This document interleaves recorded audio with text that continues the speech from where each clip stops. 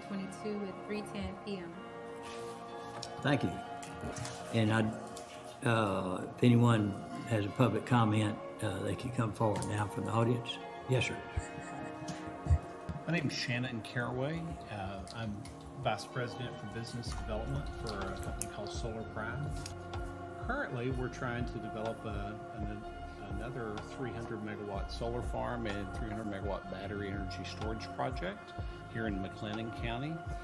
And it's out north of Trading House Creek Reservoir, that area there.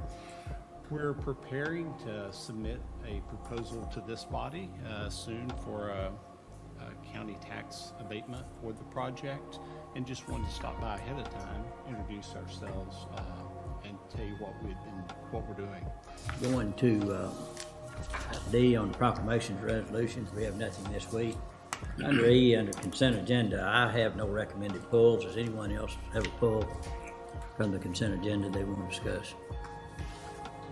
Seeing none, is there a motion to approve the consent agenda? So moved. Second. Motion second. Any other discussion? No other discussion. All in favor say aye. Aye. Opposed? Pass. All right, Dustin. Yes, sir. Judge, if we could go to item N1, this is discussion and or action on matters regarding COVID-19. These case numbers have decreased for the hospitals. All right, Judge, do you want to accept that for recording purposes? Yes. Is there a motion to accept that report for recording purposes? So moved. Second. There's a motion and a second. Any other discussion? No other discussion. All in favor say aye. Aye. Opposed? Pass. All right, if we could go to item N10, presentation from Texas State Technical College regarding Central Texas Industrial Training Center. There's a mismatch between the number of jobs that are available and the number of people that are available to fill those positions. Move to accept for recording purposes. Second. Have a motion and a second. Any other discussion? No other discussion. All in favor say aye. Aye. Opposed? Pass. All right, if we could go to item N6, this is the Greater Waco Chamber of Commerce Monthly Economic Development Report for January 2022. Know that we have had one project announcement for this first quarter, and that was in McGregor with Messer. All right, if there's no questions, there a motion to approve the chamber report for recording purposes? Motion to approve. Second. Have a motion second. Any other discussion? No other discussion. All in favor say aye. Aye. Opposed? Pass. All right, we can go back up to item F, budget amendments. F1's regarding the FY22 budget. Francis? FY22 budget amendments, starting with F1A. Is there a motion to approve F1D through F1I? So moved. Second. We have a motion second. Any other discussion? No other discussion. All in favor say aye. Aye. Opposed? Pass. Under item G, bids, RFPs, RFQs. G1 is authorization of recommendations. G1A regarding bid 22-004, aggregate surface treatment for delivery and pickup. All right, what's the pleasure on items G1A? Motion to approve the purchasing director's recommendations on the bids. Second. We have a motion second. Any other discussion? No other discussion. All in favor say aye. Aye. Opposed? Pass. All right. All right, item G1B regarding bid 22-005, asphalt emulsions for delivery and pickup. Not what's the pleasure, court? Move to approve the recommendation of the purchasing director. All right. Is there a second? Second. All right. We have a motion second. Any other discussion? No other discussion. All in favor say aye. Aye. Opposed? Pass. I'd like to go to item L1. We have Shane Turner and Fiona Bond here. This is regarding the U.S. Department of Treasury Coronavirus Local Physical Recovery Fund American Rescue Plan Act, discussion or action regarding the eligible expenses and our funding guidelines, reporting requirements, and funding request. So I'm Fiona Bond, Executive Director of Creative Waco, and of course this is Shane Turner, owner and operator of the Hippodrome. All right, so we will recess until 1 o'clock tomorrow. So it's 11. All right, good morning.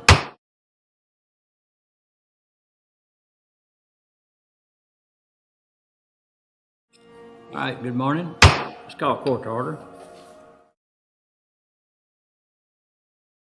22, it's 9 a.m. Proof of posting, please. The agenda was posted.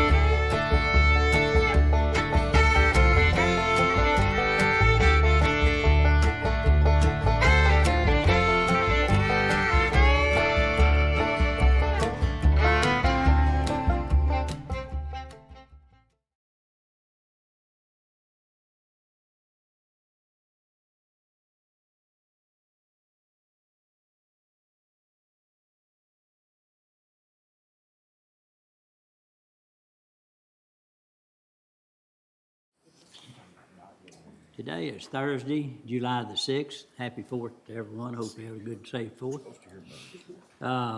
It's 9 a.m. Proof of posting, please. The agenda was posted on Friday, June 30th, 2023 at 8:30 a.m. All right, thank you. Let's stand briefly for a moment of silence, and then we'll have a pledge to the flags.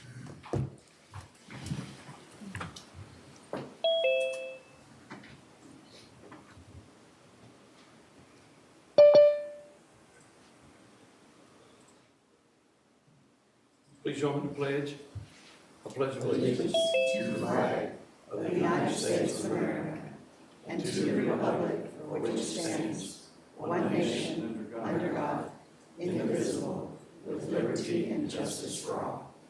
Now the Texas pledge. Honor the Texas flag. I pledge allegiance to thee, Texas, one state, under God, one and indivisible. Thank you. Okay, at this time, we will open the floor for public comments. I think several people here to discuss the Highlander Ranch potential sale.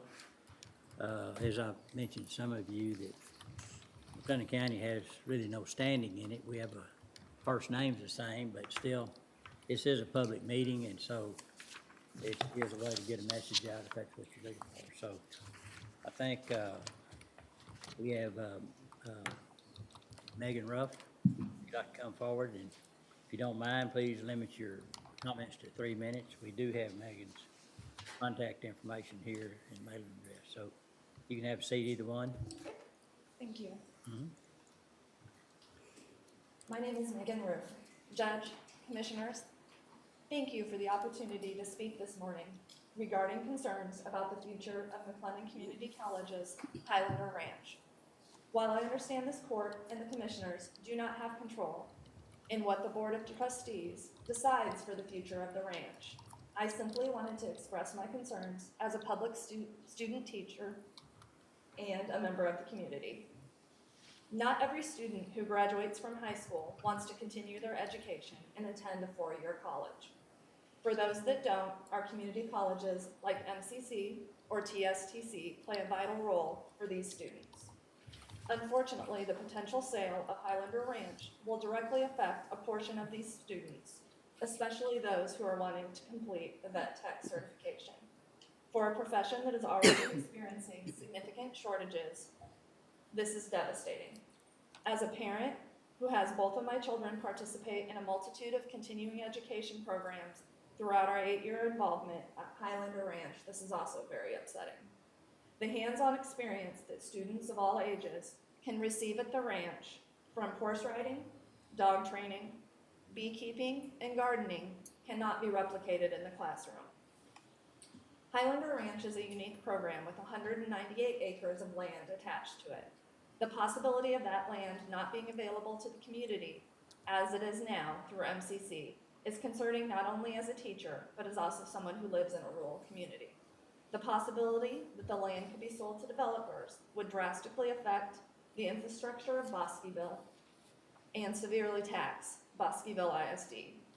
If those of you present have never seen Highlander Ranch, I encourage you to drive by sometime and experience it for yourself. I love the feeling of driving through the gates and going down the hill to see the land spread out in front of us every time we go to see our horses out there. Thank you for your time. Thank you. Okay. Anyone else? Yes.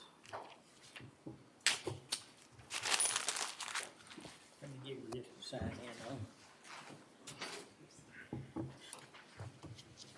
Thank you, Commissioners. I appreciate this opportunity to be able to talk to you and share my feelings and thoughts about Highlander Ranch. My name is Sharon Johnson, and I am a boarder at the ranch, an equine student, a show team member, and an eventer at various ranch shows. I was unable to afford a horse until I was past the age of 70. I am currently 74. After 3 decades, after 3 degrees, a bachelor's and 2 master's degrees, it is one of the best educational and personal growth experiences of my life.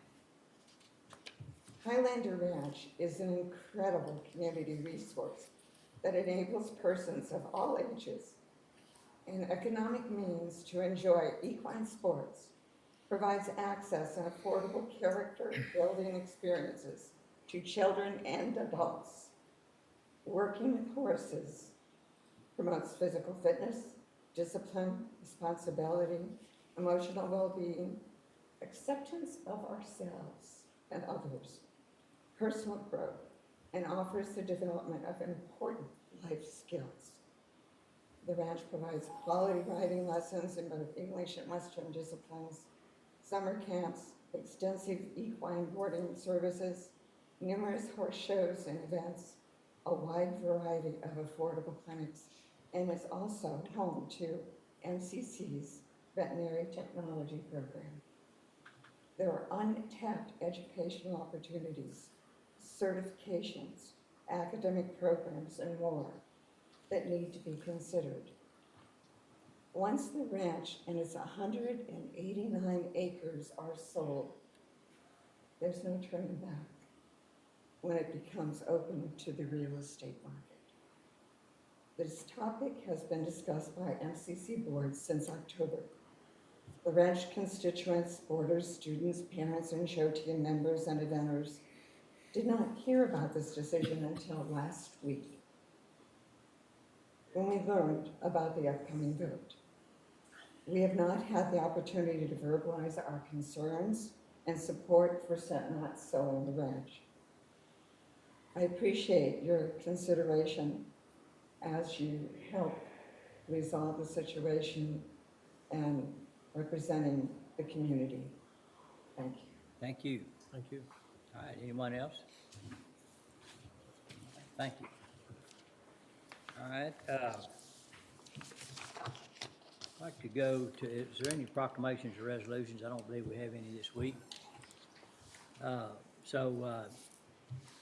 Dustin, I'm gonna do the consent agenda and with the exception of the pools, and then we'll go to the items and go to item F1, F2B. Okay. Yeah, make an introduction there, but let me do the consent agenda. All right. On the consent agenda, there's recommended pools of E3A and E3B. Are there any recommended pools of the consent agenda? If not, is there a motion to approve the consent agenda with the exception of the pools previously mentioned? Motion to approve. Second. Have a motion second. Any other discussion? No other discussion. All in favor say aye. Aye. Opposed? Passed. All right, Dustin. All right, we can go to item F2B. This is Waco McLennan County Library discussion and or action regarding funding allocation. As the court will remember, we've been under a contract with the city of Waco for the Waco McLennan County Library since 1978, I believe. Last year, we did a one-year addendum to that memorandum of to that contract for 1 year. And with us this morning, we have Lisa Blackman and Essie Day, who are going to step through a presentation and then make a funding request to the court for FY24. Good morning. Good morning. We also have our finance director, Nick Sarpy, here as well. All right. I've heard about him. I haven't met him. Nice to see you. Thanks for coming. You're welcome. Hello, excuse me. Good morning, Morning. Judge and Commission. Thank you for having us. I'm so sorry. That's all right. Anytime I get to talk about the library, I'm happy. As you know, I love to talk about the library and the services that we offer. Please you like a excuse me, water? I don't know why I'm coughing. Would you like a so water? much. This, Yes, we please. we don't have anything stronger. Thank you, Judge. I'm sorry. I No problem. appreciate that. Just got to up in the public comments. I usually have coffee with me. I'm sorry. Okay. So we are the Waco McLennan County Library. We have 4 locations to serve you. So today, this is the agenda. We like to talk to you about our performance data, and that is how well the library is doing. We're going to talk about circulation trends, and that includes the material that's being checked out, both physical and digital. The agreement, as previously stated, between the city and the county, the current contributions from the county and our recommended contributions, recommended action, what we like to see at the end of this meeting, and our next steps, our commitment to you. So the next 2 slides, we're going to talk about the performance data, and that is the statistics that we keep. And I just wanted to show you all how the citizens of McLennan County are benefiting from the library services and resources. So the first column, we will show you the actual numbers where we ended fiscal year 2022. Those are the, like I said, the actual numbers. And then at the end of the fiscal year, we look towards the future and what are our goals. And we typically plan to increase about 5 to 10% on some of our goals. And those are based on the needs of the business, library trends, staffing levels, and just sustainability. Can we continue to do what we're currently doing? And should we continue to do what we're doing? Okay. So the first metric, a number of programs offered. We ended the fiscal year at 682. And we were conservative in our estimate for what we thought we could achieve by the end of the fiscal year because we had some vacancies in our children's department. But fortunately, we were able to fill those positions rather quickly and got our programming off the ground. And so our goal of 715, already we exceeded it. The FY23 year to date is October 1, the beginning of the fiscal year, to May. And then our projections were from June to September, the end of this current fiscal year. And those projections are based on what we had done in the previous years. That's what we hope to see. And we anticipate ending this fiscal year with a 42% increase, which is amazing. Our staff works really, really hard to deliver a number of programs. We have anywhere from 80 to 100 programs a month. And we also started partnering with outside organizations, such as Texas AgriLife came in and did cooking classes. We partnered with Heart of Texas Goodwill for computer classes. Workforce Solution did financial literacy classes. And so we're trying to continue providing excellent programs and services with the limited resources that we have. So the attendance at programs, that also increased, obviously, because the number of programs we had increased. But it also shows that the staff is involved in some new and innovative programs. We could offer 50 story times a week, but they wouldn't be well attended. So we've become very strategic in the number of programs and type of programs that we offered, and we're starting to offer more new and innovative programs. Library visits, that reflects the number of people who actually walk through the door. We have sensors at all of our doors to track that, and we anticipate ending with a 16% increase.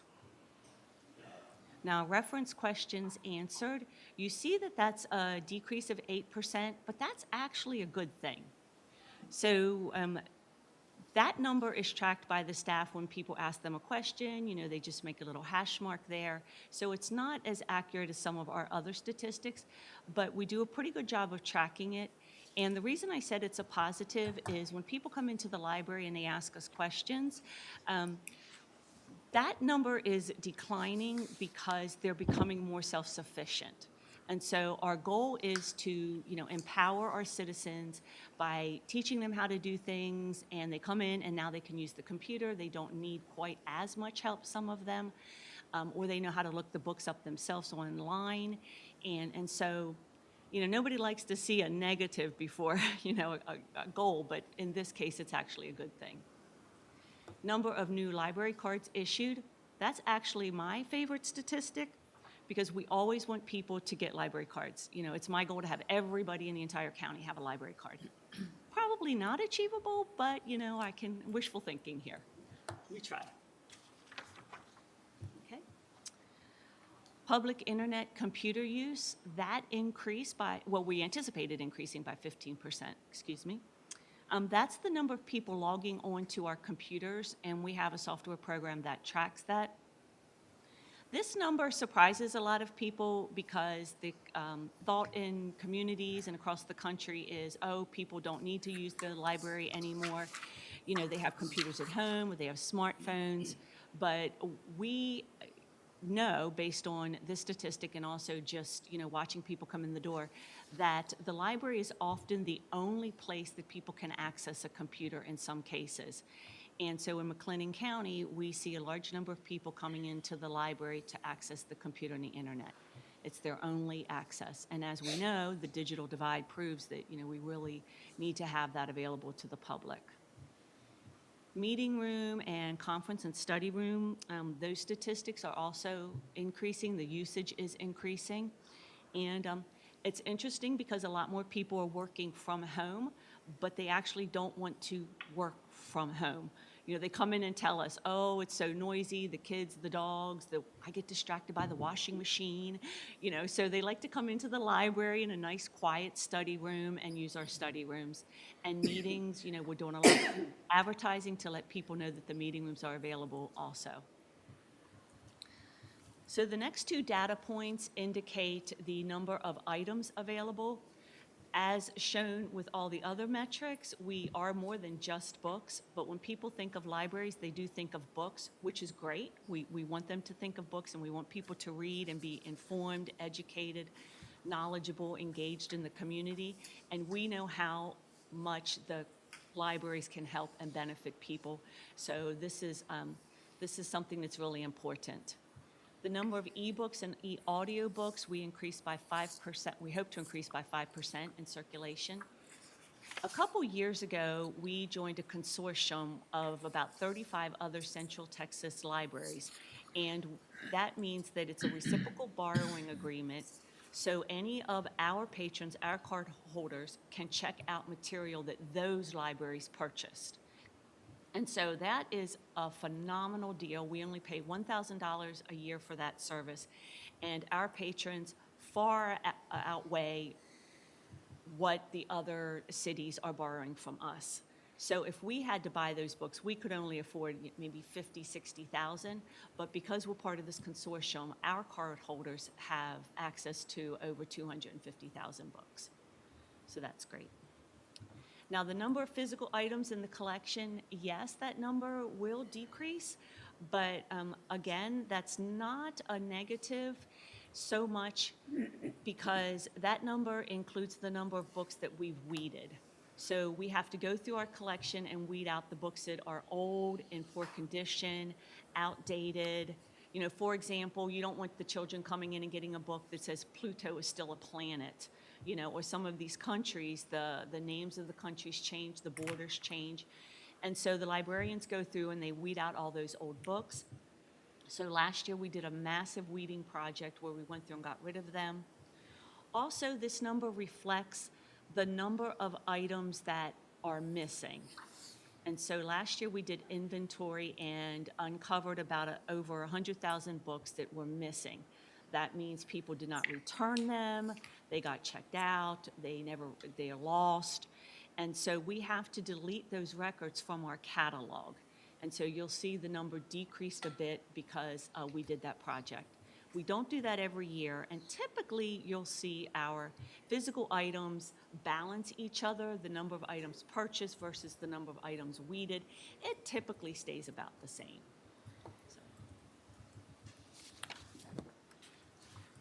Okay, now here we're showing you the circulation trends, 2019, 2020, 21, 22, and this includes physical and digital both. And so last year we ended with the City of Waco's residents checking out about 62%.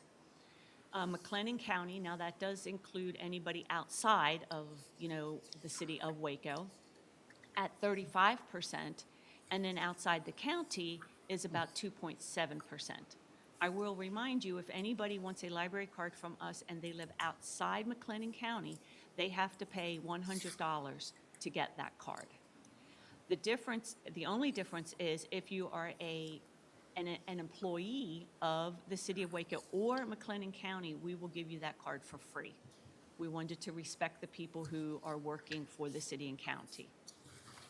So 2023 circulation, we did our actuals because we could run some reports and get the actuals from October to May. The 2023 estimate is from June to September, and the last column is where we expect to end this year. And it would be 58% for the City of Waco, 41% for McLennan County, and then 1% for outside the county. Obviously, by charging people, the numbers have decreased. These are just nice pictures, and they show the city and the county, just a reminder of what the memorandum of agreement is. It was adopted October 3rd of 1978, and the funding was 16% of the total library budget. And then last year, you all amended the contract for 1 year and decided to contribute 20% for the fiscal year. So this chart is the current and recommended county contributions. As you can see, the total library budget for next year is 6.4. We deduct the fees collected according to the contract, we do that, and the total net budget is 6.3, and so 20% of the budget, your contribution would be $1,271,086. Okay.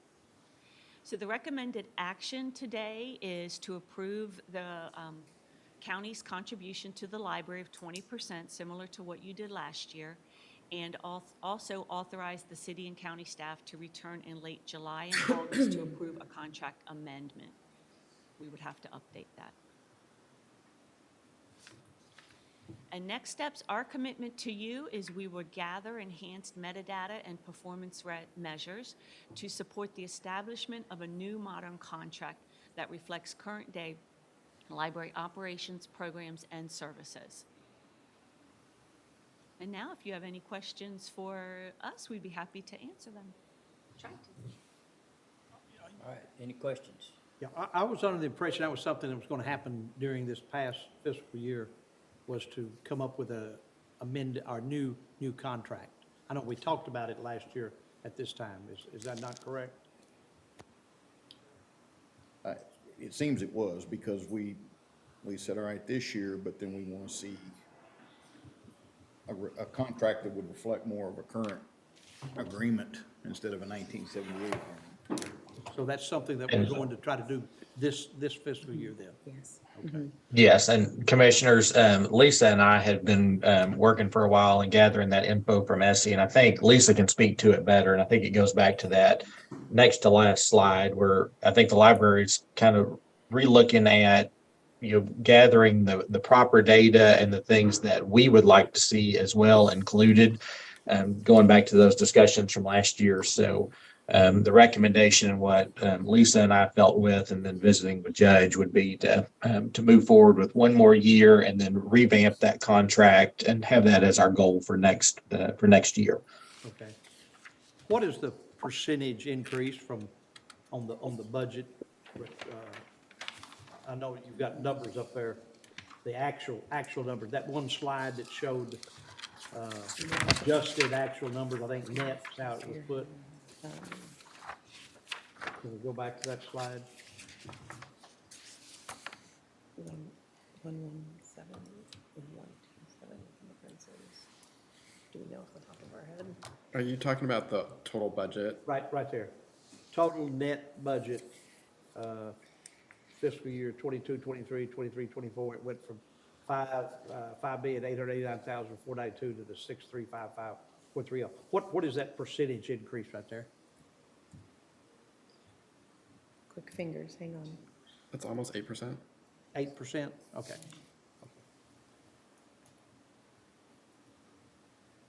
We used to, in the past, we would get the, y'all's budget, the line items, so we can see where that, see where those increases are coming from, things like that. I can tell you part of the increase is the IT budget. So the IT department had to purchase a lot of security software, because of breaches in security that a lot of municipal governments are seeing. I'm sure you were aware of that. And that was almost $500,000 for the library, because the library itself has over 100 computers. We have about 135, I believe, and that is our staff, because we have 57 employees, and we have computers for the public in every branch.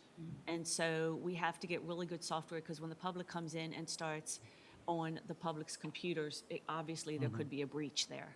And so I know that the city of Waco's invested a lot of money in protecting the data from security breaches. Rightfully so. Yes, sir. Other questions? Justin, you have any other comments? No, sir. Okay. All right, what's the pleasure of the court? Make a motion to defer. All right, Second. Have motion second. All right, any discussion? I guess, so we can be prepared, what other information do we need for the next meeting to discuss it? Is there anything they need to bring? Well, I think the line items, so Okay. we can look and see. That's what we've always It's had. just such a different way of budgeting than we are, that I need to review it every year to catch up, because you guys do budget definitely different than we do. Okay. All right, we have a motion second. Any other discussion? No discussion. All in favor say aye. Aye. Opposed? Pass. Thank y'all very much. Thank you. Thank you for having us. All right. And thank you for the water, Judge Felton. All right, thank you. Okay. Let's see, Dustin, I think next we want to go to M1A, discussion or action on request of waiver of penalties and interest on property taxes regarding requests submitted by Encore Electric Delivery Company, LLC. So Dustin, you want? All right, Judge, do you want me to give an introduction on this? Yeah. All right, as the court knows, we've deferred this the last couple of court sessions.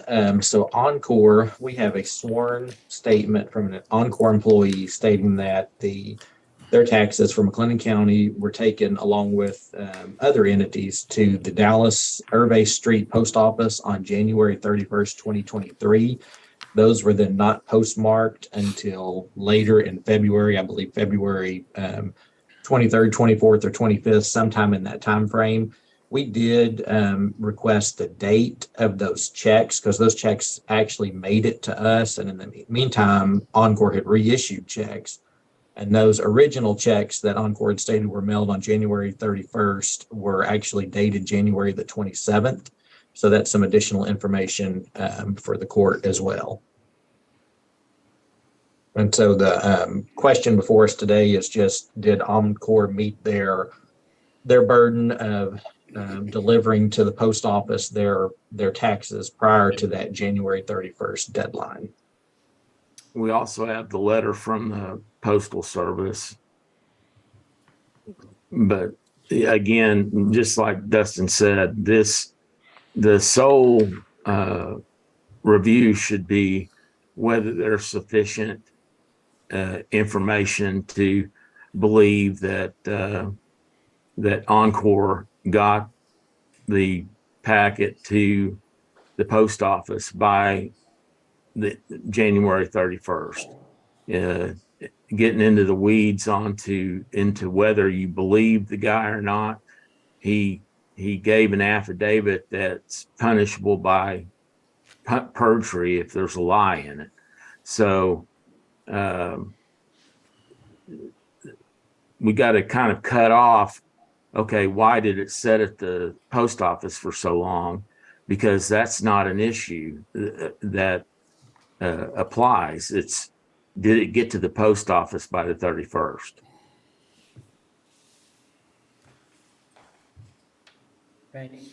Judge, if I may. Honorable Judge, Honorable Commissioners, I'm Randy Riggs, Tax Assessor Collector for the citizens of McLennan County. Mr. Dixon did refer to a letter, and we also have a letter from the U.S. Postal Service, and this is from Allison Washington, who is in charge of complaints and inquiry. And she said that she spoke to Mr. Coleman, the manager of the downtown Dallas post office, who indicated the clerk did not refuse to scan them. They did not have the manpower to scan over 160 items with one clerk, and suggested he placed in the collection box. Mr. Coleman also indicated he provided an email to the Encore representative who visited the office about a month ago. Of course, the post office doesn't date their information, so we actually have an email from them stating that this came on. We contacted them in May. We've had several conversations with them, which, our lines are recorded. And we have 3 postal employees telling us that there's no way that it would have sat in their office for 3 weeks. Now, I understand that Mr. Dixon also referred to an affidavit, which we have 2 affidavits from the same individual. I'm assuming he is referring to the second affidavit, and which we agree that the post office was undermanned. We agree that Tarrant County was timely filed. We agree that the gentleman was there at that post office. What we don't agree with is that the information that we have, the certified mail, was that it was not scanned till February the 25th. And that's what the McLean County Tax Office has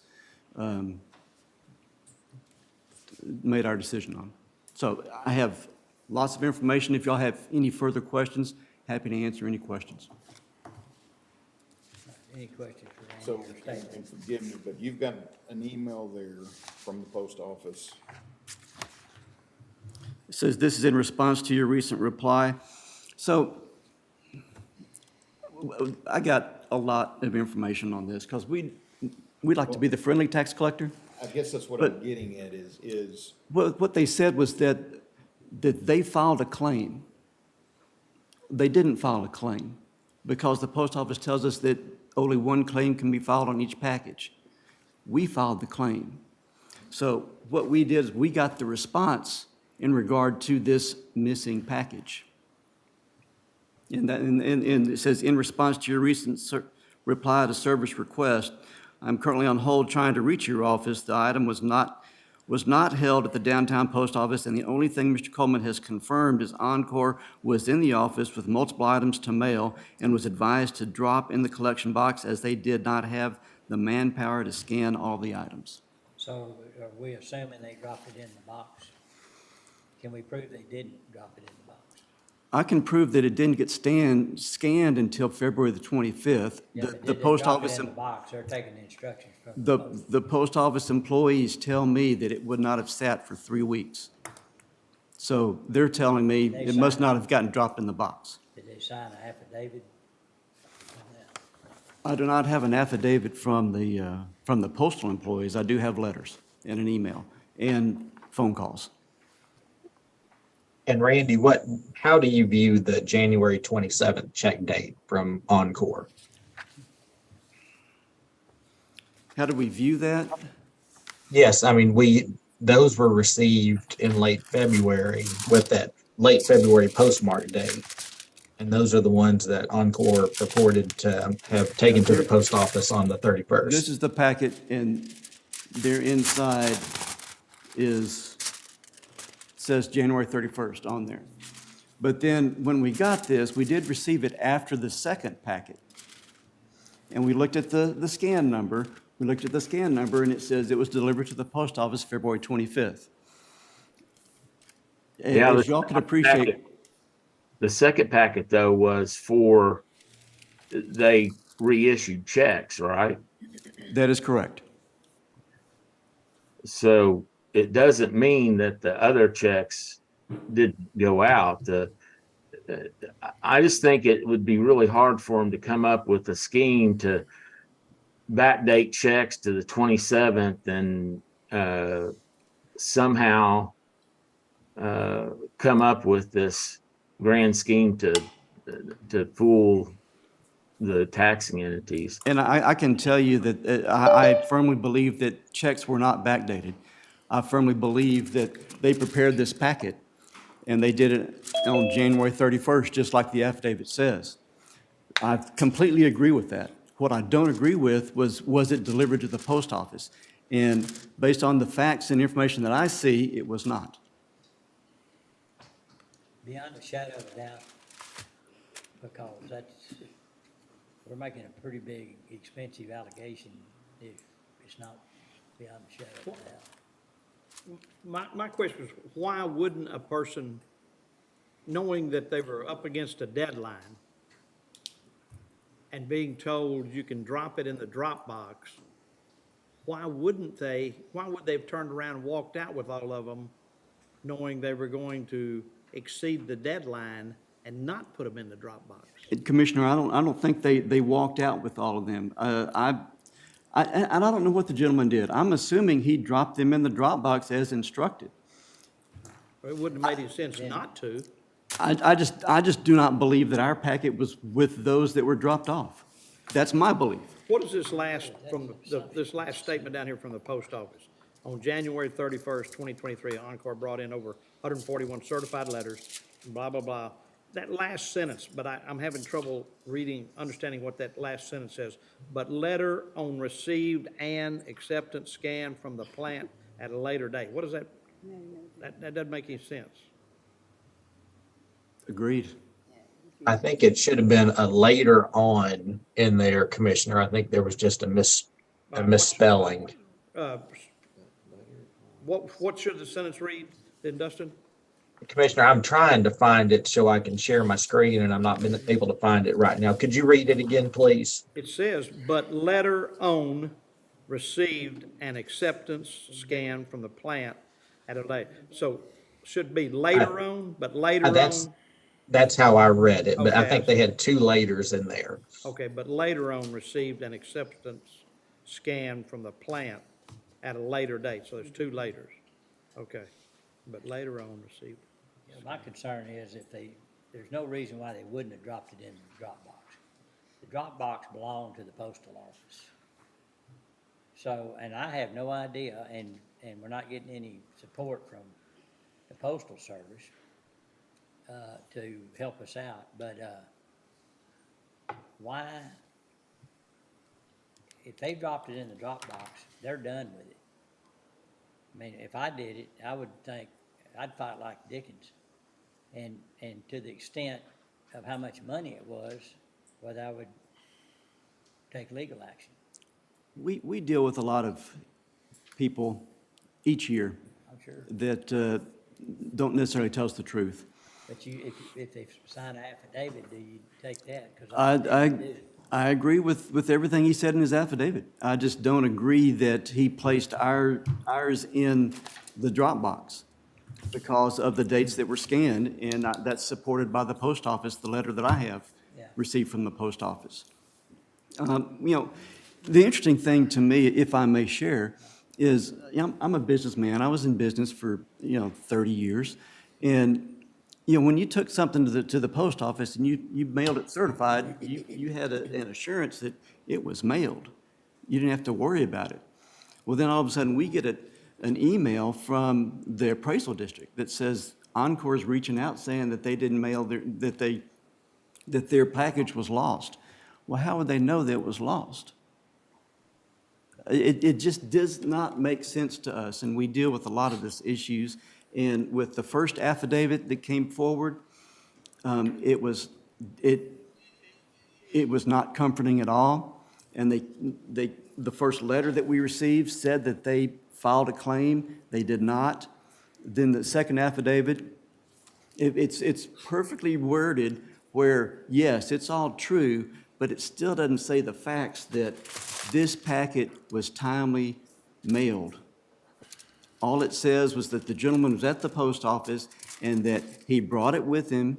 Now, but the post office, I have this evidence that says that they would not have let it sit around unscanned for 3 weeks. We have 3 different postal employees telling us that, saying there's no way. But they're not denying it was put in the Dropbox. So if we stop at that point, if the Dropbox was what the Postal Service said to do, anything that happened after that, I would say is all assumptions. Nobody's denying they didn't drop it in the Dropbox. Is that true? Nobody's denying that it was dropped in the Dropbox. That's correct. I'd like to hear our legal counsel, which I put a lot of weight on, what his thoughts are. And Mike, I think you've indicated on a couple of different occasions some different points, but what's your final word? Let me ask Okay, this I'm sorry. before, for Mike, because it may help in his comments. I'm trying to follow the trail as far as what we actually do see and know. Okay. We know that on January 31st, an Encore employee was at the post office. We know they were in there. I think, and whose mail they had, nobody knows.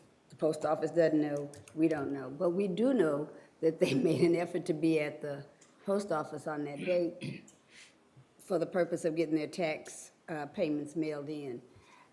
After that, it's kind of like going through the weeds. It's kind of like going through the weeds.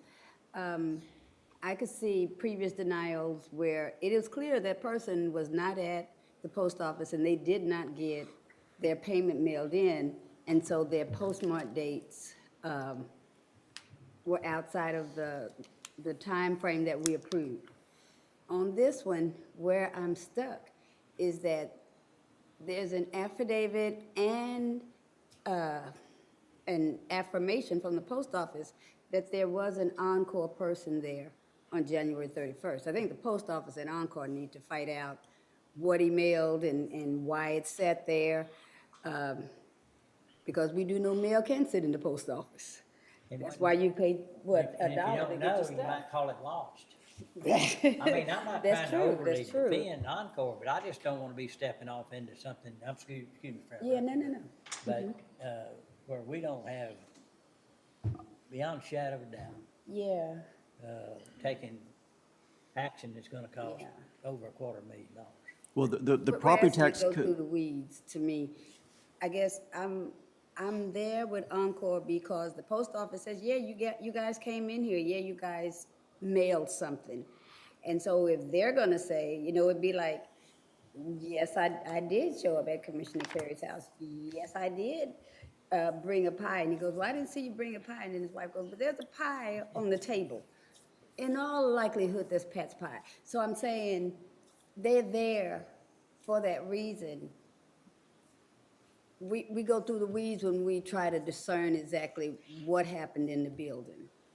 sure. But Mike can, that's why I said maybe Mike can shed some light on The that. property tax code, gives you the delinquency date. Obviously, nobody disputes it. This was late, so it's delinquent. So they incur a penalty. Then the code then also allows you all, as the governing body, to then waive that penalty and interest if they show evidence sufficient to prove that it was mailed timely. And that's the issue that the five of you all get the pleasure I agree with you. of determining. I agree with you, but I call it, if taking instruction from the postal guy saying, put it in that drop box that postal service owns, they met that obligation. What happened after that's all assumption. I mean, I don't know. And we can't, we'd be wasting our time to go after the postal service for the money, just like Encore would. I mean, you can't. Well, the Postal Service says that if it would have been in their box, it would not have sat around for 3 weeks. That's what one person said that didn't sign an affidavit. They did give us a letter. All right, where did that letter come from? The post office that's in question or a different one? This comes from the United States Postal Service, and this is the people that are in charge of their complaints. As y'all know, it's difficult to pinpoint the one guy. Yeah. Because I think Encore's trying to pinpoint the one guy too, and I don't know if any of us will ever pinpoint the one guy. That's my point. So it kind of comes down to, they say they did and can't prove it, and we say they didn't and can't prove it. Beyond shadow. Well, So, we say that this package, which is the package in question, was scanned by the post office on February the 25th. Not February the 1st, 2nd, 3rd, 4th, 5th. February the 25th was when it was delivered to them. And that's what the post office tells Isn't us. that follow-up information?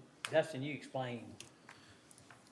Well, the check inside though was dated January 27th. Are you saying that they backdated the check and didn't take it till February 20th? Or? Nobody's saying that at all.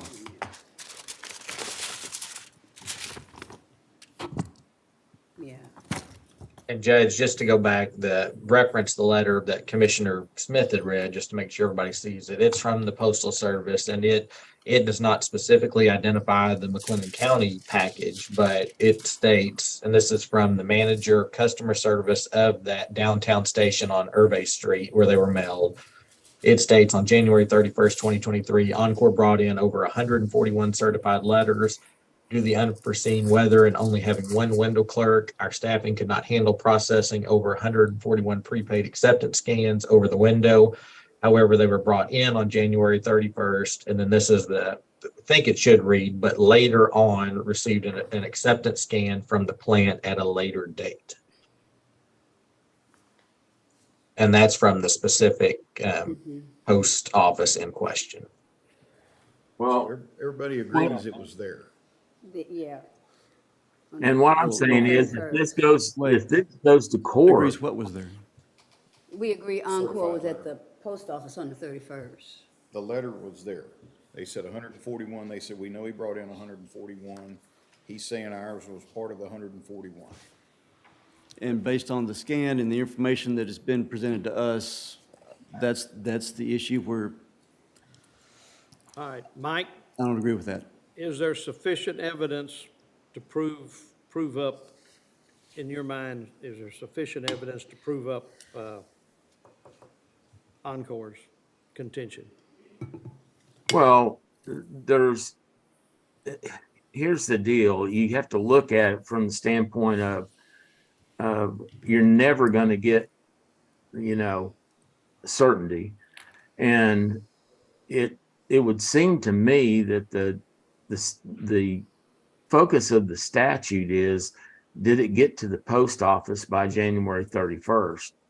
And we've got an affidavit that indicates that it did, and a letter. Now, it doesn't specifically say McLennan County, but if we have to, if this is taken up, I don't know. I mean, it almost becomes a fact issue, and who are you going to believe?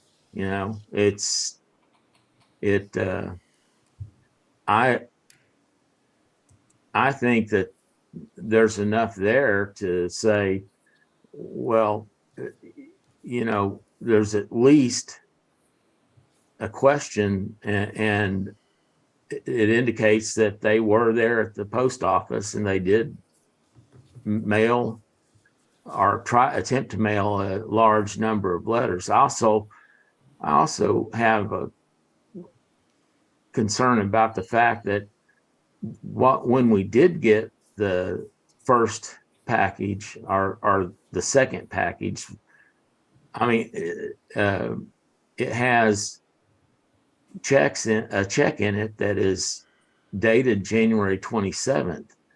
And I think to say that it would have to be some elaborate scheme to go back and do that. I don't know, to try to make it look like you did it timely. Mike, I have a question, I guess, in regard to the elaborate scheme. It seems to me, and if I can give my opinion, which y'all don't need to listen to my opinion, but it seems to me that it was prepared on January 31st, no doubt. But it got set aside and didn't get taken to the post office until later. I have no doubt that the check was printed on January 27th, and I have no doubt that this form was printed on January 31st. You have no doubt that it was not part of the 141 documents that were. I don't, based on the scan that I have seen, and we get a lot of certified mail, it was not mailed timely, based on my experience. I got a question real quickly, because you're a businessman, and I appreciate that, and I'm thinking from the same light. Total penalty and interest for all the accounts, $85,869. How much of that is the county's? That is the county's. All right, so when you say all together, that's not other entities, and so Correct. if they chose to, fight this, we're gonna end up spending a lot of money and maybe netting out just a little bit. Without any. You know, we gotta look at that too. That's part of making a business decision, is what is it gonna cost me to recover? And I just don't know that when the figure, I think 330,000 was what they owed, correct? So when that first came out, it wasn't. Well, we collect for 44 entities, and so there are entities that their portion is much higher than yours. So the total it's just our share is About 700. 869. Yeah, What the other entities do is up to them, I guess. correct. Yeah, that's right. Dustin did talk to City of Waco, and they haven't made any judgment on it. Haven't? They have not, no, because they're waiting to see what, I guess what we're gonna do, but, if we, I would hate to take the risk of spending a lot of legal money when we're already talking about that a lot of assumptions have to be made. If Either side. And so it's questionable whether we'd get a return. I won't tell you, if they owed it and we knew and there wasn't any assumptions, I'd go after them in a minute. If I may interject, and I'm not for certain, but you do have a delinquent tax attorney, and they have a law firm that's nationwide. And I think they represent you on tax issues. We've got all their So opinions. I don't know how much they would charge you to do this, because I don't think I think it's already paid for. But it's also, it may be recoverable under the tax code if you win, but that's the key, if you win. I want to kind of roll back from litigation and kind of ask again, first, you all do a phenomenal job, and I appreciate everything. My staff does. Thank you. I have wonderful staff. Thank you. You do? And you too. When I'm taking in the nature or the spirit of the code, I see it as a way for people who really were trying their best to get their taxes paid by the deadline, but then something happened and they don't get their taxes paid by their deadline. That's a different group from those who procrastinate, and for some reason, whether they are aware of it or unaware of it, the deadline just kind of rolls over them and they have to pay a penalty. When I'm looking at this situation, I don't see that Encore is taken by surprise with the deadline, or that they just sort of slept through the deadline. I do see a diligence in them trying to get that deadline. I think it's something, we get cloudy. Where did the mystery packet go? Was it in the set of packets that he had because he's mailing for several different counties? It gets a little mysterious. But what there is clear evidence of is that there is a diligence by Encore to get their taxes mailed on January 31st. We can't dispute that, based on the documentation they filled out with their affidavit and based on what the post office says. So I think to repay that diligence and take an assessment with the assumptions, to me, is dangerous, maybe even a little precarious. I don't know. And that's where I am, because it is clear that they diligently were in the snow, in the storm, at the post office. So the intent to pay, I think, is there. So when we say, yeah, but, what are we saying behind that yeah, but? And that's the hill I can't climb. And are they famous for being late or not paying? And I would say probably not. They have no financial incentive to be late. They're a utility, and so they always have a balanced budget. And I don't see them not having the money to pay it. And I don't see that their public relations side is so huge to them that I don't think they'd be in a community as active as ours on economic development, and they're, selling power into it, that they would do anything intentionally to Completely agree, 100%. The intent was there to do the right thing, absolutely. Did But- somebody mess up? Lost in the mail is not an excuse in your office, correct? What we are required to go by the code is the postmark, or, These were postmarked on February 25th. well, it didn't have a postmark because it was certified mailed. So, But usually and so I don't see anywhere where there's a stamp or usually they wrote over here 227. I don't know who wrote that. Wasn't my office. But yeah, it's printed January 31st, but there's no postmark on this because it's certified mailed and they scanned it. But the code says that we will go by the postmark or we'll go by the receipt date if you deliver it with UPS or satisfactory proof. So what my office does, they go by the postmark. The satisfactory proof issue we deal with on a case-by-case basis. If somebody can actually show us satisfactory proof that you satisfy us that it was done timely, then it will be considered timely. The only things that come before you all are ones that our office judges to be late and have already incurred the penalty and interest. And a This, request was made. there's no doubt this was late, okay? The issue that y'all are dealing with was, is there evidence sufficient to prove that it was delivered before February 1st? Okay. Judge, that we've got Encore saying they did their due diligence, what they were supposed to. We're saying the post office is saying that there's no way it's set in their office for that long. But we also know that they're the ones that say that neither rain nor snow nor ice will keep us from our appointed rounds, and we know that didn't happen. So I think I've got my mind. That didn't happen anymore. I've got my mind made up, Judge. All right, so, what's the pleasure of the court? Okay. My motion would be that we grant Encore's request. All right, is there a second? Second. Motion made and second. Any other discussion? Not called for a vote? Commissioner Smith? Aye. Commissioner Miller? Aye. Judge Felton? Aye. Commissioner Jones? Aye. Commissioner Perry? Aye. Pass. Thank you. Thank you, Randy. Thanks, Randy. Absolutely. Thank you all. All right, Doug. All right, Judge, we can head back up. Do we want to go back to those? I'm sorry. Yes, sir, go ahead. We want to go back to the pools from the consent agenda. Yes, sir. That'd be items E3A, HR matter for Constable Precinct 5, and E3B for Road and Bridge Precinct 2. And I believe we're going to pull the E3B with no action. All right. I'll make a motion to pull E3B. Judge, we won't need a motion for that.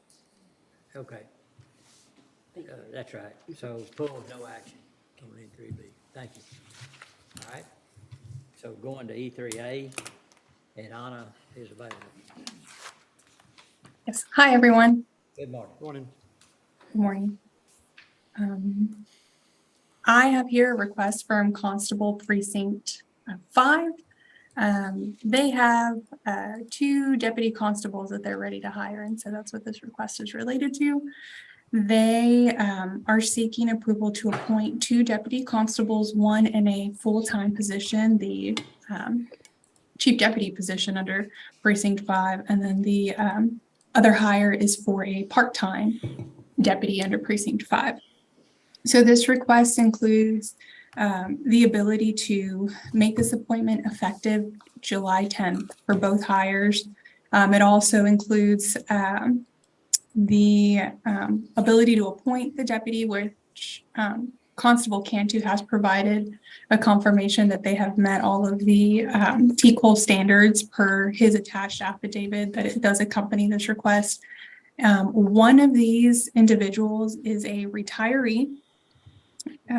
That's Joe Lambert going into our part-time deputy constable position. And so in addition to appointing the deputy, this request also includes the ability to hire this retiree. And this hiring of a retiree does meet the McLean County and TCDRS break-in service requirement. And the accompanying affidavits for that request is also included here as a part of this memo. So again, the request includes the ability to appoint 2 deputy constable positions, 1 full-time, 1 part-time, and have that be effective July 10th, in addition to also recognize the ability to rehire this retiree. Okay, any questions?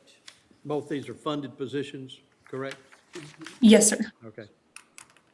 I would make a motion to approve E3A. Second. All right, have a motion and a second. Any other discussion? No other discussion, all in favor say aye. Aye. Opposed? Pass. Thank you. Thank you. All right, moving on to item F, budget amendments. F1's regarding the FY23 budget. Francis? Thank you. So we need to defer again F1A and F1B. Okay, I'll make a motion to defer F1A and F1B. Is there a second? Second. Motion made and second. Any other discussion? No other discussion. All in favor say aye. Aye. Opposed? Pass. And then moving on to F1C, this is in our venue project fund. This is a budget amendment to increase the repair and maintenance line.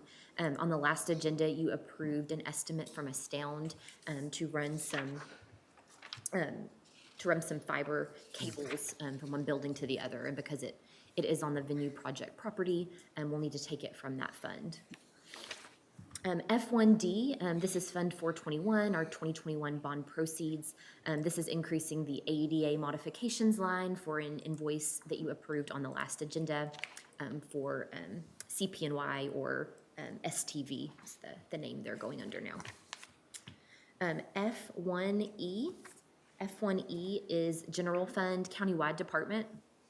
So the request is to increase the furniture and equipment line for the purchase of an AED and a defibrillator for the AgriLife Extension Building. And we are also needing to increase the autopsies line item just based on trends and the patterns we're seeing this year. So that should help us finish out the year. And we're requesting to move both of those increases from the contingencies line. F1F, this is General Fund for Heart of Texas Fairgrounds. This is an increase to the repair and maintenance line for those facilities. Also, the request is being requested to come from contingencies in the general fund. It's all work that will be done by Lone Star Chiller Systems. There's a total of, I believe, 6 different quotes I know TJ can answer any questions or give more information on the need for those if required. F1G, this is general fund. I had a question on that, on this. Is that the chiller on the base also too? Or, I think it just said, or is it, I thought I saw it where. I thought it was at the event center. Yes, sir, that's correct. It's just at the Extraco Event Center. Okay, thanks. While he's asking that question, let me ask this very quickly, and this probably be Ken's answer. When we aggregate those and it comes to that amount, that's not a required bid item? It's on the TIPS contract. Okay, all right, thank you. And the only other comment while we're stopped here is, I think on these amendments, put the name of the vendor that we're dealing with on there too, Francis, or whoever sent those in to get that in there. So it says who we're paying it to, just so our knowledge who we're doing business with. All right, may proceed. And then moving on to F1G. F1G is general fund for Jack Harwell Detention Center. Just needing to increase the supplies line item. They're requesting to move from their full-time employees line item and just excess funds there due to vacancies. F1H, this is general fund JP Precinct 4. They're needing to increase their travel reimbursement line. So that's a reimbursement for in-county travel to do county business. There are not enough excess funds within that budget at this time, so they're asking for that to come from the countywide contingencies line. F1I. F1I is for General Fund, Road and Bridge Precinct 3, requesting to move within their department into road construction materials and other services and charges for expenses for the remainder of the year. And then F1J, this is General Fund for the Mental Health Court Department. They are needing to move between lines from psychological services into court cost that will cover costs for the remainder of the year. Okay. Any questions about any of those? If not, is there a motion to approve F1C down to F1J? So moved. Second. Have a motion and a second. Any other discussion? No discussion. All in favor say aye. Aye. Opposed? Passed. F1K is McLennan County Spaceport Development Corporation authorization of Spacecom trade show expenditures. If the court will remember, several years ago, we set up the spaceport to be able to access some grant funding from the governor's office and other areas. And this invoice totals $4,000 from the chamber. They had sent a representative to the Spaceport Development, to the Spacecom trade show that was held back in February, and they are seeking reimbursement for those expenditures. Okay. Do we still get the grant funding? Commissioner, it was very narrow. I know a very small amount. I don't know if we've ever actually received any, but the SpaceX development down at Boca Chica and ours are one of the few that's eligible from what I understand, but I can get an update from Chris Collins on that if that's okay and report back. Sure. Thank you. Move to approve, Judge. All right, thank you. Have a motion. Is there a second? Second. Motion made second. Any discussion? No discussion. All in favor say aye. Aye. Opposed?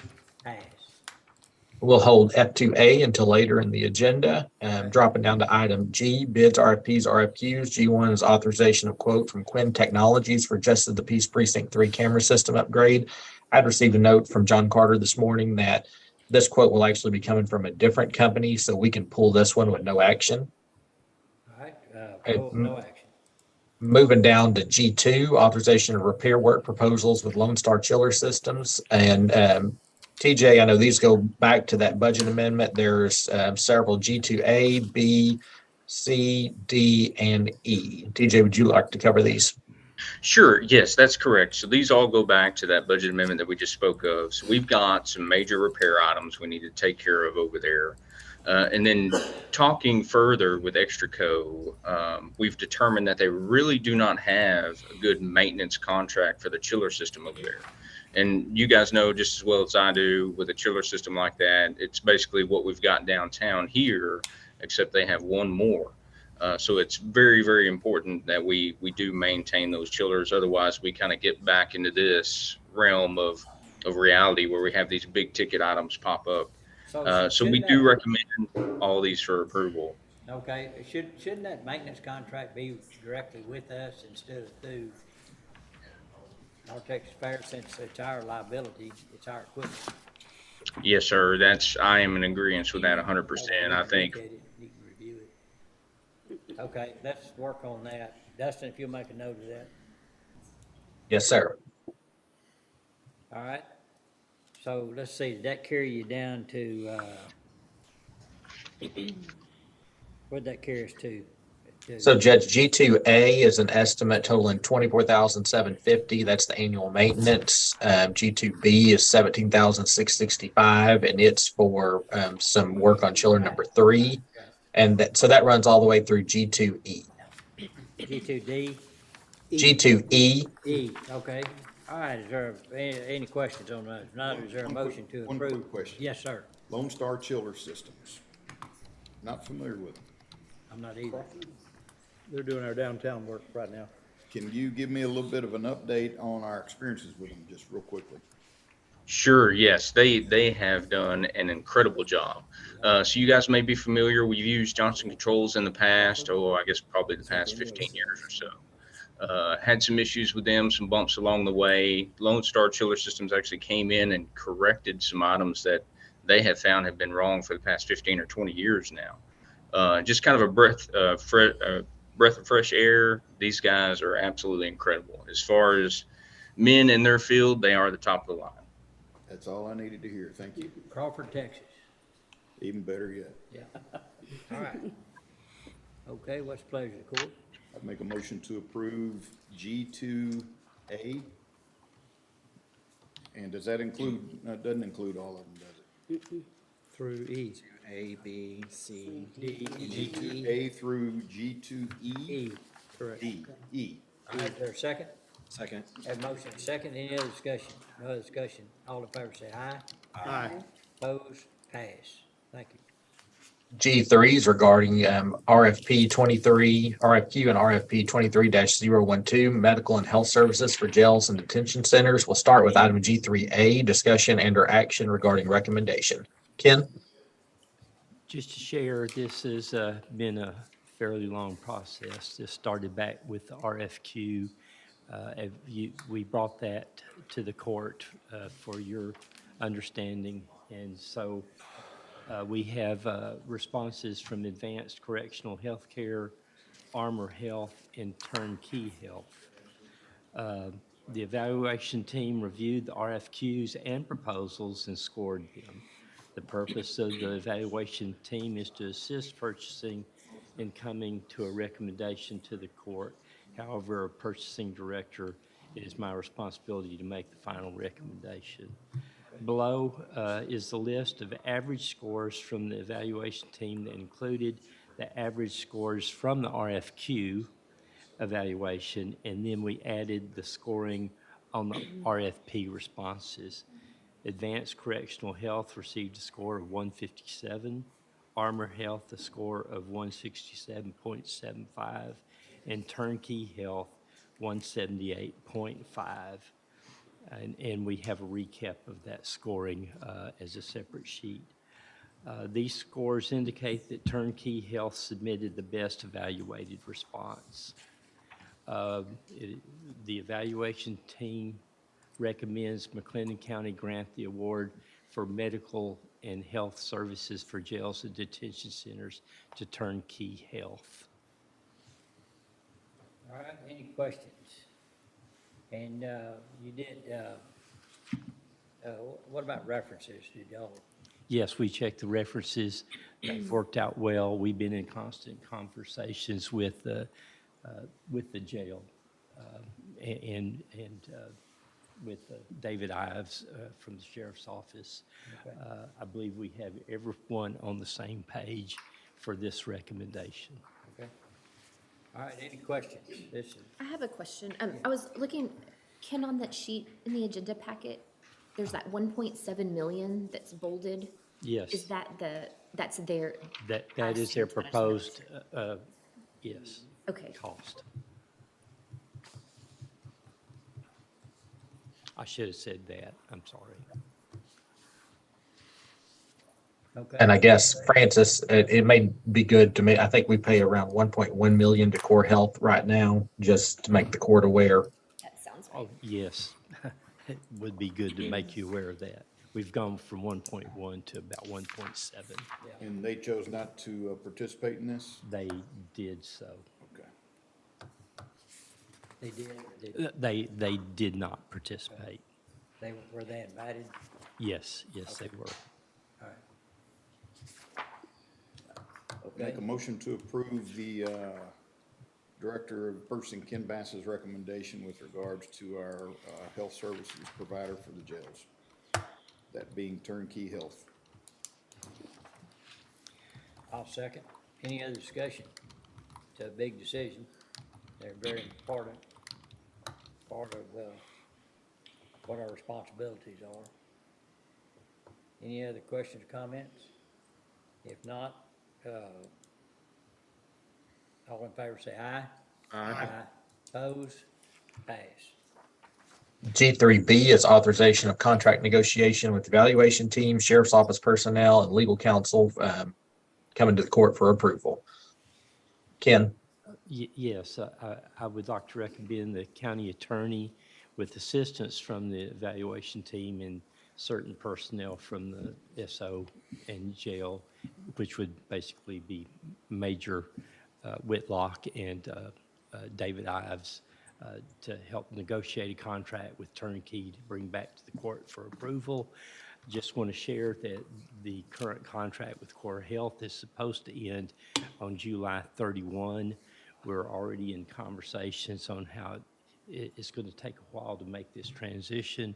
We're actually talking about working with possibly extending Core Health's contract for maybe a month or so to get the transition completed and underway. It's going to take a little while just to negotiate the contract, but I'm sure we can get that done quickly. And I've actually kind of set up a deal that upon court's approval here, that I'm going to have Cinnamon and Major Whitlock call Turnkey Health and just make them aware and see what they can do for us and how quickly. Okay. So, I mean, we're starting on that like right away. So they didn't provide a copy of their, they don't have a standard contract or anything like that? I didn't ask for one. Okay. We may start with that, but again, we have some stuff that we want that, yeah, right. Okay. And when does the contract? July 31. Okay. 25 days. And then you think we'll get everything done by the end of this budget year? Or Oh, yes, yes, sir. you sound pretty confident. Well, I'm trying to be. Okay. All right, well, if we can help you, let us know. Yes, sir. All right, we had a motion, on this one, what's the consideration of the court on this request? Motion to approve. Second. All right, we have a motion, second, any other discussion? No other discussion, all in favor say aye. Aye. Oppose, pass. D4 is authorization of AT&T disaster routing service for the Highway 6 jail and juvenile probation. John? Good morning, Commissioners, Judge. Morning. You certainly sound better today, John. Can actually understand me. So this is requesting just to add the disaster routing service to our AT&T billing for 2 phone lines, one at the Highway 6 jail and one at the juvenile probation facility. The total cost here is $5.72 for 2 phone lines at $2.86 each. That's a one-time cost, and then the recurring monthly fee for that is $6.08 per line, or a total of $12.16 a month we'd be adding to our service. This is to allow us to, in case we need to do any kind of routing or moving of the phone calls, we can just forward those lines. It's a simple forwarding service for when we're doing maintenance on the lines or we have an outage. We are recommending approval of this so we can do that work. Okay, any questions for John? If not, is there a motion to approve the disaster routing service? So move. Second. Have a motion second, any other discussion? No other discussion, all in favor say aye. Aye. Aye. Opposed? Pass. Right under item H, contracts and interlocal agreements. H1 is authorization of contract for software with EDOC Technologies for the district clerk case management software. This will need to be deferred again. All right, I'll make a motion to defer. Second. Have a motion second, any other discussion? No other discussion, all in favor say aye. Aye. Opposed? Pass. H2, authorization of interlocal cooperation agreements with City of Golson. H2A is regarding road work on Nust Circle, and H2B is regarding road work on Merriware Drive and others. Commissioner Jones? That would be Canutes. Canutes. Reinhold. Canutes. Canutes. Reinhold. I know him well. Yeah, sure you do. So this is just a standard interlocal agreement for some road work on Canute Circle. Motion to approve. Second. Have a motion second to approve this work on Canutes Circle, and if you wanna buy a baby dairy calf, take the circle and stop at Reinhold Canutes place. All right, any other discussion? No other discussion, all in favor say aye. Aye.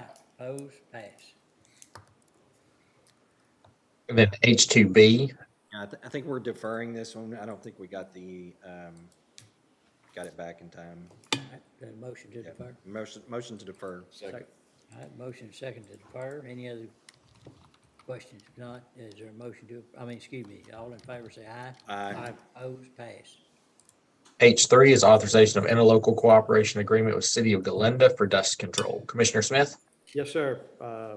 Standard interlocal, going to try to help them out a little bit, and it's for $4,300. So my motion would be to approve. All right, I'll second. Any other discussion? No other discussion, all in favor say aye. Aye. Opposed? Pass. H4 is regarding the second professional consulting contract addendum with Lockwood, Anders and Newnham Incorporated. This is professional service invoice for McLennan County water planning, and it totals $2,750 for their services through June the 9th, and is recommended for approval. Okay, any questions on that? I will say we've had several meetings with all the water suppliers, that big one, this past week with both municipal and groundwater, surface water, BRA, all involved, to continue to talk about the best way, efficient way to take all the water available to the community and put it, make more availability by working together. So we had good meetings, and Tom and his crew, LAN with Haley Baker, has done a good job of communicating, and additionally Wiley STEM being involved in it. So I'd make a motion, we approve this. Second.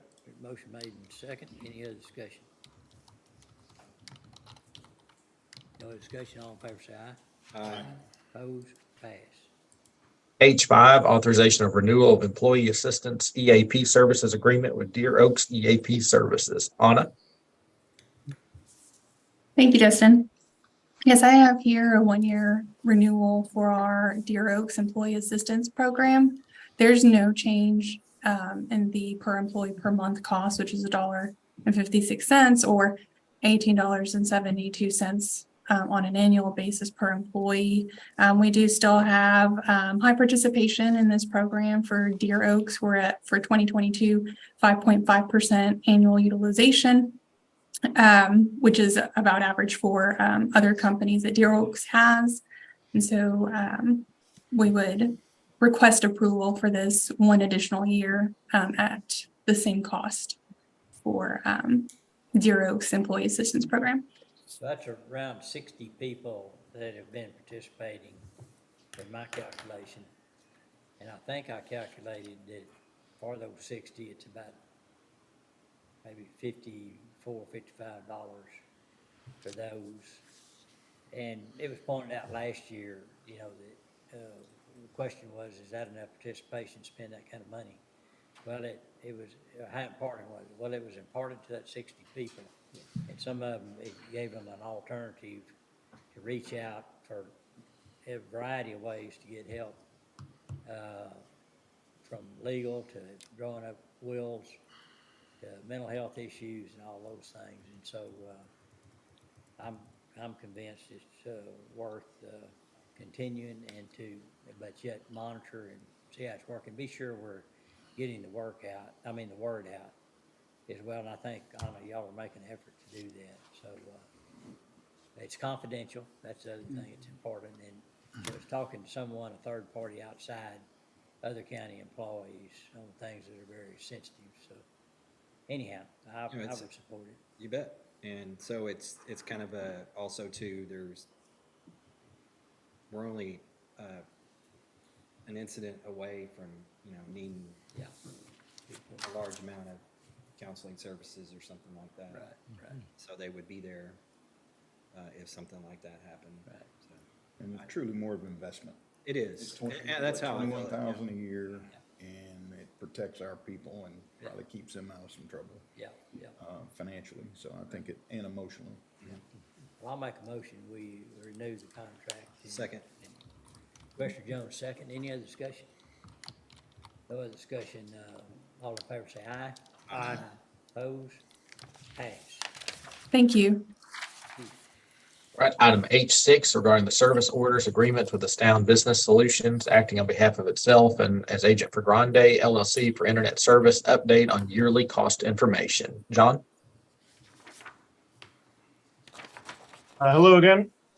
So this was on the 620 agenda, and it was approved by the Commissioners Court. But I did want to make a correction here. I had some technical issues, and David stepped in.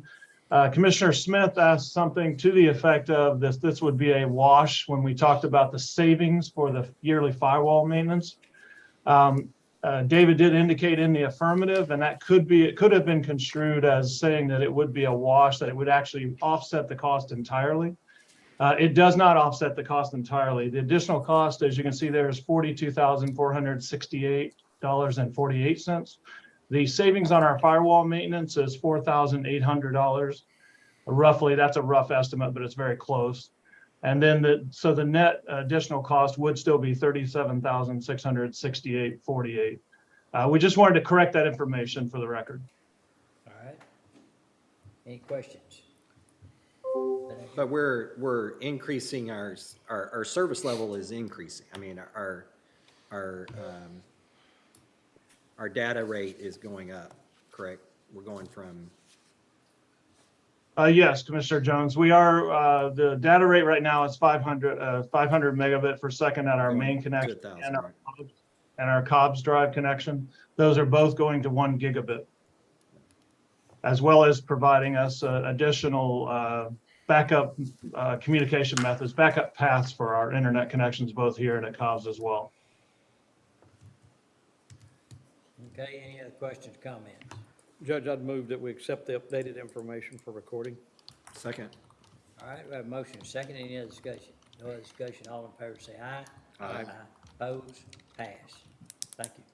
All right, Thank at you. this time, let's take a 5-minute break. Thank you. Recording stopped.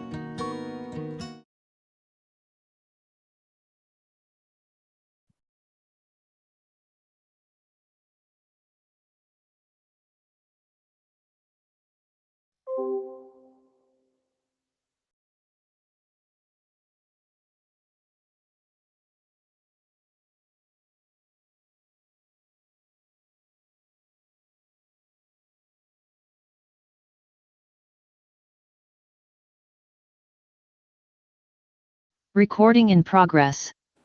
Okay, let's call court back into session. All right, Dustin, I believe we want to go to, under I, capital improvements.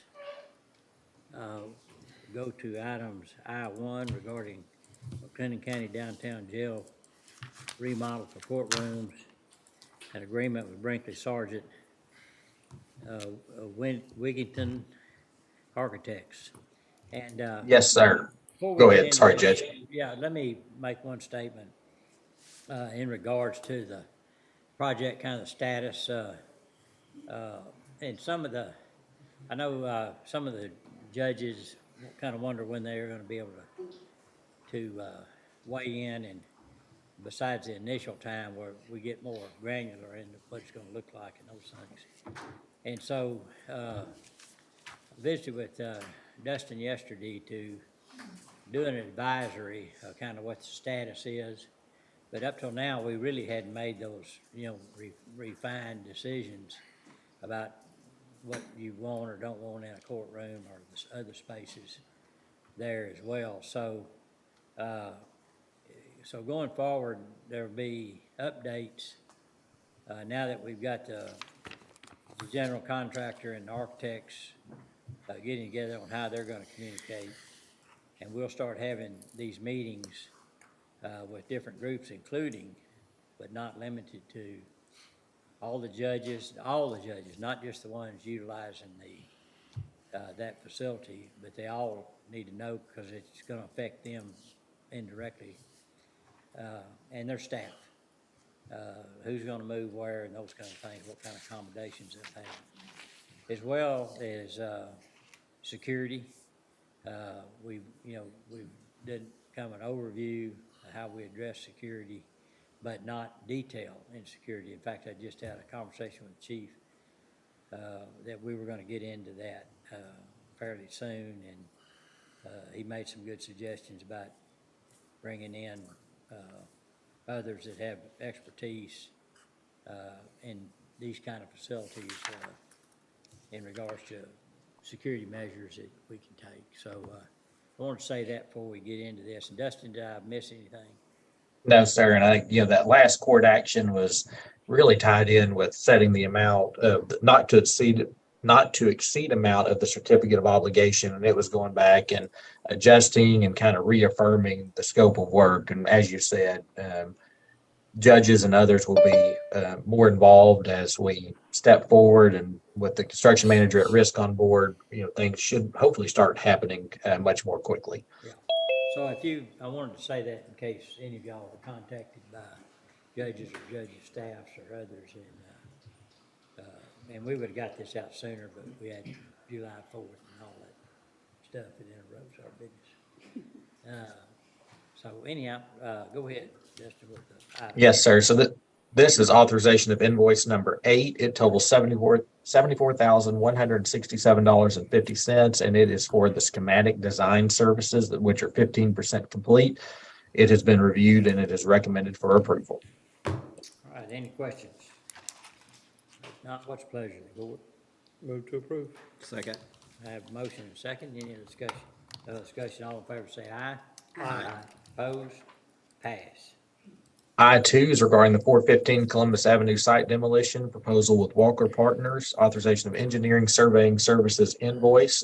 This invoice totals $600 for final documents, and the remaining balance for the project is $7,200. And it's been reviewed and is recommended for approval. Okay. Any questions on that? I see Ken's initials on the bottom there, so. Yeah, the only question I would have is not, it relates to this.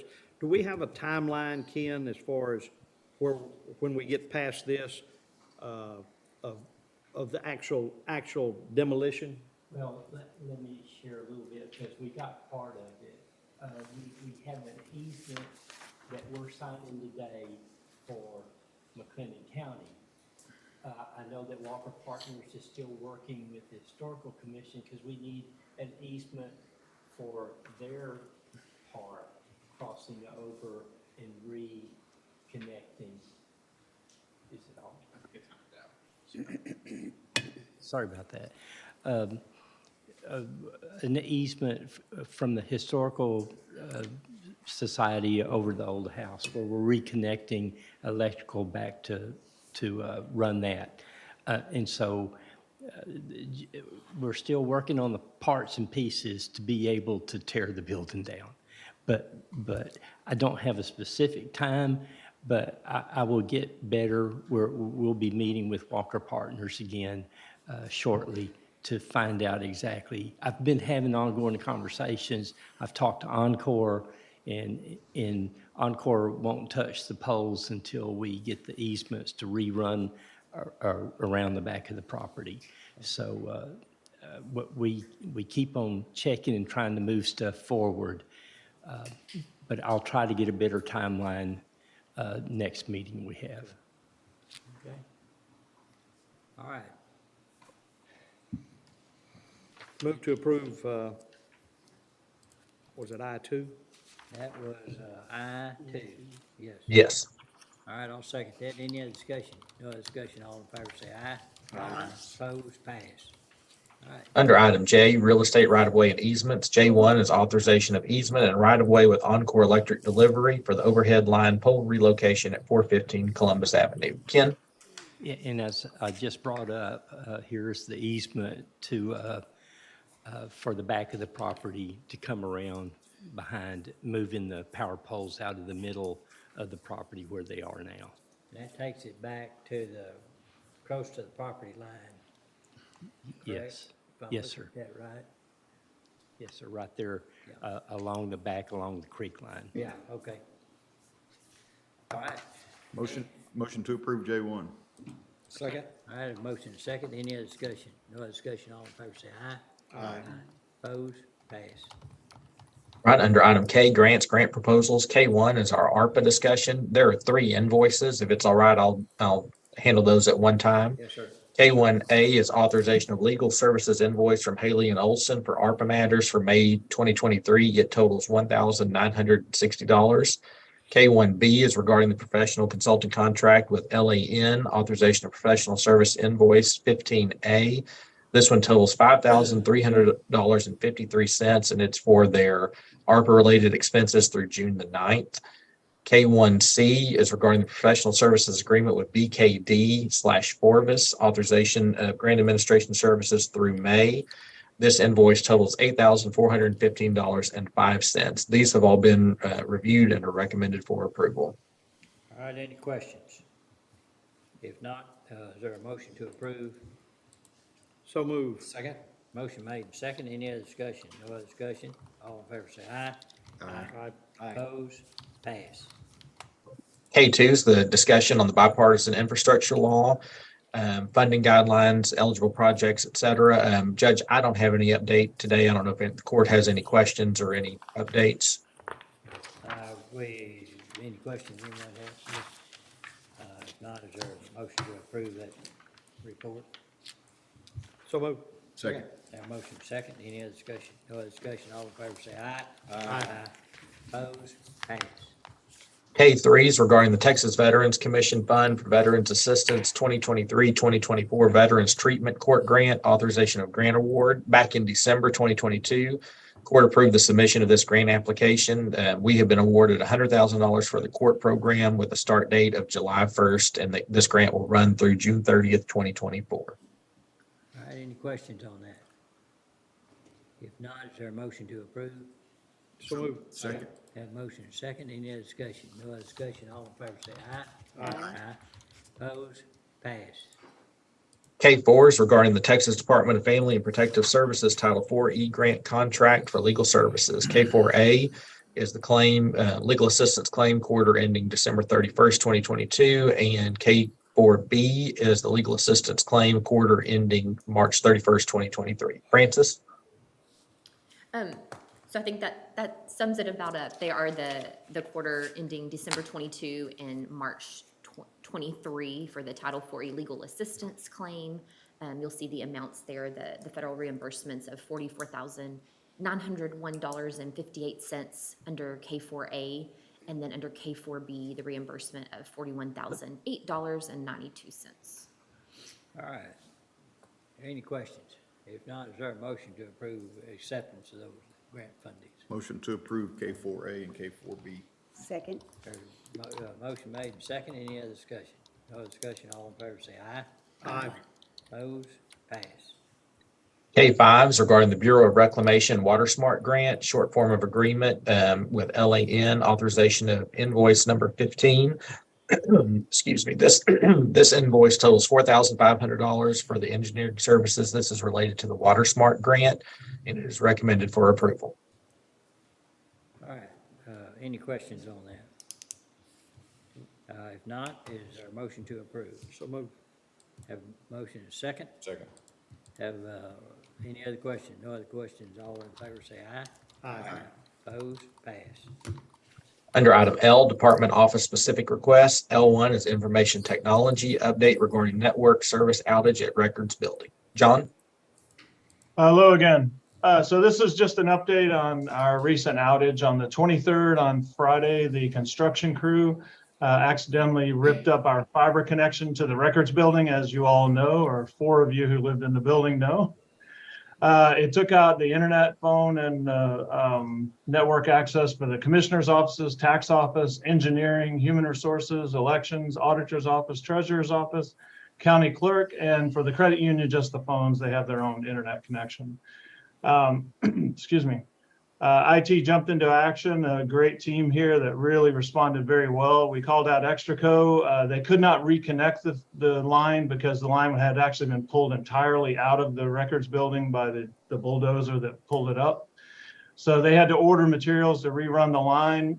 By Monday, IT had already had a wireless, point-to-point wireless connection for everyone for data in the building. Phones were still out because we didn't have the high-speed wireless to be able to handle both. But Extraco jumped in. They had a guy waiting to pick up the materials on Monday morning when the place opened in Dallas, and got back down here and had it all installed by about 2 p.m. They were still awaiting connectors that had to come from California. It's a long story there. But they had a few connectors, so they were able to get all the data up by about 2 p.m. or 3 p.m. Monday afternoon. At which time IT then switched over and had the phones on the wireless connection so that everyone had phone service again in the building. And then by Tuesday about midday, we had all the connectors in, everything reconnected, data back, phones back, and we're able to resume normal service. We just want to thank everyone involved, Extraco especially, who jumped in and really got to it. I'd like to thank my staff, of course, in IT. They were just phenomenal, jumping to the all hands to the pump there. And then for the everyone who was affected by this, they were all great about it. They all did different things to try to make it work. Some folks work from home, like the auditor's office. HR worked out of the IT conference room on Monday. Everyone just pitched in, and I couldn't be happier with not necessarily the outage, but how we all pitched in to recover from it. So I wanted to say thank you to everyone. And also, the one other thing I would mention is the overall cost was actually fairly minimal as well. It was $11,310 to rerun the fiber, but part of that was modernizing our infrastructure. So we were able to upgrade the fiber from 1 gigabit to 10 gigabit to be compliant with today's standards. So that's my update. And I just wanted to, again, thank everyone involved. Went from 1 to 10, is that right? Yes. Yeah. Great, good, a lot more capacity. What about the conduit? Is it? So the conduit, sorry, I was going to answer the conduit. The last thing that was put in was back in 2007 by A&A Telecom, and they were putting in fiber to run the new VoIP phone system that we currently have. But they did use an existing conduit. So at this time, we don't know who put those conduits into the ground. And as a kind of a protectionary measure, we did not replace the conduit that was in there this time. They ran it through an existing conduit that's lower, because you have to be 42 inches below grade on the conduit. And the conduit we use this time is 42 inches below grade. Okay, good. So it should be safe from accidents. Well, great job by the team. Absolutely. And keeping my office informed, because we were getting a lot of calls, and It worked good. So, any questions or comments? Anybody for John? If not, is there a motion to, I guess, approve that report for recording purposes? So move. Second? All right, that motion is second. Any other discussion? No other discussion. All in favor say aye. Aye. Opposed? Pass. Yes, Thank practice you. team on the back. Tell them thank you very much. Will do. All right.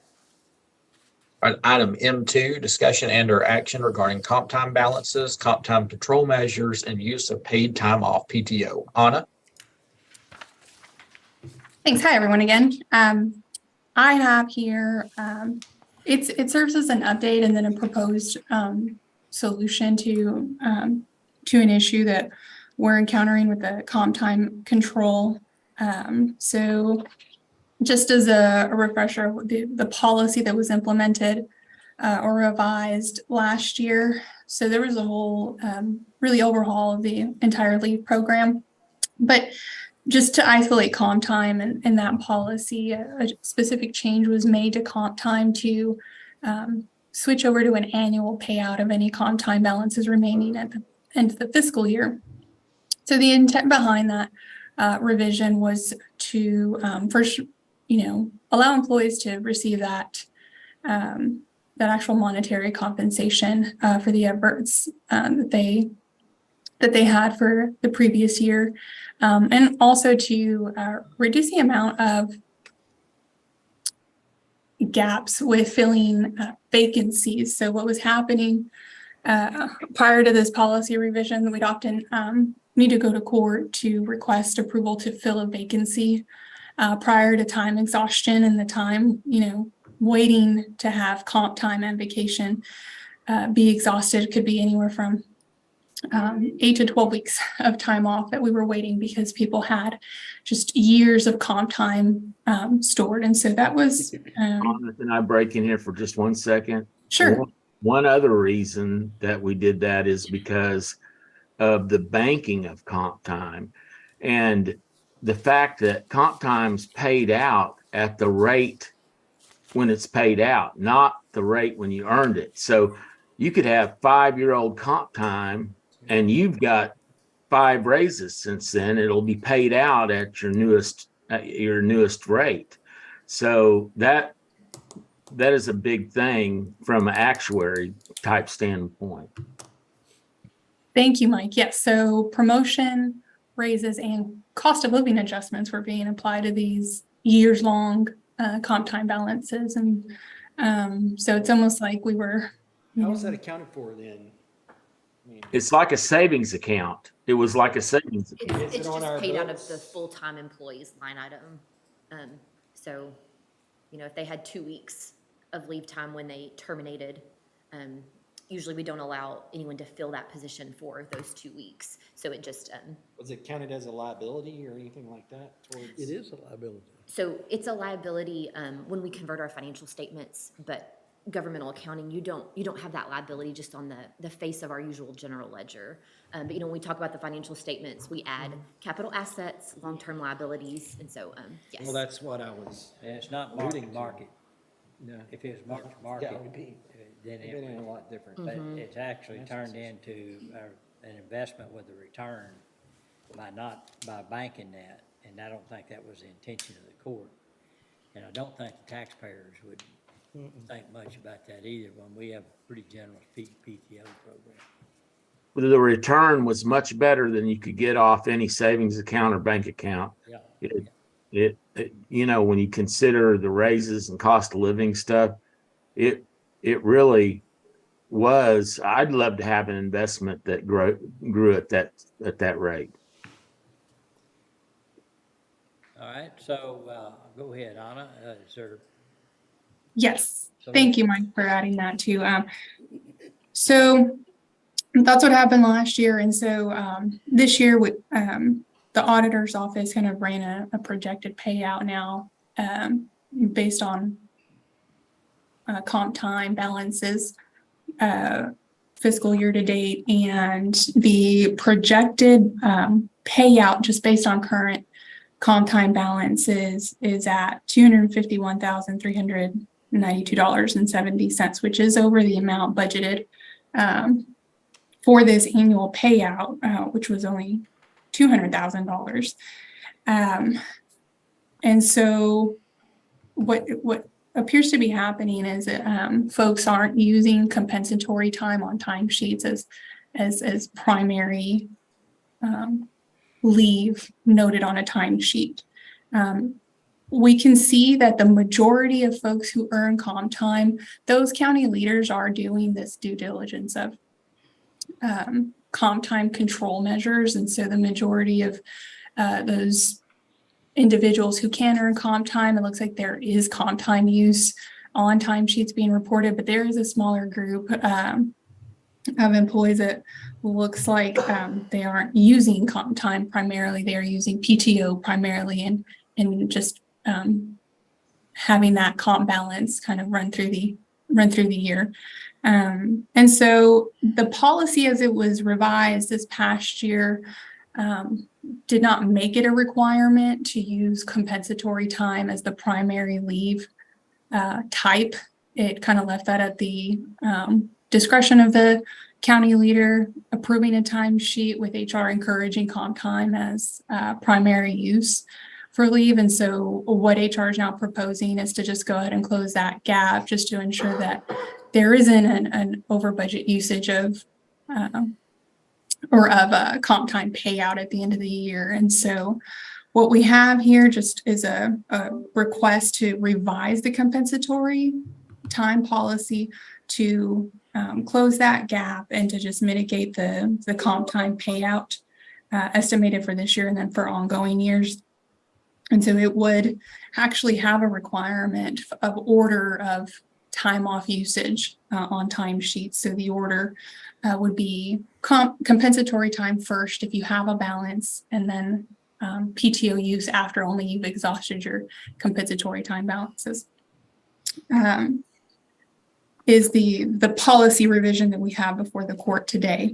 I do want to just point out and acknowledge feedback that we've gotten from employees, and just so that both you and employees are aware that we do take this under consideration. And so there's this common feedback or perception from employees that it's not necessarily intent to save comp time balances, but rather it's an intent to not, quote, lose any PTO accruals. And so it seems like what's happening for some employees is that the reason they use PTO instead of comp that they may have available, they're using PTO because they are close to or maxed out on their PTO, meaning they're close to or at the 240-hour maximum for PTO.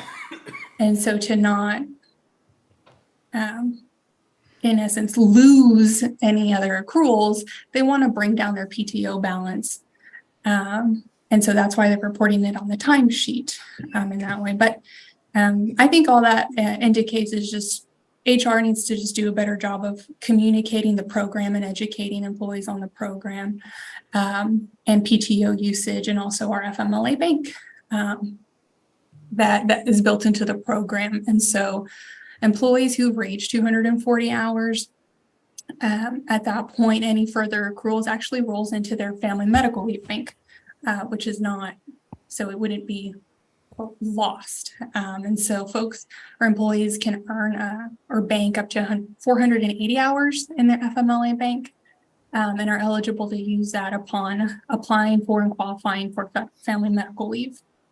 And I think further education from HR can be provided to the employee based on family medical leave. I think there's this conception with FML or family medical leave is that it really is only for for catastrophic medical conditions, such as cancer or conditions that require major surgery, and that's usually flags for employees like, okay, now I can go apply for family medical leave. And that really is not the case.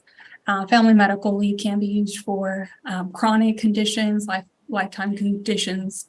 If you basically have a primary care provider who's helping you treat a chronic condition, you likely will qualify for family medical leave. And so that can be anywhere from migraines or chronic back pain or things that require physical therapy, or emotional or mental health therapy, or so there's just a wide range of conditions that could possibly qualify for family medical leave. And it's not just the employee who has the condition who could qualify, but if the employee has an immediate family member, a child or spouse who has this condition, they could also qualify if they're helping them manage their condition. And so again, I think all this was just kind of a learning process. And I think what we're gathering is we need more education for employees on what their resources are and benefits are and how to best use their leave program. All right, thank you. Any questions? Anna, no questions, a couple of comments, if I could, please. And I agree with educating the employees, but I think past that, educate more perhaps the department heads and elected officials on encouraging the employees to move that direction would help also. If everyone doesn't have a copy, they can request it, because I did request a copy of the listing of departments and elected officials, offices, and number of people. I don't have names, obviously. I have just employee numbers. I don't want names, but you know, when you're accumulating, or when you've used 163 hours, but you've accumulated 175 comp hours while you're using 163. I mean, there's lots of people down through here. We're not using it the way it was designed, like you say, to be used. And I don't know how we encourage that, but we've got to encourage those offices and departments to, those people to use those comp hours, because to me, it is a liability to the county on having to pay that out. So, Commissioner, would it be helpful if we came up with some kind of criteria? I mean, the policy does that, but for updates, like a red flag warning or something like that from HR, that just says this area is exceeding the level that above our comfort level of something like that. I think it'd be a wise for us to keep up with it. Yeah. Yes, I think we need to keep up with it so that so we're not back where we were a year ago when we started this idea. But this policy should put a lot of limits on That's it. what I'm hopeful. Watch it, and that's what I think that's what Anna's intent is, and the HR department. Just as important, if not more important to me, is why. Yeah. And obviously, we might have short-staffed in some areas, That's right. but we can change this around all day long, but if it keeps building up like that, Well, it's got to be a yeah, systemic. we gotta, because I hate to punish people by telling them, well, you have too much comp. So now you gotta do this. We need to figure out why are they getting that much comp. Yeah. So, any department head or elected official that needs help calculating what point do you hire someone else, then, you know, Francis, I'm offering your assistance in that on your behalf, because I know how willing you are to help, and you are. And so, you know, those are things to be considered. Or is it just a management problem, you know? Any, Had Mr. Miller, go, Yeah, just a quick question. I do know that on PTO, when you max out on PTO, is that an automatic flow into the bank for your family medical? Is that an automatically flow once you max out? Like, when I max out, do I start losing PTO time? Or does it automatically flow into a bank for my family medical leave, should I need that? That's correct. So if you've reached your maximum on PTO, which is the 240 hours, which is 6 weeks, which is a generous amount of time, when you've reached that max, any future accruals after that max will automatically roll into your family medical leave bank. if it's due to a health issue. No, it'll accrue there, and you'll be able to bank any kind of overage of PTO into that family medical leave bank for up to 480 hours, which is a total of 12 weeks. And then if you want access to that bank that's set aside for you, you need to just apply for family medical leave, which has its own criteria. There are forms, and HR can help employees through that process. It needs to be confirmed by a medical provider that you qualify for family medical leave. But once that's in place, then the employee would have access to this bank of hours that is basically overages of PTO that they have saved up. Okay, so once, let's say I max out on my PTO and say 100 hours flows into my family medical leave bank, and then I separate from the county, do I get that FMLA bank money, or do I just get my PTO?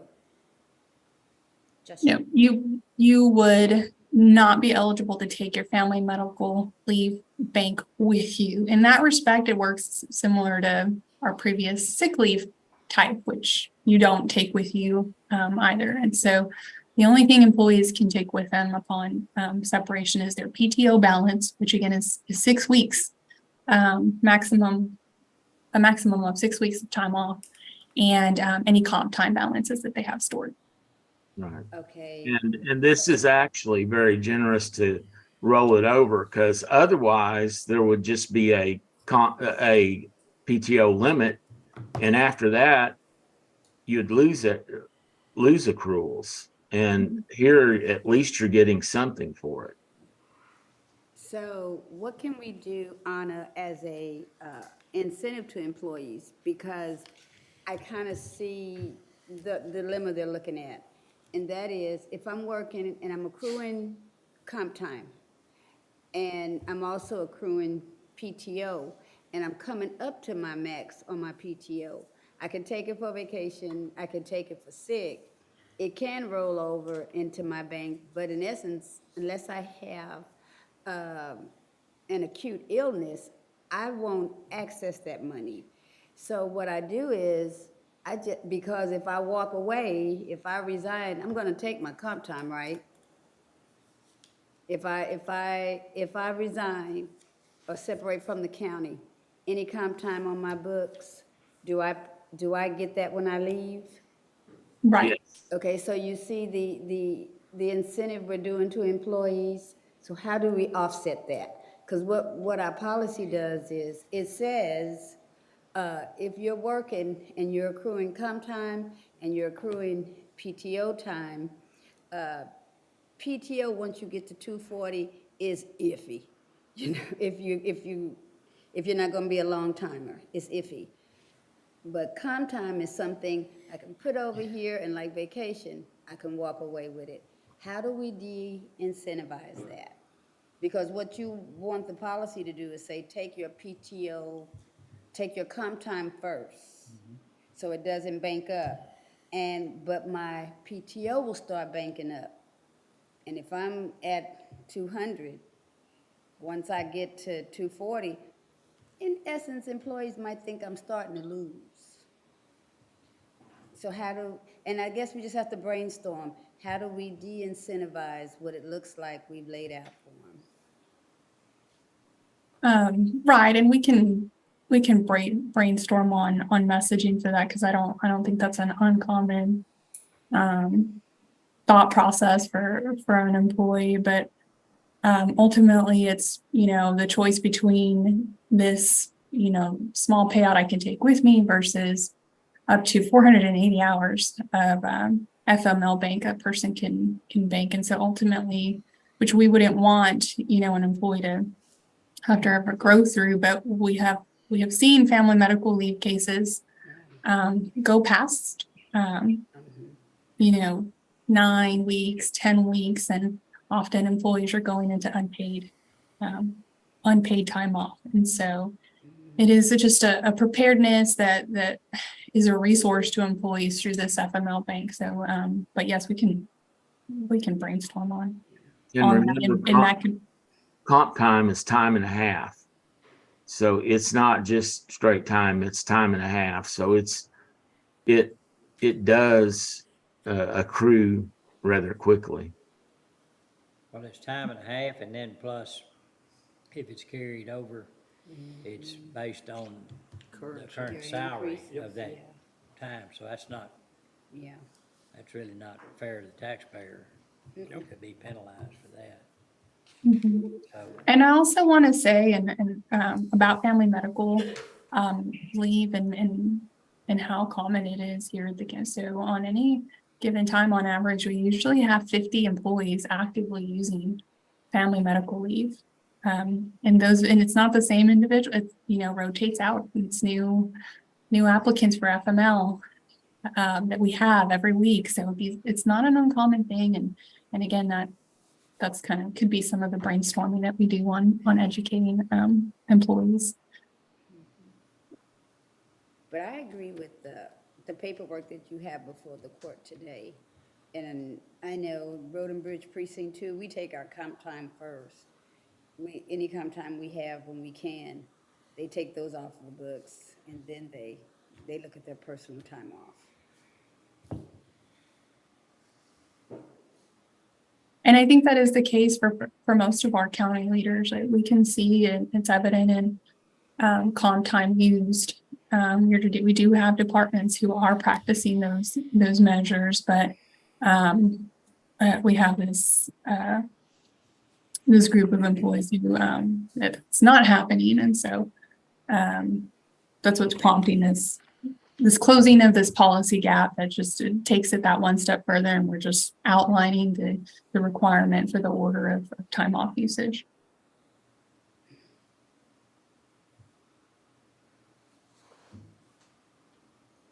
any questions or comments?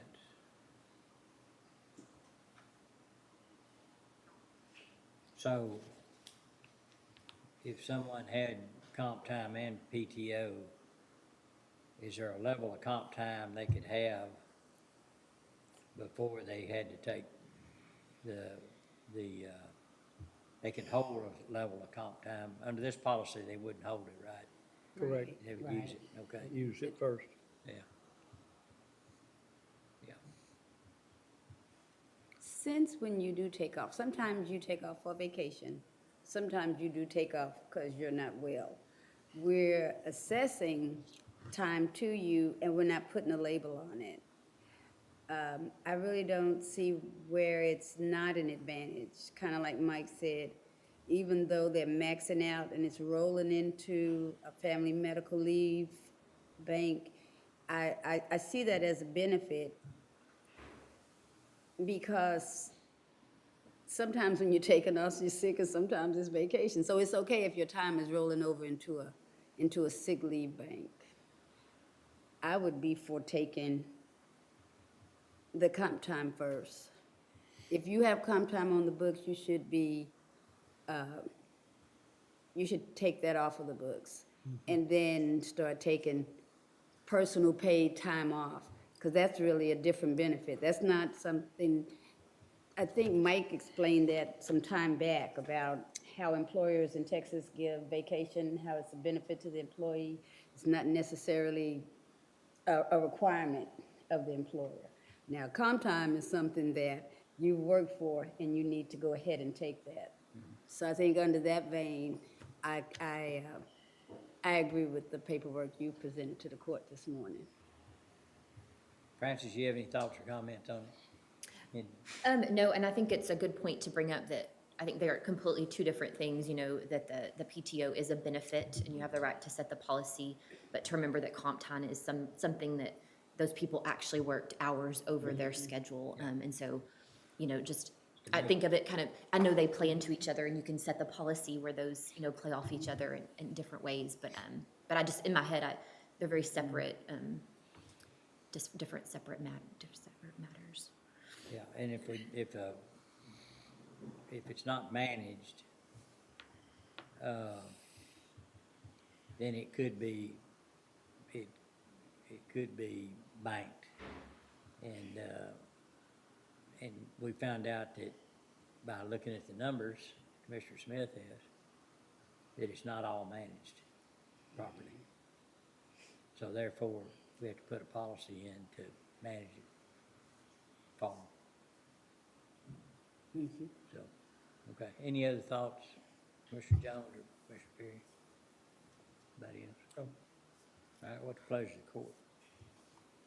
Motion to approve the recommendation of the HR director regarding comp time and PTO. Second. All right, I have a motion second. Any other discussion? No other discussion, all in favor say aye. Aye. Oppose? Pass. Thank you. All right, moving on to item N, Americans with Disabilities Compliance Project. N1 is authorization of professional services invoice with CPNY. This is for the month of May, invoice number 3. This totals $3,591.25, and this is related to the Records Building ADA renovations. It is recommended for approval. All right, Motion to approve N1. Second. have a motion second. Any other discussion? No other discussion, all in favor say aye. Aye. Oppose? Pass. All right, Judge, that should take care of all the action items, I believe, with the exception of the FY24 budget discussions. Okay. All right, so we'll start those now, or, I mean, do you want to? It's up to you, or if y'all want to come back, have a lunch break and then start fresh after. We can do either. Okay. All right, can, everyone be back here by 1? Does that work for everybody? All right. Okay, we will recess until, 1 PM today. Recording stopped.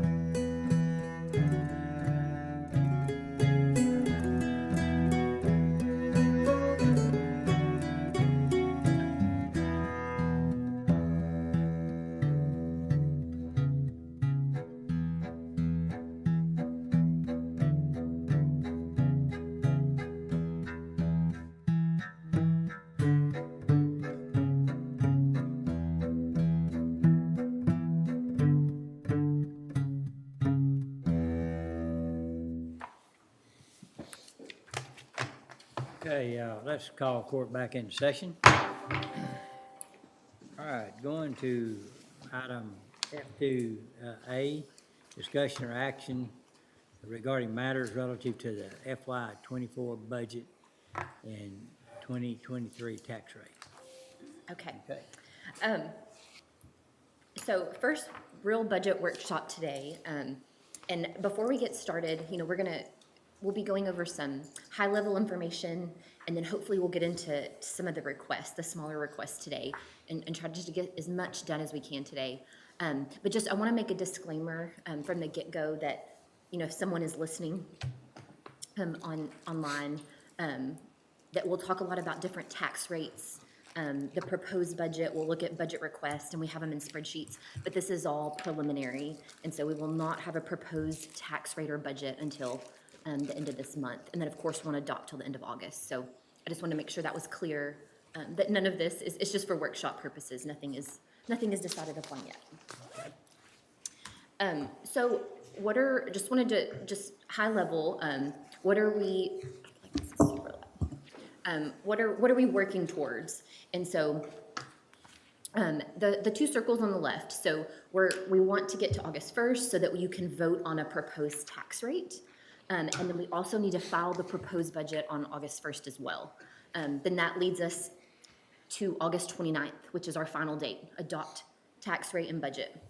And we're ready to go for the next year.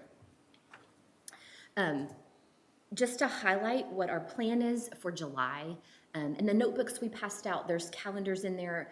I know all of the information is also on the budget workshops drive. But if you ever need anything or can't find anything, just holler at any of the three of us and we can help you find the information.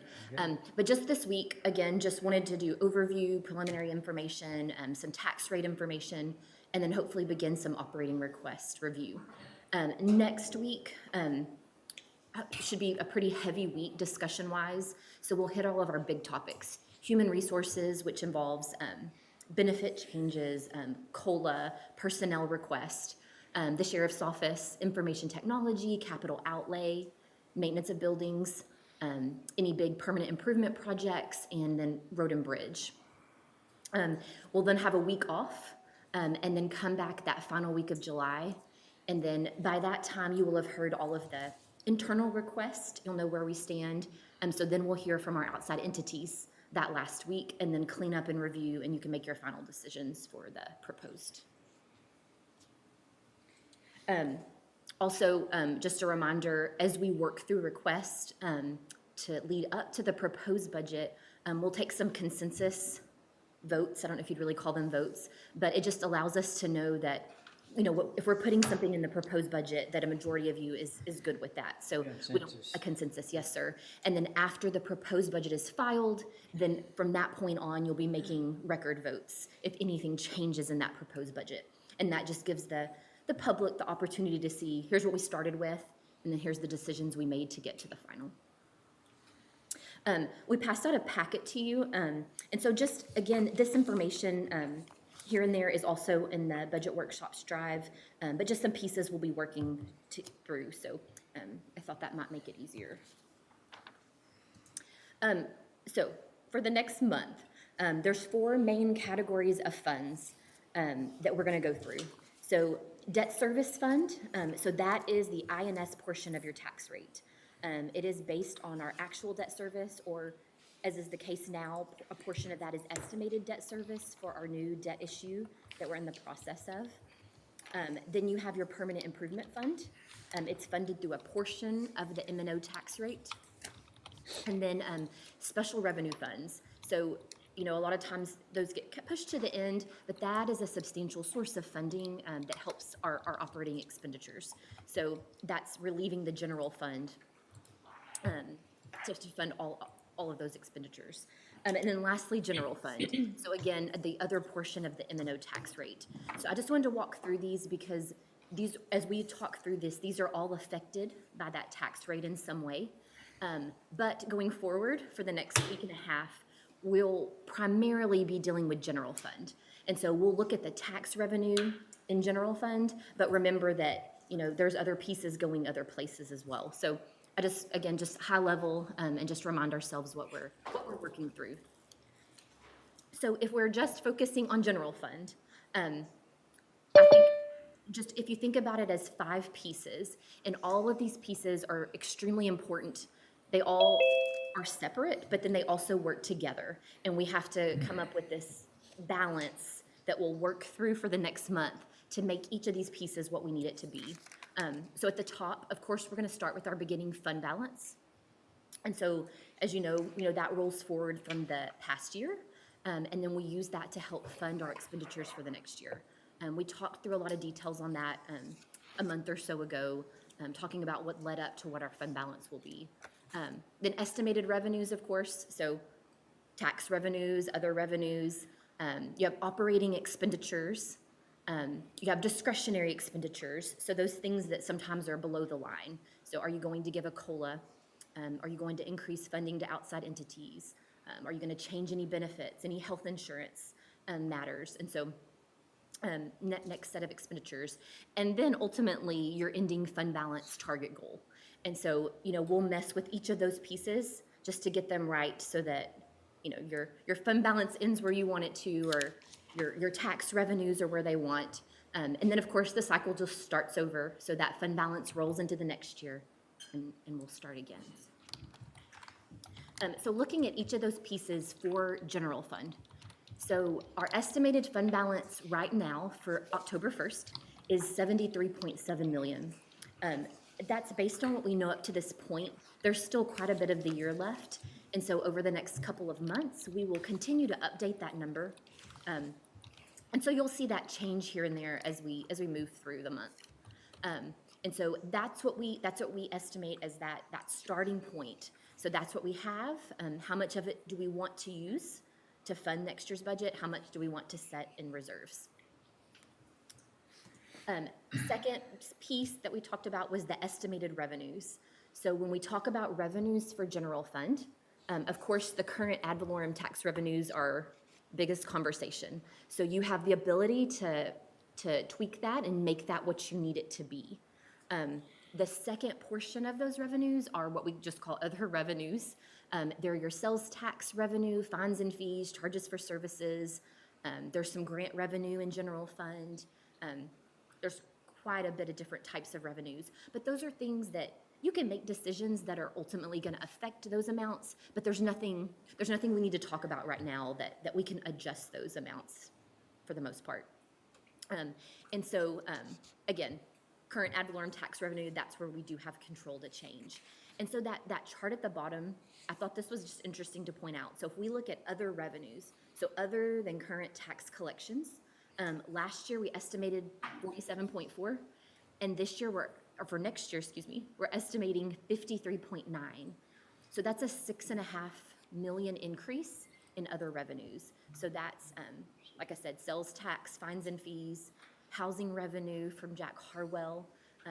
So that's a good sign that your other revenues are growing as our county grows, and we're able to absorb other costs by relying on these other sources of revenue other than current taxes. And y'all stop me at any time. I know I talk fast.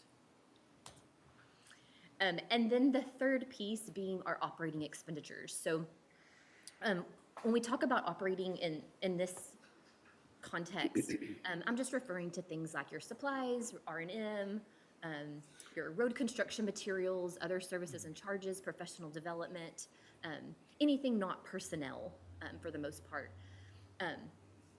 And then we, over the years, we've had some different ways of looking at these. We've used like a green light list and categorized, and we have a method we're looking at this year, and we'll talk about that here in just a bit. Also in operating is our capital outlay. So our vehicles, our large equipment, software purchases, all those items that exceed $5,000. So again, no personnel request involved in this number. No COLA estimates, anything like that. It's strictly operating. And then at the bottom there again, you'll see between 2023 and the next year, 2024 requested, there's about a $4.5 million increase there. And of course, we will go through what that increase is. But again, just looking at that, other revenues increasing $6.5 million, these expenditures increasing $4.5 million. And so you can kind of see there where your other revenues are really helping to support the increases that we'll see in the budget. And then we, talk about discretionary expenditures. You can call it different things, but they're all the personnel requests that Anna with HR will present to us next week. If you decide to give a cost of living adjustment, if you decide to fund some of the outside entities that we contract with, any adjustments to the health plan or other benefits, retirement plan. So those are things we talk about after the fact, after operating. And then, of course, ultimately ending fund balance. And so that's where, we're concerned with our goal of maintaining that reserve at a minimum of 30% of operating expenditures. So I know that's simplistic, but just walking through, because each of those pieces is really important.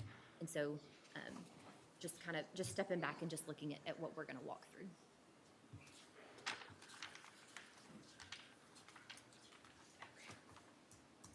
Okay. So this is the second page of your handout, if it's easier to look at. It's also in the main general fund spreadsheet. It's on a drive. So just let me know if something's not working, and we can pull it up in a different way. But we looked at this probably about 6 weeks ago. This has been updated as of the beginning of last week. So if you look at that left side, if you look at the 2022 tax rate, you'll see there are certified taxable values that were certified last summer, July 25th, were right under 23 billion.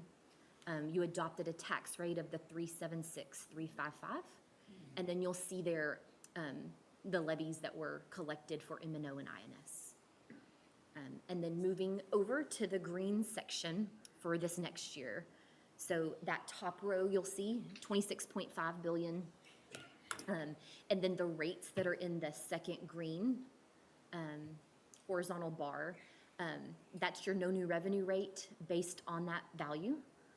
As of this time, your current rate, and then the voter approval rate. And again, these will change.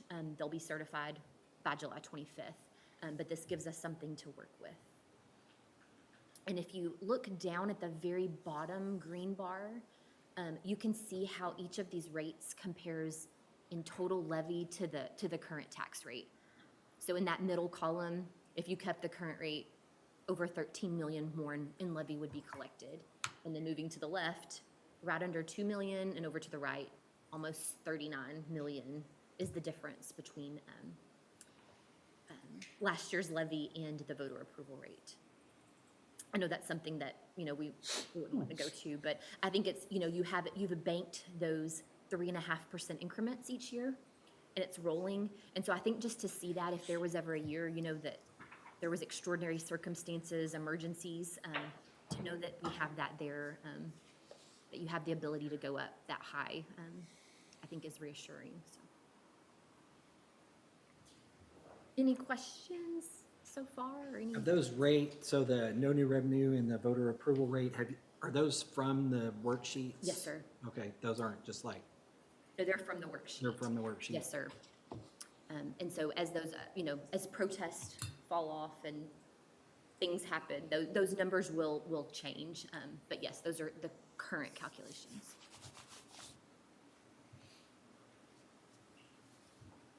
And the debt, the INS rate, you'll see there, so 0.028883, again, will change based on what the values are.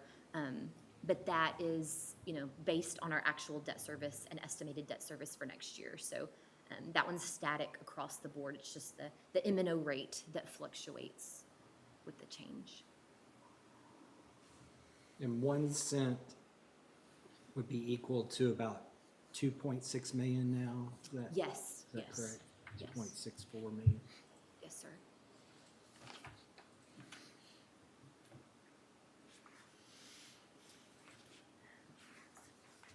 So then moving on, the next page in your packet is a snapshot of this summary that I'm sure is very familiar to you all. This is what the spreadsheet that we'll pull up here in a little bit, and that's on the budget workshop drive, what it looks like currently. You know, there was decisions made today in court, so the increase for the jail medical, we know what that is now. There's something else I can't think of. So by the time we see this again, it will have changed because it's just gonna be ever-changing. But the contracts are the main thing that we don't have in there if those change, and I know that was a larger one.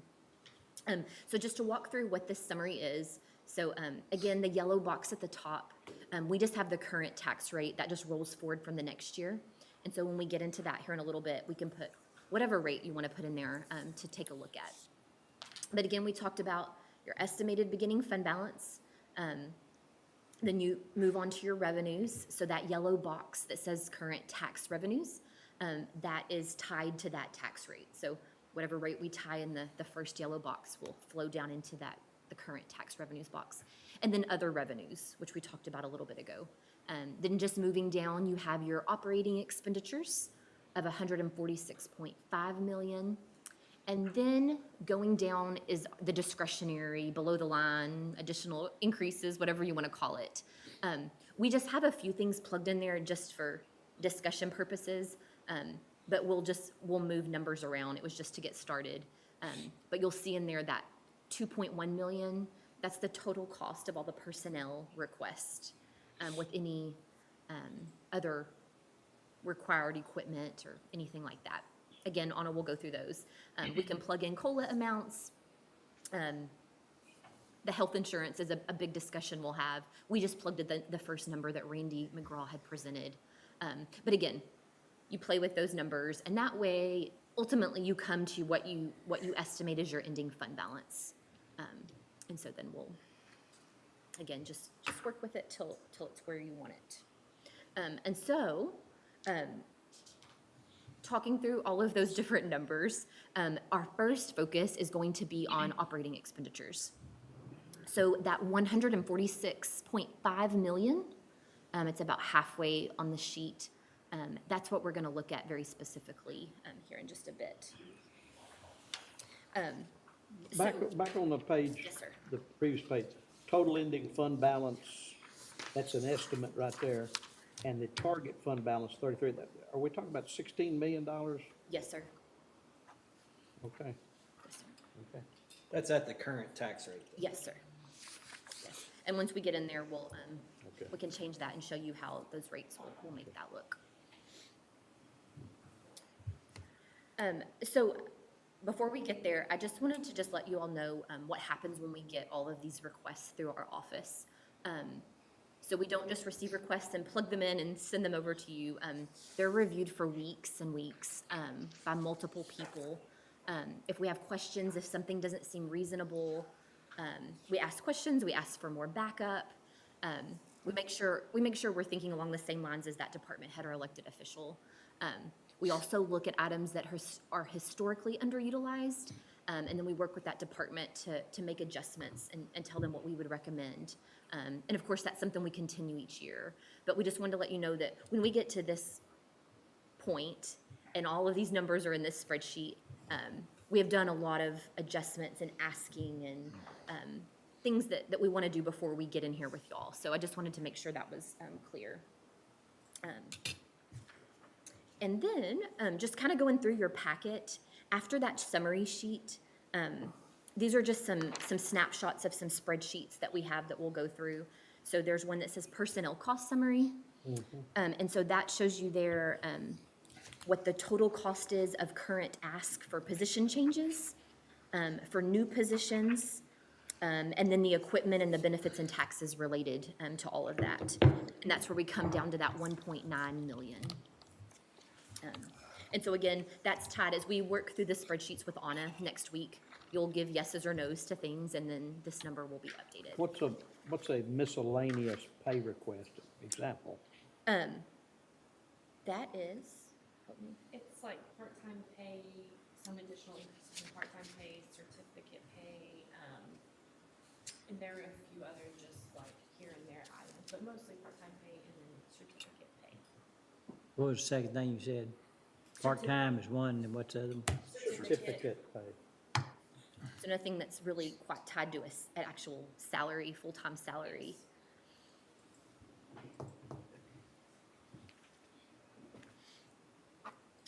And then the next sheet, again, just to give you a glimpse, we'll go through this in plenty of detail, but it's the outside entity requests that we have at this time. And so if it's in green, we've received those requests. These entities will be coming that last week of July.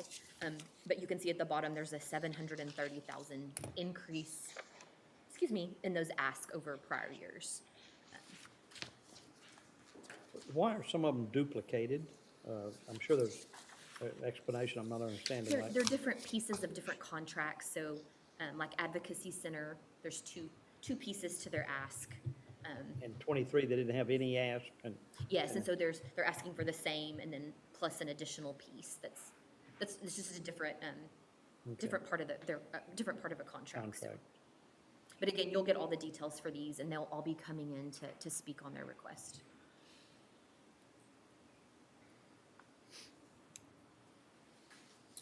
The next page is a calculation worksheet, and this is on the drive as well. And so this will allow you to see exactly what a COLA will cost with benefits, taxes, retirement, everything. And so you can plug in whatever number comes up in conversation, and then you can see what that total cost would be. So we just wanted to share that with you. And Where then, is that? I'm sorry. In the packet, it's, Sorry, it wasn't quite, it wasn't on the track yet. oh, my bad. No, I didn't put it on. Commissioner, there was, I will put it on the record. she's moving it there. 1, 2, 3, 4. It's the 6th page of the packet. But again, just a snapshot, so the spreadsheet will allow you to actually play with that. So in the spreadsheet, you have the COLA data loaded or not? Not in the main spreadsheet. If you look in just in the main folder, the 2024 folder, Haley just dropped it in there. It just says COLA estimates. when you do the COLAs here, does that include, or does that just current positions, or that's current positions in all asked positions? It's current. Just current, Mhm. okay. Commissioner, did you find? Mhm. Okay, good. And then finally, where I wanted to get through to today, is, in your packet, it's the next page, and it looks like this. And it also, there's a spreadsheet in our general fund spreadsheet that is the same thing. It's just regurgitated in a different way. But this is gonna show you each department, and again, we're just focusing on operating expenditures right now. But this will show you each department. There's roughly 80 departments. What last year's adopted budget was, what their request is for this year, and then the increase or decrease. And on the second page, when you follow it down, you can see that we're looking at about a 4.5 million increase there.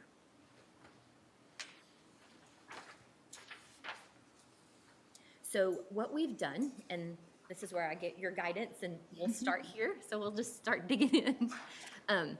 We took this list and we looked for departments. They may have had no change in operating. They may have actually decreased in operating. Some of them had slight increases here and there. Nothing new they were adding. It was just, we need more money for postage, we need more money for supplies, but they accommodated it with other decreases. So they made their budget flush. So they found ways to make that work. There are some departments that there were things that their increases were related to contracts that you have recently went into, or decisions you've already approved. So there's some departments that you have added positions mid-year this year. So last year, those positions were not in the budget. So this year, you've already approved that, so we're adding that in this year. So increases that we see as related to decisions you've already made.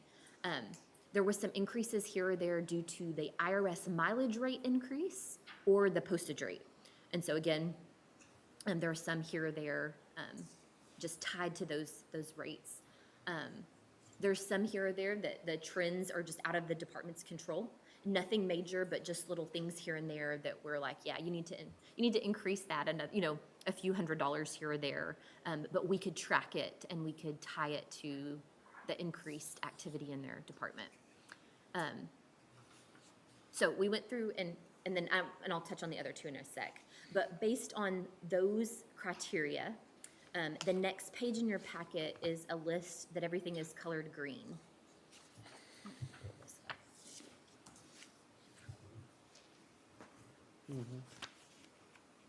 This up too.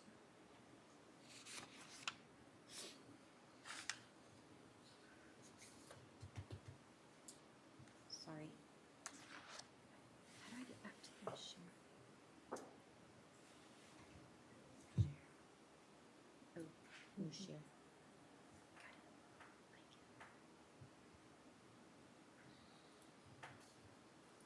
Okay, so there's the green light list.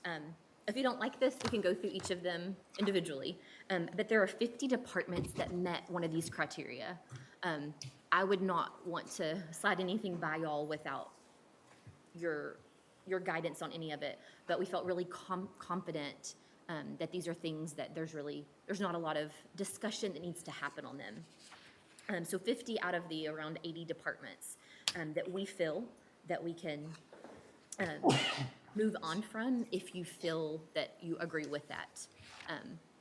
That just lets you focus on really the bigger matters, the bigger numbers, the bigger decisions that we need to focus on. I don't know if there's y'all have any comments about that or any thoughts?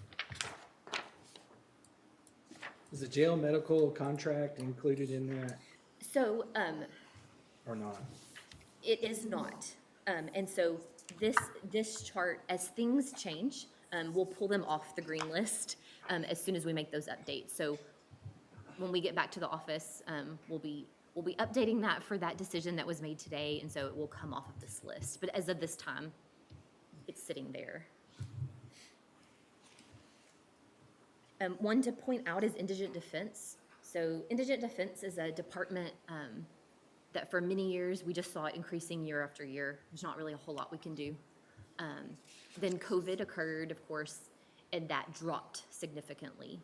We've never seen anything like that for Indigent Defense before, but now we're seeing it get back up to the normal levels. We have 2 new courts, and so you'll see there that one it's Department 5420, and it does have about $200,000 increase that we think we are going to need for next year.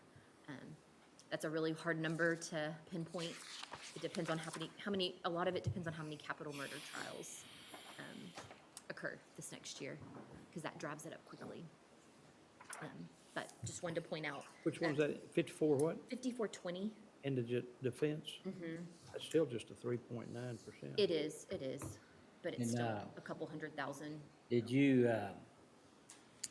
you talk to anybody at the DA's office about how many capital murders they're gonna have? Not specifically, but we have been thrown out around through some of the courts and through discussion, that there is a handful. I know it's hard to know exactly what will come on board or Yeah. not during the year.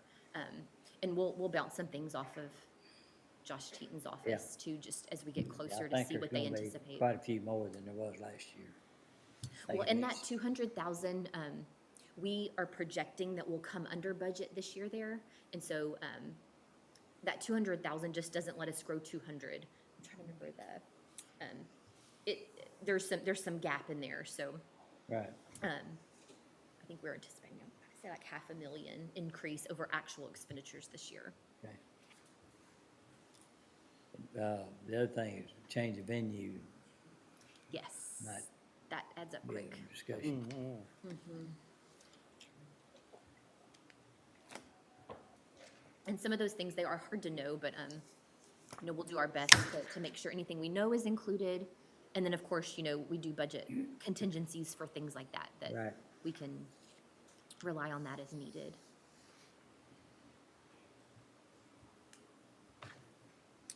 Any other discussion about, I know that's kind of a lot to throw at you at once. Any other questions anyone have? Are y'all good with that approach that Yeah. that we feel very good about these? Okay. On the ones not deemed necessary? Yes, the whole green list. And you can always come back if you see something, that Yes. questions come up Yes, sir. or something changes that would cause that to go one way or the other. Feel free to do that. Right, Francis? Yes, sir. Okay.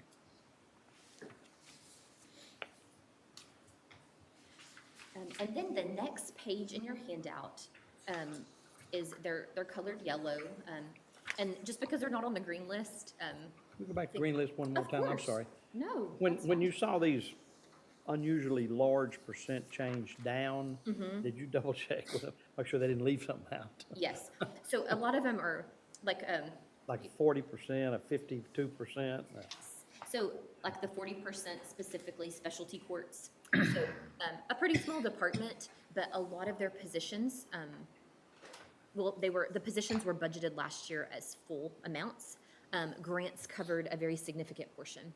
So this year, we know what those grants are, and so we can bring that down, Okay. the 300,000. So some things in there that just need some explanation.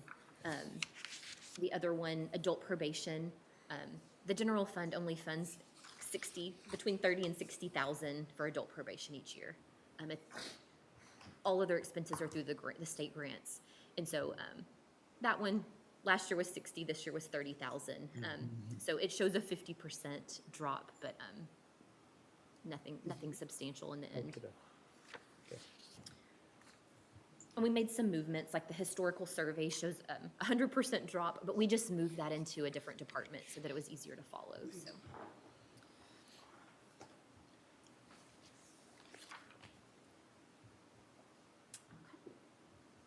So then, and again, we can go back, stop me if you need to, that next sheet that has the yellow colored departments.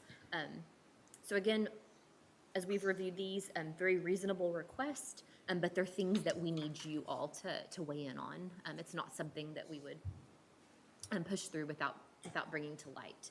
I've got a question, Yes, sir. thinking about these different departments. What were they advised on COLA, not to put their estimate in there and leave that? For COLA, is that what you Yeah, said? how did you handle that? Whenever we send the packets, we have a disclaimer that says, do not add COLA to your positions, that will be decided by court. Sometimes we'll send what they recommend as COLA, but we usually, I think consistently, and what we've seen is that you want to rely on as methods, and we're consistent with what we use, what sources we look at.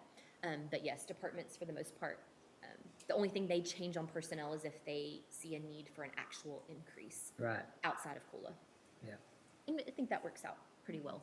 I think everyone knows the drill now, so. Okay.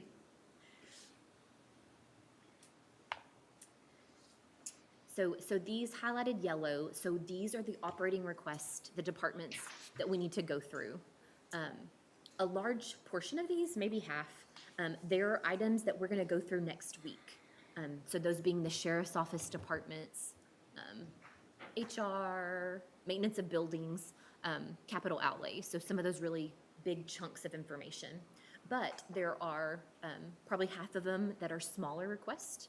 And so we can start going through those now and try to get through those so that next week we're left with Okay. the big chunks of stuff. Okay. Well, we are going to move on to our general fund spreadsheet. I have a quick question about Road and Bridge. Mhm. They're on the further review. So I have those, we usually have a discussion where we just walk through Road and Bridge, and Zane will give us his list of bridges that he foresees working through. And so we just have that there so we can have all those discussions together. But I really think like the four departments, I don't think there was anything substantial there, but just because we want to touch on those bridge projects, just kind of leaving that all as one topic, we have those over there. But if, if y'all want to go through those and just say, hey, we're good with those at any time. If not, we'll come back to those at that time. That made me look at the calendar. That's for Friday. And I know I heard some conversation about Thursday. I'm kind of looking at that calendar and you have like capital outlay. How are you going to, you're going to kind of modify next Thursday, so that those important discussions have the full So court? that's just up to y'all and what, I know one for sure is going to be out on Thursday. Yeah, unless there's something about it. I know one. I mean, I have a possible conflict that day. Oh, which date? Thursday, July 13th. Yes. She's got some really important presentations on that day. So that day, we were gonna look at capital outlay, but what we can do is just, one of the other days that week, there's always time where we have gaps in those days, so we'll just push that onto another day. If y'all would rather, I think it's best if y'all are all present and nobody misses out, so if y'all want, we can just mark Thursday. How would we do that, Regan? Did you say 13th? So we can, if you're not planning on meeting at all, we can post for this Friday. Just Friday? Okay. So if, I just would need to know if that's the case.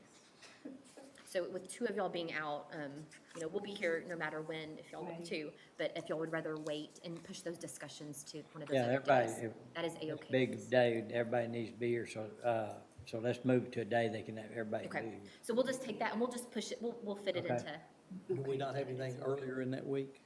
yes, we'll be meeting yeah. Tuesday You'll meet which and is, Wednesday afternoon. we're already meeting Tuesday and Yes, Wednesday. sir. So we theoretically might could push it to one of those? Yes, yes. Okay. We'll just see, you never know, the personnel discussion may take longer or less time than allotted, the SO may take, and so as soon as we see there's a gap, we'll Okay, fit thank that you. in there. Thank you. Appreciate that. Yes, Adaptability, yes. it's a great attribute. And then if somebody has to miss a day here or there, we can always make sure you get all the information that was presented and Okay, have all the important facts, but. great.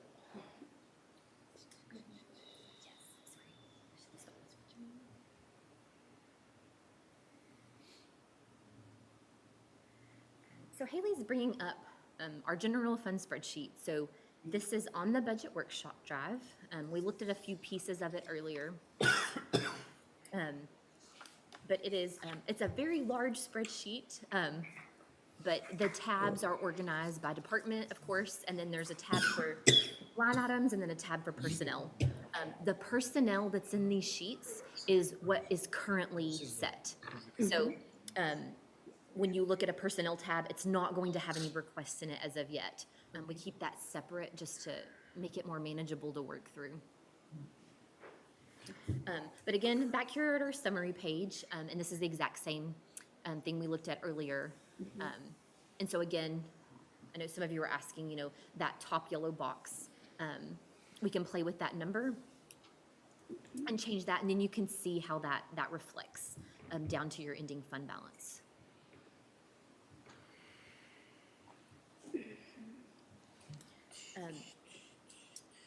It's always hard just getting started.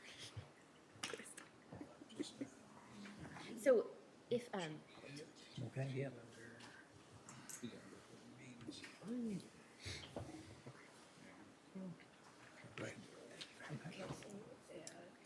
So we are going to work through some departments, just hit the ground running. Some of these, I feel that just based on the information we were provided, we can give you that information.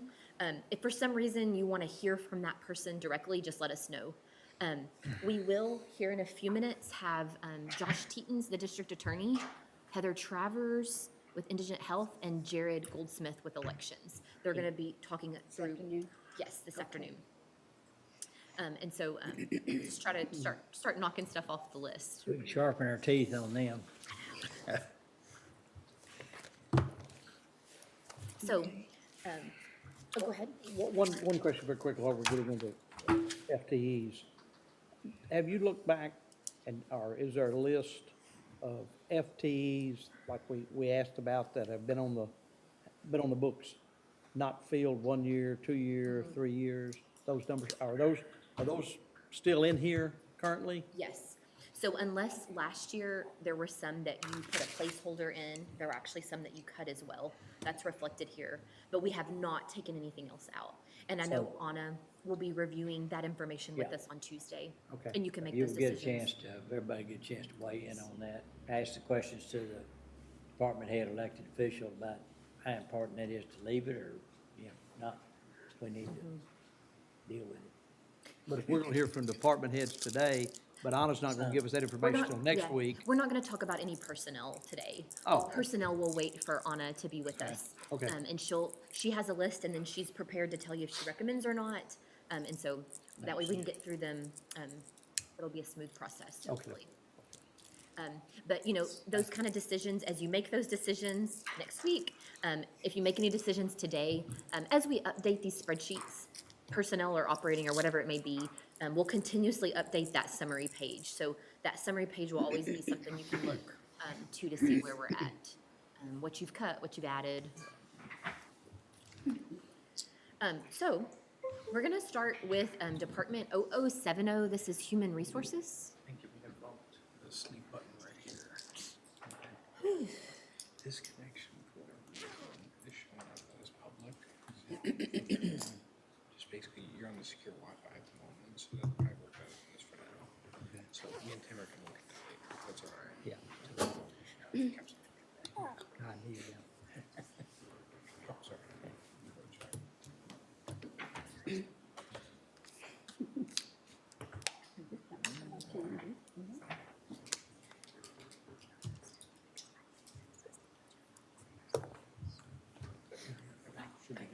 Thank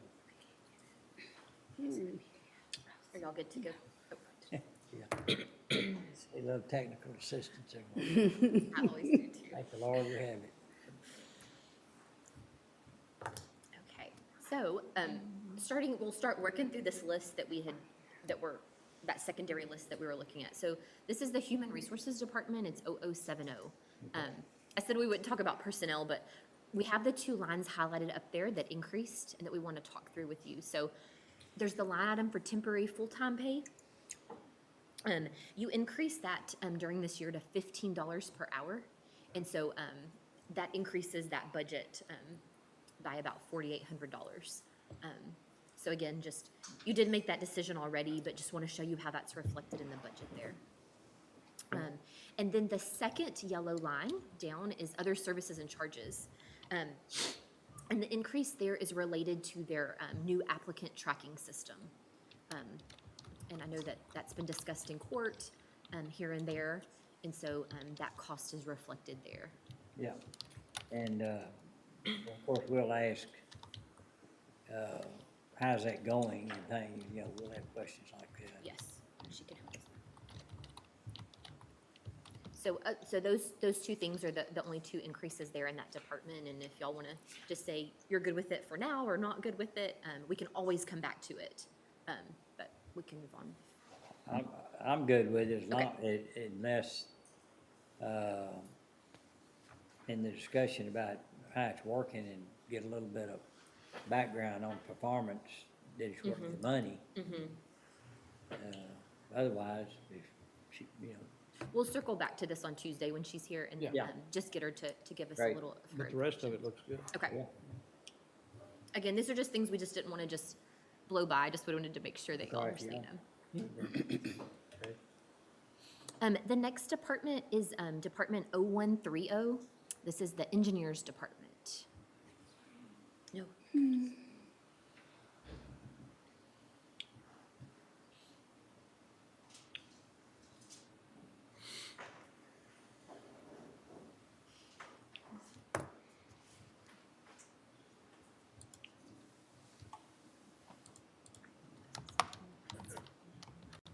Looks kind of like HR. Oh, I'm sorry.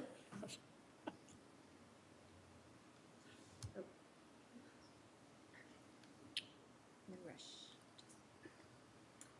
So Department 0130. Oh, I did not put it. So the line item up there that's highlighted, this is part-time pay. Again, nothing was budgeted last year, but mid-year you approved him a part-time budget And so we funded that through a budget amendment for the remainder of the year. So this is bringing that part-time amount up so that he can have that position for a full year for this next year. So you'll see that there, the $31,200. And I think that was the intent, was to continue that forward, but just, again, just want to let you know. So if there's no other comments on that, we'll move on from that one. Move on.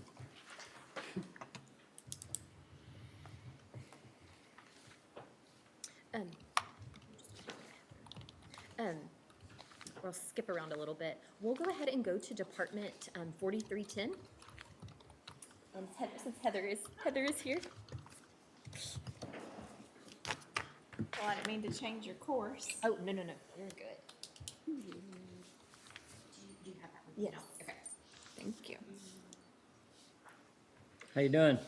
Oh, just, rocking along. How are you? Good, thank you.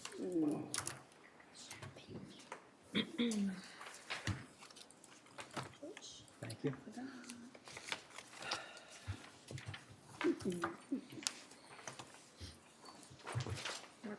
Appreciate it.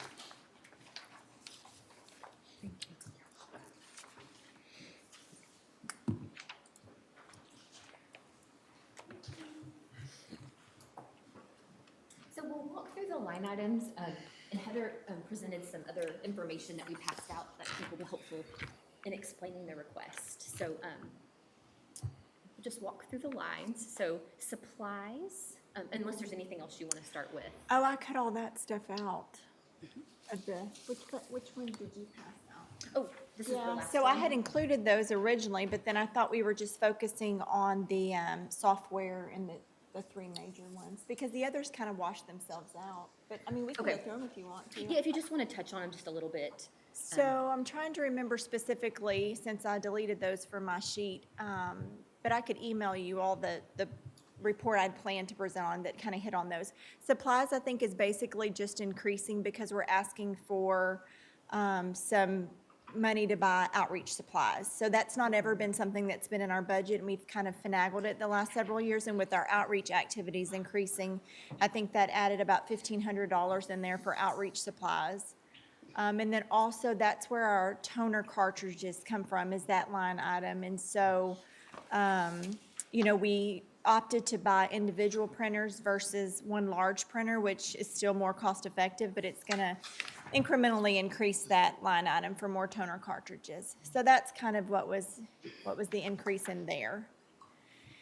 And then, So the public health district is highlighted there, but again, that's based on the contract that we have with them. You've already approved those increased amounts based on population, the amount per population. So decision you've already made, but we have that highlighted just to touch on that and let you know that increase is there.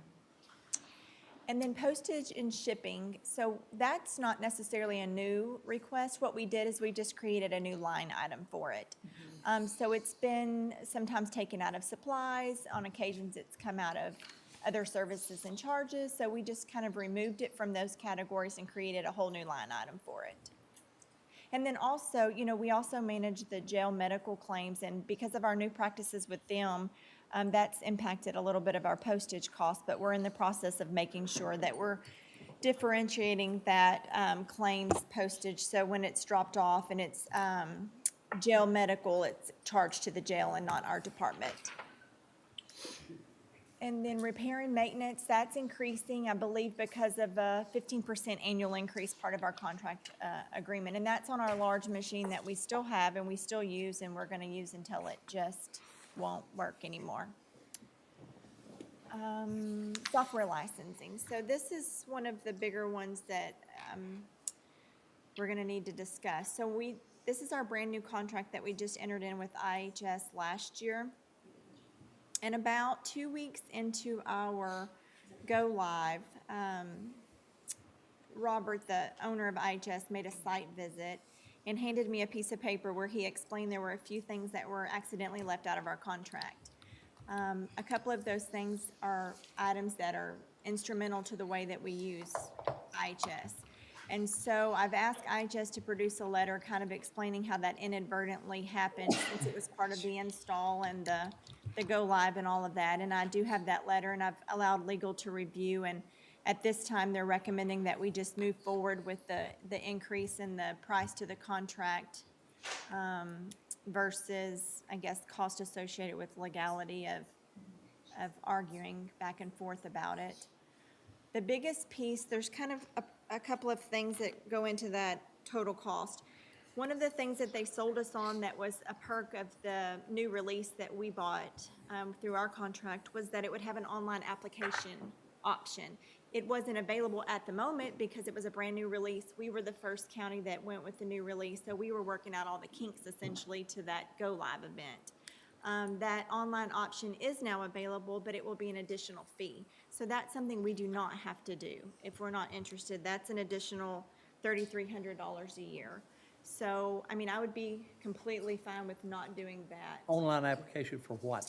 for county indigent, so they can To actually apply apply to- online. Okay. Mhm. Do you think, will it be, your assumption that there won't be very many do it that way, or No, I think there would be. there will be a lot of people do it that way? Okay. Yes, sir. Is there a mobile option? I'm assuming you can do it from your cell phone just like you can a PC, if that's what you're asking.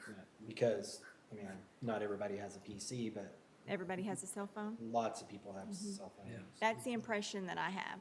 But apparently I should reevaluate my impressions or we might not be in this position. So But you know, take that with the what key it's thing you worth. said is we're the first county to go with it. Yes. So that's gonna tell you right there, we're gonna have some hoops and hurdles. Now, to no, get. I think other counties are already utilizing the online option. It just, whenever, we were the first county to go with the Release 15, and when we went live, it wasn't up and running yet. So now that we're aware it's an additional option, we would have to pay extra to have it. It's not part of the Release 15. And, It's just an add-on of the Release 15. and they didn't say because it was their mistake, they wouldn't absorb any of the cost? He is for this whole fiscal year. So For his this current explanation. year? Yes, sir. His explanation was because he forgot to include these things in the contract, he's not gonna charge us for this whole year. Okay. But then starting in the fall, when This our is for- contract, yes, sir, then we Okay. would be responsible. Okay. The two pieces that we cannot live without is the provider pipeline and the power search. Those are two pieces of the software that without would make our job a little more difficult. Those are pieces that we had with our previous software that made it effective for us to use. The provider pipeline allows our providers to go online and verify eligibility for our clients. And so when a client's in the office, they can go on and verify that they currently have insurance coverage. So that's a highly utilized program. And the second one, the Power Search, that's a way they take our active clients and they scrub them against a database where they can identify if they have Medicaid or Medicare. And so that report's important to come back to us because then we use that to term them and apply for reimbursement for Medicaid. Mr. Perry, do you have a question? I was just gonna say, I don't know how you cannot get the online piece to that. I'm kind of thinking the same thing. Is it free right now? You just have to pay the $3,300 next fiscal year? We are not doing the online application right now at all. Okay. But I thought so what is he providing free that he forgot? The provider pipeline and the and the Power Search. But what I wanted to make clear is that when I came and presented to you, a benefit of the new release was that we would have an online application option. So what I'm telling you is I was wrong. In order for us to utilize that, we would have to pay extra. The $3,300. Yes, ma'am. So what is that, a $3,500 penalty for being wrong? Or we get- Hey, then, that's to apply to all of us. Every time we make Well, I a tell you, You don't think there's wrong. nothing You got another monetarily synonym you for could the do word that I've not wrong. already done to myself. But you know, we've looked over this. We had lots of folks involved in it. We've gone back and looked over and I mean, I think the bid would not have been very competitive with these things in there. So the way that it came, the bid was very competitive to our current provider. And then it's like, well, but now in order to use these services, they're extra. But there's not anything in the contract that defines these specifics as add-ons. I mean, there's just, so I don't. I Is really- there, and again, I'm totally in favor of you getting the online piece of it too. Are we sure, have we done enough digging into this to make sure there's not another piece laying around out there that, Can I come back to you on that? yes, ma'am? Okay, I will. I'll do a little more checking just to Okay. make sure. But overall, you're satisfied with this product? Yes, sir, we are. Okay. Mhm. Well, That's So important. it sounds like I hear it's that I you like want the it all online. in with the online Yeah. application Mhm. piece as well. Mhm. And then the last one is the $600 text message service, and we are using that already. So that's something that we're getting for free that we would then need to pay for in the fall. And that's just a way that we can communicate with clients through an automated text message service. It's helpful as well, reminding them to reapply, reminding them of upcoming appointments. Oh, I like that. Okay. And so we'll update that line so it includes everything. We were missing that 3,000, I think, that was adjusted, but we'll make sure the total is 46,000. Yes, I was so proud. We came within $3,000 of doing this originally. Wah, wah, wah. Okay. Do we want to move on? Yes, ma'am. We can move on to the large line. So I think this is something that we knew was going to, potentially increase. And I just threw a figure in there. I'm not married to it at all. I think our numbers have increased, as we talked about last year, probably with COVID, going away and our outreach efforts increasing, we were going to see more, our active number increasing. But also keep in mind that last year, when we really studied this decision, we analyzed the data and we attempted to do comparisons based on increase of active numbers, and there's no formula that is going to predict precisely what our expenses are going to be. This year, we've seen more people with higher utilizers of the healthcare program, so they have higher needs, cancer, heart conditions, things like that. So there's no way to predict, if you have 200 folks on the program, but they're all extremely sick versus 350 and they're all relatively healthy. So I think just based on history and our upward trend, I think we're going to come in just shy of about 3 million this year. So anywhere over that point, if we want to start for the next year, I think would be a safe starting point. So, I just divided the numbers out and it works to about 2.6 million at 220,000 a month.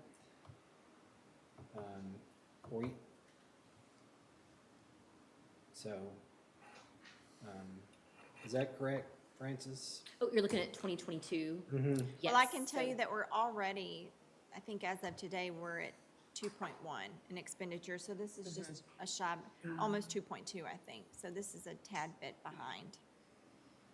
Okay. I'm okay with that. I would rather do 3 million than 3.5, since we've never. And I was gonna say 3.25, so. That's kind of what I was thinking. That's a good split. I think last year we were kind of at 2.5, and we ended up bumping it to 2 3/4, and we're going to come in just a little above that. And we can also, before we adopt, we'll have 2 more months of data that I think will be really helpful to see where this year ends. So we could always revisit it to see if. And I would like to say one more time, I'm more in line with 3 million. I'm thinking 3.25, but let's dig into it a little bit more and see where the next month or so carries us, but.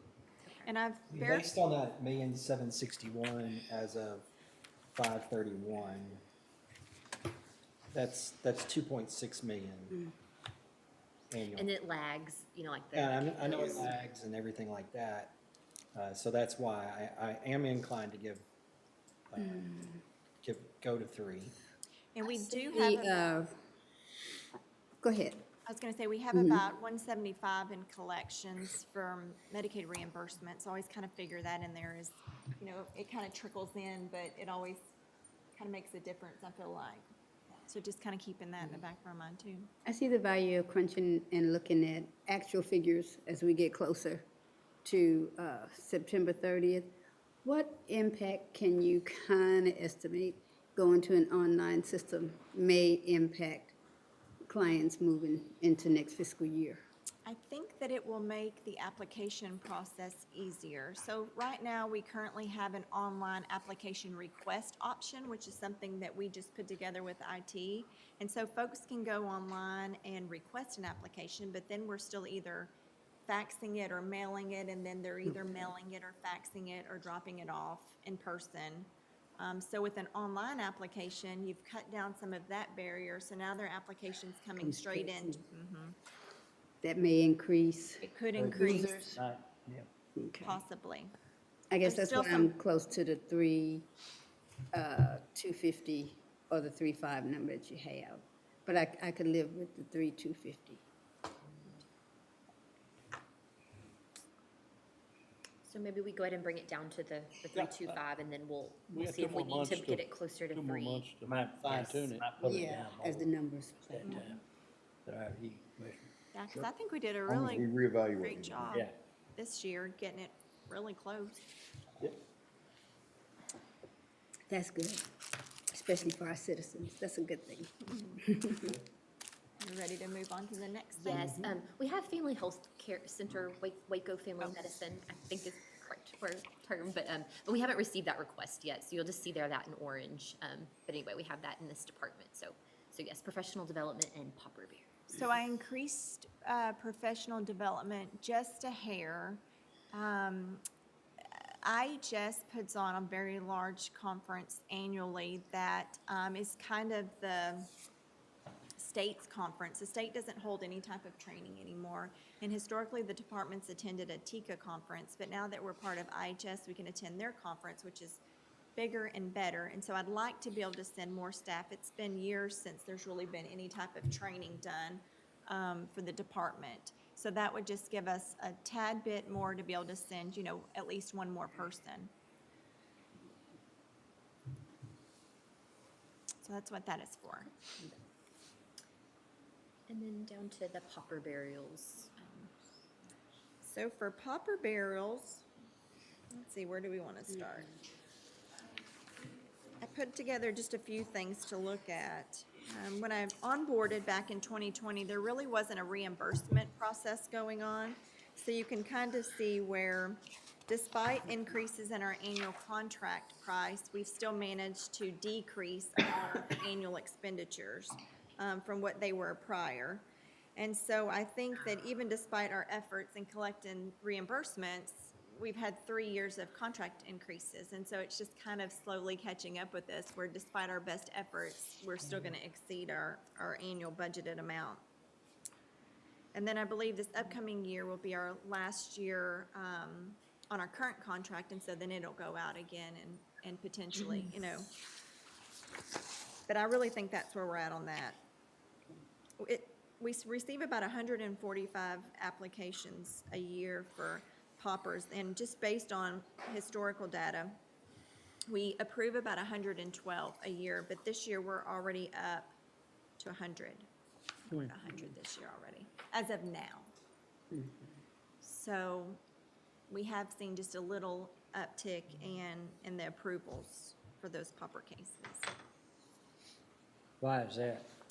I mean, obviously, there's more of them dying, but, I think just more people and more applications. yeah, just larger population.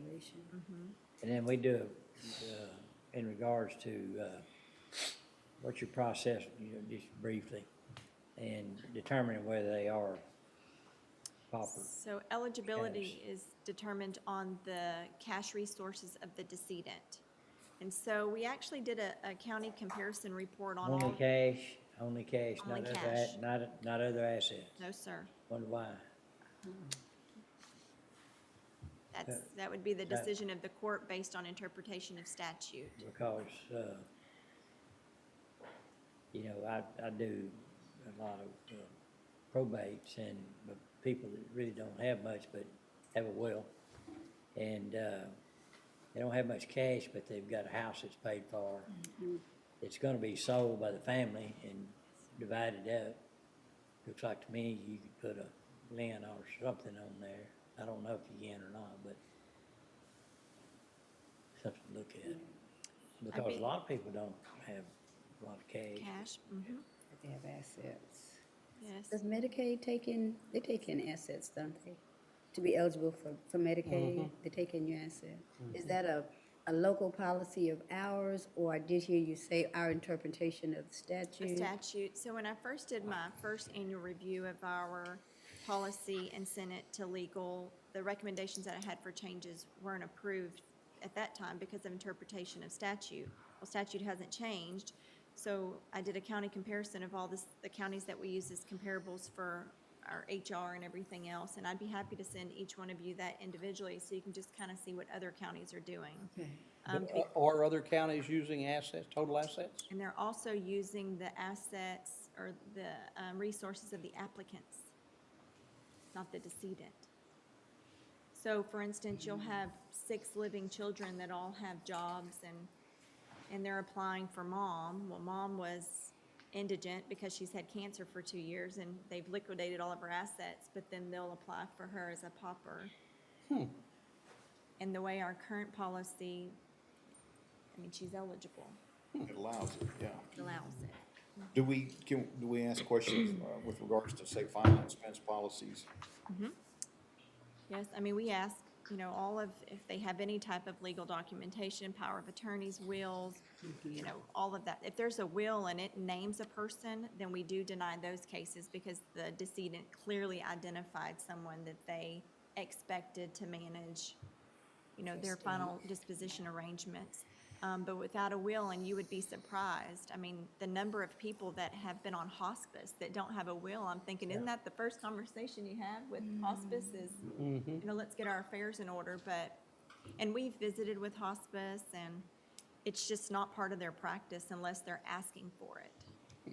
So, I don't think it would hurt to look at those and make sure that it's legal. Yeah, that's the other thing is, you know, just like indigent defense, you know, there's a bunch of guidelines. If you step over them, you're in big trouble. And so anyhow, we can look and see what other counties are doing and get our legal to check that. And yeah, we've gone back and forth with them, just asking clarifying questions, and then we also have copies of their policies. So that way, if it is something that we look at and decide, hey, we really like what's going on, you know, in this county, then we have copies of their documents that we can move forward with, and I guess have legal talk to legal or however that works. But I think it's worth reviewing. Have our legal talk to their legal? Yeah. Okay. How do you interpret that away? Tell me what you were thinking. I mean, it's human nature. If there's a loophole in there, you're gonna find it and use it. That's just human nature. So I don't blame the people so much as we just probably need to shore up what we're doing and make sure that if we make a change, and I agree, I mean, if there's a family member or an asset out there, we should be considering that. Matter of fact, whenever I was consulting with Bell a couple of years ago on their policy, and I was sharing with our partnering counties kind of what I was thinking, well, then Bell used our idea and went and had their policy changed. So they were effective in getting some of the changes done that I thought might have been a good idea for McLennan at the time. But I think it's just all based on interpretation. And I mean, Mike is definitely way more informed on the language of that statute than I am, so. okay. But, and so again, that number that I threw out there is just a number I threw out there just to play with. I mean, I'm not married to it either. I want a real, as close to a real number as we can get, but I do want an adequate number, you're right. I think based on projections for this year, we would finish around 85, but I don't think I accounted for any additional reimbursements, so that number's probably gonna be a little lower. I mean, we really do a good job of coming in really close to budget. Great. And you can see prior to our reimbursement collection process, I mean, it was being exceeded annually, so those reimbursements sure do help. Yes. All right. Good. So talking about like that 100,000 and getting, what do we, you know? Yes, ma'am. If we, I was trying to think that the cost in the contract, the increase to the contract, there's not a set percentage. I guess it's It can't different. exceed depending- 3. It can't exceed 3. So if he increased 3 again, and then if you notice the cost to inter changed and the cost to ship changed, so those prices get us sometimes too. So on occasion, you'll have a family that they don't want the cremains, and so our policy is that they're interred at Restland, but that's an additional fee to inter at Restland. And then occasionally, next to kin lives out of town, and so there's cost associated with shipping. And so those prices have increased as well, just this last year. Because I'm thinking even if we ended up at 85,000 this year, you put 3% on that, you know, you're almost up to 88,000. So would 90,000 be sufficient? But with some of those extra charges, I know it's hard to, I you think know. 90, I don't think 90 would be enough. Well, I that's think why you you need have the 95 or extra. 100 in there, honestly, so that'd be my. I think the 100 keeps coming back to be probably the. Heather, you're saying though, if a family requests that the remains be shipped, we pay that cost? On occasion. They don't pay the cost? It's cheaper to ship them than to inter them. And you have to, the way our contract is written, the funeral home will not do anything with them. Yeah, We can't keep them in our office. no. So we either have to put them in the possession of someone who's willing to take them or inter them. And they're willing to take them, doesn't mean they're gonna pay for it. If they can't afford, if the decedent qualifies for the cremation, well, then they qualify for the cost to ship Okay. or inter. Or inter. Every now and then we'll have a family offer to pay the cost of shipping, because we always present it that way. Well, if you want them shipped to you, the cost is, but then, you know, if they say, well, we can't afford that, well, then we're back to square one again. Yeah. Okay. And so we've only transported one, how often does that happen? So the cost to transport a veteran, that's the last time I received any price update information was FY '22. So if they're buried, so veterans have the option to be buried or cremated. So if a family wants them buried, then Lakeshore charges to transport. If they're cremated and interred, then Lakeshore will just wait until they're already going and take a cremated veteran. So there's not cost usually associated with that. But of the transport, how often are we transporting? Not very often. Most of our veterans are cremated. Every now and then you'll have a family that insists, or if it's unclaimed, then it's gonna be a burial. Yeah. And we do have a handful a year, but not. Okay, so they're not going to the cemetery in Colleen? Yes, like ma'am, this? they are. They That's are why going. there's a cost associated to transport. Okay. Every now and then we'll have a veteran that's not eligible for clean, but they're still eligible for a marker. And so then if they're buried at Restland, then we order their marker. So they still get their veteran marker. But Right. that's rare as well.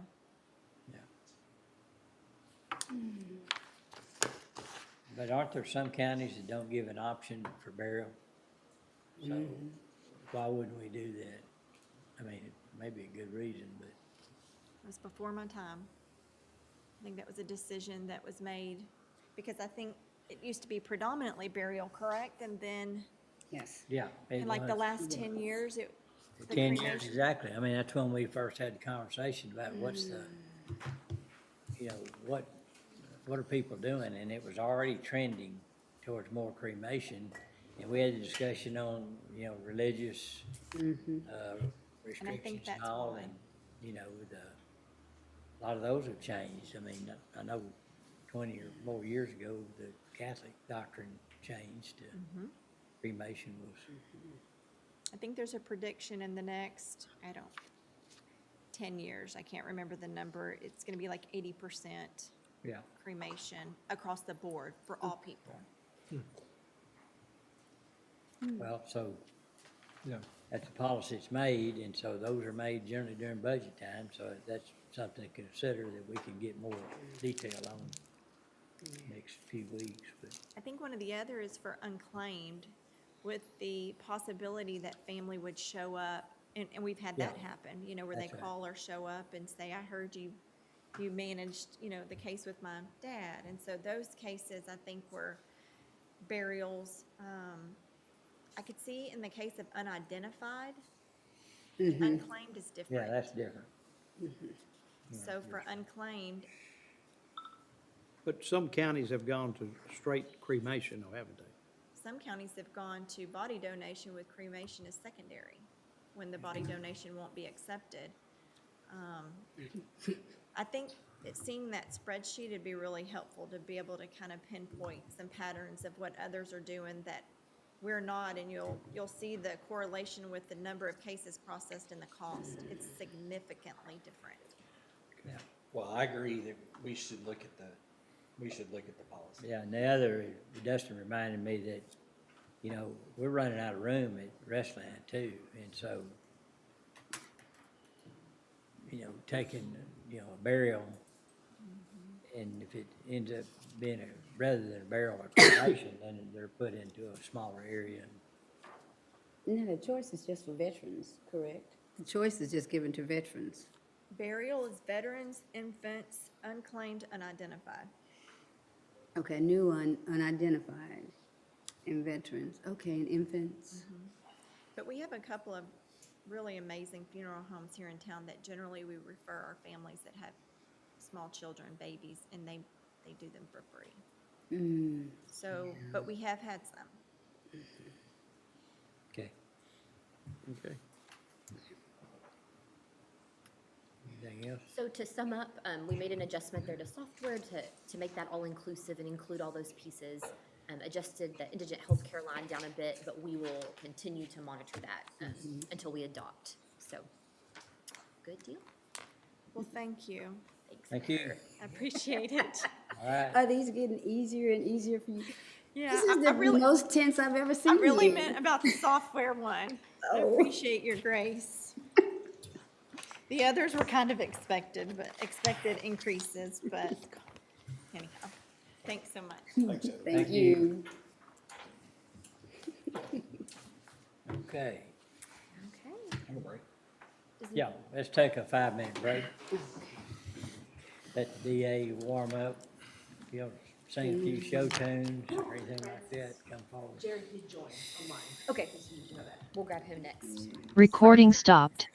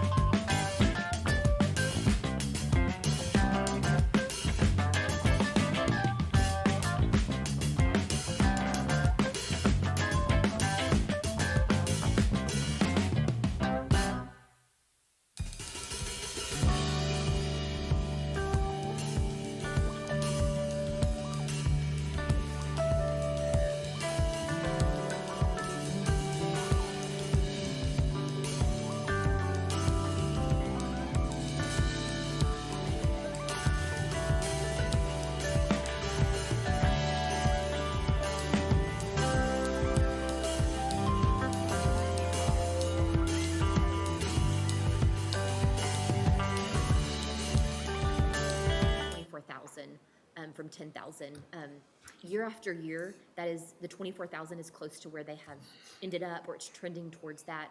They're always exceeding that $10,000 budget. So we'd like to get that number closer to where that really needs to be, just to eliminate any budget amendments needed during the year.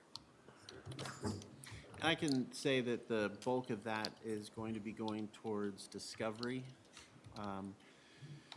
We continue just to battle with volume, and I'll be probably a broken record today referencing that.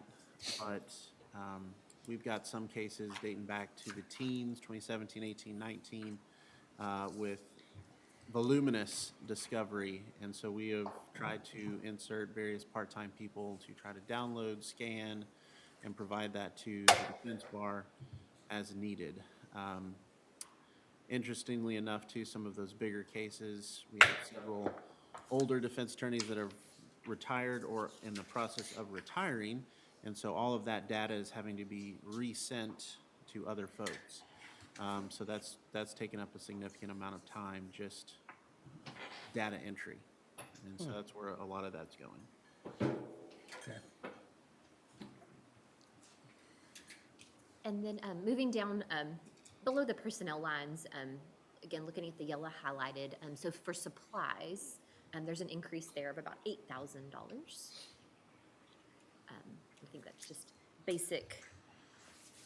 I will say, yeah, that number shocked me. I'm the guy that looks on Facebook for new office furniture, and was told that's not acceptable to do at this point. And so just basic office furniture, the price increases over time, and talking with various offices is pretty staggering. But that's just for general maintenance, broken chairs, broken desks. There are some chairs and desks too with duct tape being held together in the office. So that will cover that 27,000 under furniture and equipment, the chairs, desk. I think there was a large format printer as well. Couldn't we save a lot of money just getting him more duct tape? I offered, Judge. I offered. We can go yard sale hopping. I mean, there's lots of options. That big number 2 there, the furniture and equipment, that is a new copy machine is the bulk of that price or increase. And then I was gonna go back up to that supplies line. So we increased that. That's just gonna be your basic office supplies and general supplies. But that's been increased to 44,000. But you can see we're projecting that he's going to be needing almost that much this year. So budget amendments will, if they haven't already, probably be needed before the end of the year. So. Any questions on the furniture or the need there? So down to other services and charges. So this is a big jump for software. One is for a new software program to track all of our CPS cases. CPS cases have incredibly detailed and tight timelines and timeframes where discovery is due, hearings are set, drop dead dates are given by the courts, and this will track all of those cases as well as the various motions and orders that go along with all of those. And the next software item is a Cellebrite system. And this is something that I was approached with early on. The Sheriff's Department is also wanting to share some of the cost of that. What that is a cell phone dump machine software, and it's expensive. But We got that during the Twin Peaks investigation. Right. We had been using and outsourcing that with Baylor University. No longer that is not an option now. And so the Sheriff's Department and our office wants to go in together on the cost of having that in-house to be able to do cell phone dumps immediately here. But There's that's, been a lot of upgrades to that. Yes. Yes. It was developed in Israel, I think, for their. It's impressive. Yeah, It's impressive. And so that's a big cost there. And then just general maintenance with EDOC, I believe, is the remainder of that number. So is the 6763 your half or the total cost? I believe that's the half. Okay. I believe that's the half. And that also included training for the folks to be able to use the software. That was a week-long training seminar that they had to go through to use the software. I think we paid $500,000 for it. Seems like we're paying a lot of money. Yeah. For just the one case. Yeah. For the set of cases. With no conviction. Thought was gonna be multiple other cases. Set of cell phones or whatever. Yes. We kind of got Whatever the that- carpet pulled out from under us on that one. Didn't happen. Correct. You have to excuse my question, but I don't know what that software does. Tell me what the Cellebrite Digital Intelligence Investigative. Right, so that is literally, you get somebody's phone in an investigation and you plug that phone in, it will pull off GPS data, text messages, websites, anything that they have done, pictures, right, video, phone calls that were made, obviously not recordings of those calls, but who and when and all that data that comes along with it. So they can get everything off that phone and then organize it as needed. Okay, and that's just your 50%? That's my understanding, yes, ma'am. Okay, and the sheriff's office is gonna pay the other 50%? Yes, ma'am. Okay, so now help me get here, because the courts and law enforcement are supposed to be separated. So there's, how do you guys stay separated? Well, we have somebody that is trained in our office, they have somebody trained in their office. So the software itself, programming-wise, computer lingo and jargon that I don't understand, exists and is shared, but those collecting that information and reviewing that information are separate. Yeah, that's a good question. I was wondering about how that would. Right, so we have a representative and they have a representative. Is it seats on the, is it seats on the software or on the platform or? I would call them accounts, but perhaps Accounts? that's a better term Okay. to call it that. I'm not sure, but I can find that out. And so what you're putting in the system, the sheriff's office is gonna see what you're putting in. There shouldn't be. There shouldn't be, it's pulling data off. And so you would pull off, if I gave them my phone, if the sheriff's department collected that, only the sheriff's department would have that unless or when they wanted to send that case over to the district attorney's office. Same thing with our office. If we get a phone from another agency and we want to use that information, get that information off that phone from Waco PD, we would get that, that would go to our office, it would not go to the sheriff's office. Okay, and the only reason I ask it, what is it, the constitutionality around Right. discovery and But defense you're- attorneys and. Commissioner, you're thinking of the actual courts that would try the case. Sure. That I'm would be a just huge thinking of the problem there. information dump, the information Right, dump. but they're hand in hand. Law enforcement and the DA are working hand in hand. No, they don't. Well, I mean, yes, They they should do, be. but I mean, if we're gonna get I good saw Law and prosecution, Order. it better be. If you watch, You watch Law and Order. Law and Order, We should there are be- two parts, the we should people, be the police who communicating- investigate That's and right. the courts who try. That's right. We do and should be communicating with each other. Right. But the data itself would be separate. It's protected. Yes. Okay. Yes. I'm assuming you've got there's someone that's done legally by a legal opinion or a attorney general opinion or something, make sure we Absolutely. run into that. Yes. Okay. And there are similar other counties and offices that have done this as well. Okay.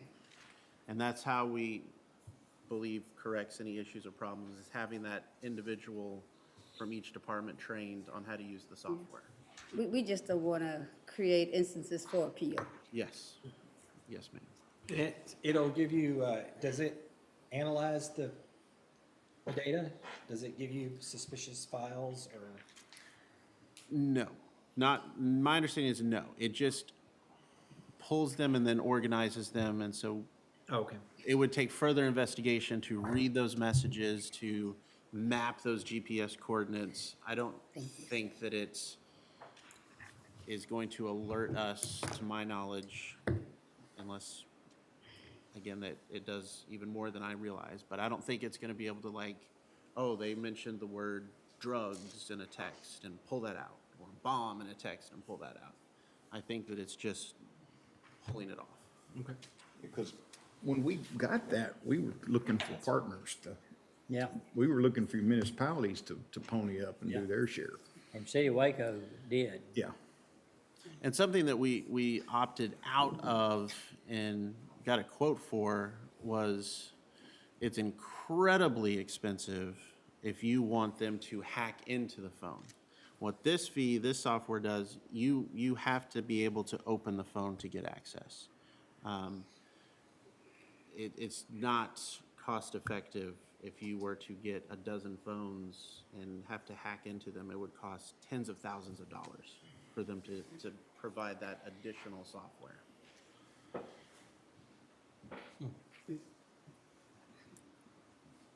Okay. Well, the password's either gonna be their birthday, how many kids they got, their wife's birthday, And believe it or not, most or their folks, street address. yeah, most folks give you that I mean, password that's what too. mine is. It's being recorded? I didn't say which one. Yes. Okay. All right. Any other questions? Looks good to me. I think the only other increase there is just professional development. Yeah. And that's more of a budget amendment, to be honest. Again, predecessor was not using the correct accounts for things like continued education that's required, the state bar dues, things that the attorneys have to do annually. That puts that in line with what it should be.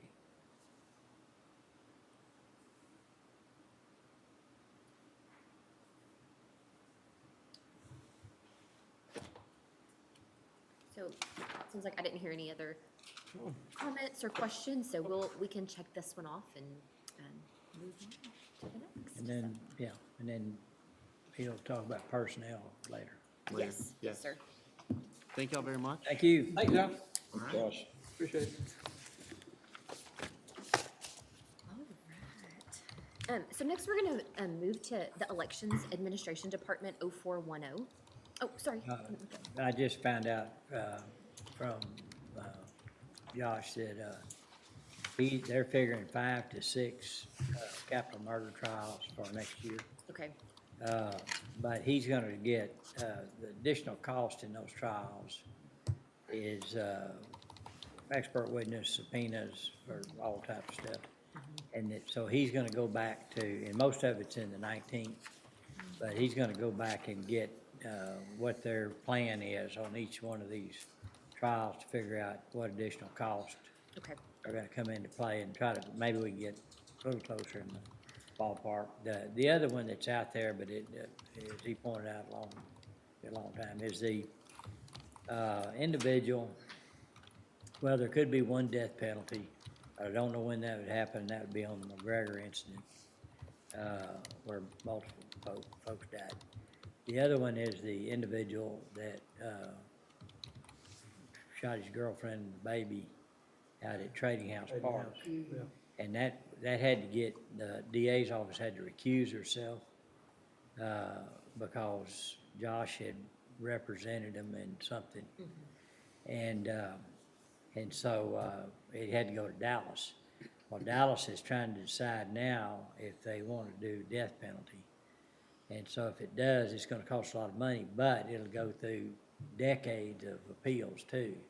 So it'll be a long drug-out deal, it'll be very expensive, but it's not all in one budget year, so I don't know what all that means, I mean. We'll just keep collecting those Yeah. kinds of information and just trying to relate it to the budget in the but best there- way we can. I think it's good to talk about it because Yes. there is a backlog on murder trials. I mean, that's 6, but I think there may be up to 20 or more murder trials that'll happen over the next 3 or 4 years, 5 years. Gotcha. Thank So we you. need to keep that in mind. Okay? Well, we'll jump over to elections. It's Department 0410. And Jared is going to join us on Zoom. He is already ready up there. Oh, Jared, How are y'all today? great, thank you. Very good. So, is there any one particular thing we need to start with, Francis, or are we just going to go down line by line that's highlighted? Yes, if you don't mind, just the yellow highlighted lines or the increases there. So just give a little explanation. Sure, absolutely. So supplies, like next year, it's going to be presidential election year. We have the primary elections. We have 2 extra elections that we know for sure are going to be held. So we're going to try to increase this budget by just a little bit to make sure that we have the needed supplies, that we get through all of those elections without having any kind of hiccups. The next one would be the furniture and equipment. We haven't had anything in this one in a while. I wanted to put a little bit in there. I wanted to purchase some movable, collapsible tables and chairs. With our new voting system, it sits on tables and chairs versus the old equipment, which had its own built-in stands. And so in case there's a polling place, when we add several lines that we typically don't have, if they are short a few chairs or a few tables, we'll have those on hand, ready to go. The next would be the postage and shipping. Once again, it's presidential year. We know that our ballot by mail is going to be higher than normal, and we want to anticipate that we're going to be able to meet those demands, which is why we're asking for a little bit more in our postage and shipping account. The real property rentals, on my justification, I'm looking at increasing the amount that we pay each of our polling locations, the privately owned polling locations. Currently, and it has been this way for a long time, we give them a measly $30 for allowing us to invade their space during election day. And I would like to raise that up to $100 a day. Polling places are hard to come by, and I want to try to give them some kind of incentive to allow us to stay besides just helping out the public. And then the last one is the voter registration certificates. So once every 2 years, we are required by the state to send out new voter registration certificates to all of our registered voters. So you'll see that we didn't have anything in that fund last year because we did not have to send those out. But in late December, early January, we'll be sending those out to all of our registered voters. It is a costly thing, but unfortunately, but it is something that we do have to do. So if you have any questions about any of this, please let me know. I'll be happy to answer. How does the 90,000, because it's a presidential year, compare to the last presidential year on what we spent on supplies?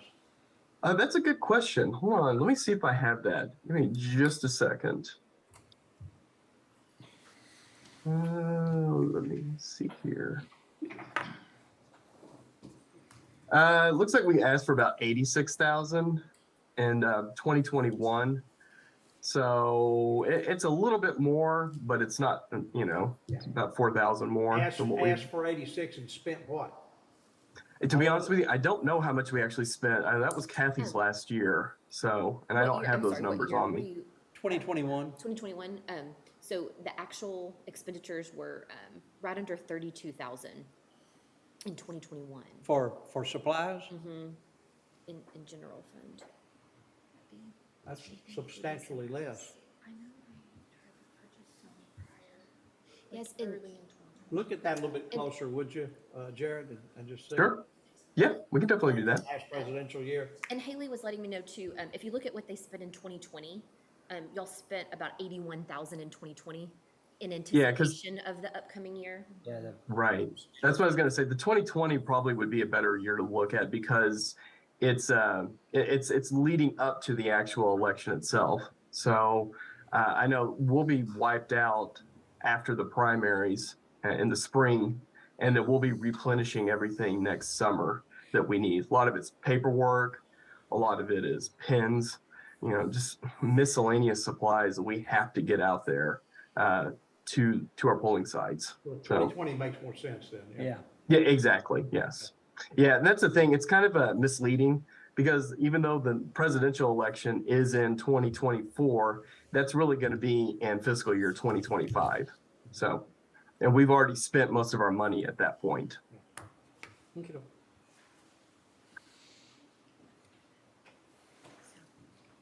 I have one question. I was just trying to remember the postage cost for the voter registration certificates. Is that embedded in that 70,000? Like it's Yes. included as part of the printing? Okay. Yes. Yeah. What we do is we contract with a different vendor or different vendors to see kind of what the best price is. And that's all kind of included. It's the postage, the actual materials itself. What we do is we send them our voter registration database information, and they create the actual postcards themselves and mail them out. Okay. A big project. Big project. Any other questions? To the point. The main increase there is the voter registration certificates, like you said. Right. And then again, it's just every other year. Okay, Yeah, next year that'll be back to the $1. We just want to keep it open during those off years, kind of thing. okay. All right. Anything else anybody have? All right, thank you, Jared. Thanks. Thank you. Appreciate it. Well, we'll just keep moving through these departments. I don't know if there's, if anybody has anything that I need to watch the time, but let me know. We have a meeting at 4:30, but I need to be out of here before, a little bit before 4. Oh, okay. So I How many more do you have in mind going today? We don't have any more like actual department heads, elected officials coming in. We were just gonna talk through them, but there's probably about 8 or 9. So, That you had planned on doing today, or Yes, sir. were able, okay. yes, so. So we'll move to Department 1410. This is the 19th District Court. And again, these, I know we don't have the officials with us today, But we just thought we'd give you the explanation, and then if you do want them to come in, of course, let us know. But the increase here, the only increase is in the furniture and equipment line. And the request is to recover the pews in the courtroom. So you'll see there that 19,000 includes that amount to complete that project. One down.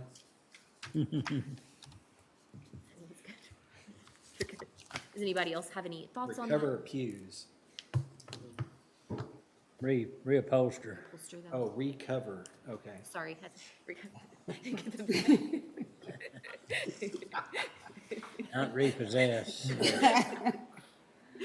Luckily, no. Is that a good quote? Let's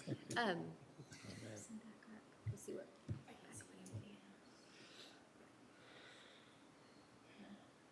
I know there's a vendor we've used for reupholstery of some other items around the county that we've been using consistently. I don't know if his plan would be to use that same vendor or not. Who is it? Oh, I can't think off the top of my head. No, we didn't have a quote for this one, Okay. I guess we'll get one. but we can Yeah. reach out and see if we can just to validate that number a little more Right. for sure. That'll come through TJ probably, wouldn't it? Mm-hmm. Yeah, we can check with him. But other than that, we'll check on the amount a little more, but if y'all are good with that request, that need, Okay. we'll keep moving. Department 1450, this is the 414th District Court. This is Judge Menard.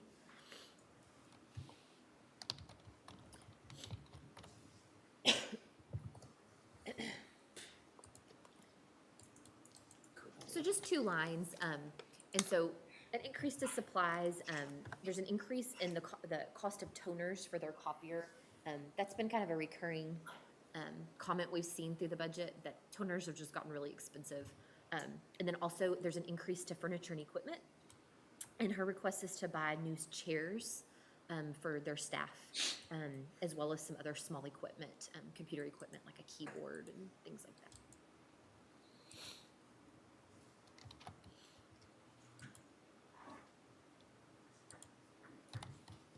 Any thoughts? Any questions on that? I think all that, I mean, you know, besides the inflation hitting these paper supplies and all that, these courts are a lot more active, you know, this year now to try and play catch up. And with the DA in here that's motivated to get things through, you're gonna see more use too. So toner, paper, all those things. We'll move from this one, if there's not any other comments or questions. And our next department is Department 1590, and that's our JP Collections Department. I think we'll be looking at maybe changing the name of that department this year. We'll talk through that later on. But currently, it's called the JP Collections Department. And there are two increases there, one to supplies, again for toner cartridge pricing, an increase there. And then furniture and equipment, the request is for a new desk, a new, more efficient desk that will help with the duties of that employee. Where is that office? Right down the hall. Right down the On hall? this floor? It's the other side of the break room. Oh, okay, Okay. down by the JPs.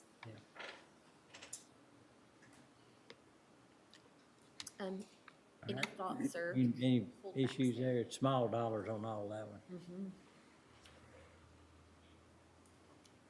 And Judge, it helps, can help. That's become our mail room as well. So the resource connection clerk is gathering mail that's dropped off, so it would just help with it, and then also on the JP collection side as well. Thank you, Justin. Does your office prepare this budget? We help with it. I mean, Donna Kirkland puts it together, but she works with everybody, real conservative. Okay. So next, we have Department 1612-1612. This is Justice of the Peace Precinct 1-2. So we have an increase in furniture and equipment. They are needing to purchase some new office furniture. I wish we had somebody that could look at what's currently in those offices and say, yes, they need it, or no, they're not, instead of like, We can take another recess and walk, about Get to her. 25 yards and I look at it. know, but all of these people are asking Yeah. for. Right, and I guess, furniture. how old is it? I guess. would be Yeah, the when was first it thing. purchased? When was it purchased? It's, Some history on them. yeah. I know that JP 1 and 2 is, it's not very elaborate, I can tell you that, and not that they need to be. And then, I know we had to replace a carpet in, Judge Hensley's court. You know, but that brings up a good point. I mean, it's gonna take a while for any movement to happen with, downtown jail. But in this move, it's not just gonna be there, what's gonna happen over here too. And so those JPs will be probably moving out of those offices, but it's gonna be several years. It sure will. And so, you know, we can get more specific on the equipment, I mean, the furniture. I'm sure TJ can do a little inventory and come through and give you his It'd valuation. be nice, like when furniture's purchased, if there was a way to tag it so we know the year that it was purchased and how long and. It is tagged, so, yeah, I think it's about, We don't tag the furniture. oh, we don't? No. Okay. Unless it's something we deem necessary to tag for some reason, we want Oh, to track okay. it. But for the most part, we don't. But we could, pull up the furniture and equipment line for any department for any year, and we can see exactly, when items were When's the bought. last time they bought it, something, Mm-hmm. or is, yeah. I think, Equipment, we do tag, but not furniture. yes, just Yeah, depending on I got you. what it is. Yeah. I don't know, since I've been here, I've seen where, office furniture had not been replaced in a very, Yeah. very decades. And so That's right. I think slowly it's just kind of come where people realize Yeah. computers that a computer was supposed to sit on, not before computers were invented. But I came from a world where we bought our desks from Army surplus, Fort Worth, so. And they were metal and weighed 500 pounds and they lasted forever. But I will say that what we've seen is when It furniture seemed is like being, forever. when it is being purchased, purchasing is very, of course, heavily involved in those purchases. Yeah. What companies they contract with, the That's a good installation, point. then TJ's assisting sometimes in that, so it's monitored by those other offices as well. Dustin, you might gather TJ and Ken up for a little discussion on that sometime. Okay, will do. But, if the court can give them specific offices they want them to kind of give us a idea on, with Francis looking at when the last time furniture was bought, those kind of. I know Cody sent me a message that the JP Collections desk was here when she started 21 years ago. So it's been there a while. Well, mate. What's the plan for the $1,500 that's in this budget year that has not been spent? Oh, What's that in? I'm assuming that it was there. A lot of departments have some in furniture and equipment for what ifs. So if something breaks, if they need to replace monitors during the year, if a chair breaks, those are the things we see, constantly. Yeah, I mean, And so- I understand that. But yes, but- Nothing's been. No, to me, I would assume that there's not anything specifically planned, so. Okay.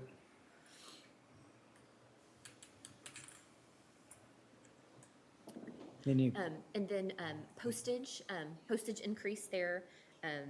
Again, there's been a rate increase. Sure have. But we are estimating that they will spend up to that budget, close to it, if not over, for this year. So that's an anticipated increase for next year. Then moving down to language translation. Again, that's something that, they see that they may have an increased need this next year. So they're increasing, the request is to increase that to 1,500.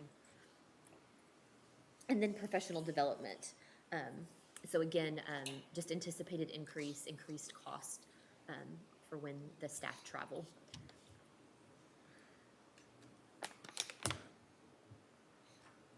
Any thoughts, other thoughts there, or? everybody good? Good. And again, we just wanted to highlight these and just just Yeah, let you great. know what the increases are, even though they may be minor. JP3 is our next department, and it is Department 1631.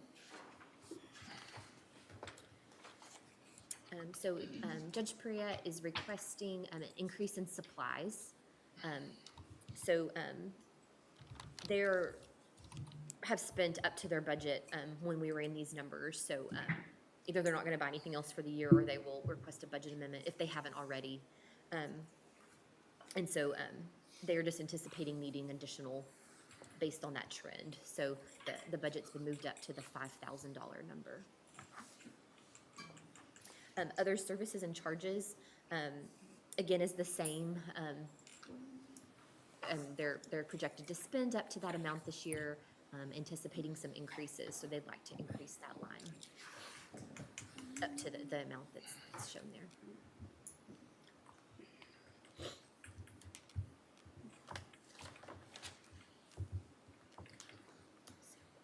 If no other comments there, we'll keep moving.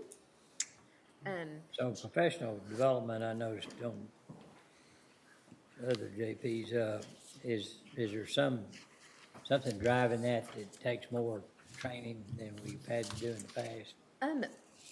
I would see it as a combination of things. I think the cost of travel, of course, has increased. Okay. But I just think more departments are sending staff to be trained, which I think is really good. Mhm. But I think it just seems like more and more we're seeing where they Okay. just want to increase their training. But then, of course, part of that is the increased cost. Right. Just the way things are. Well, they're having to access additional databases too to comply with statute, like on setting bonds and things like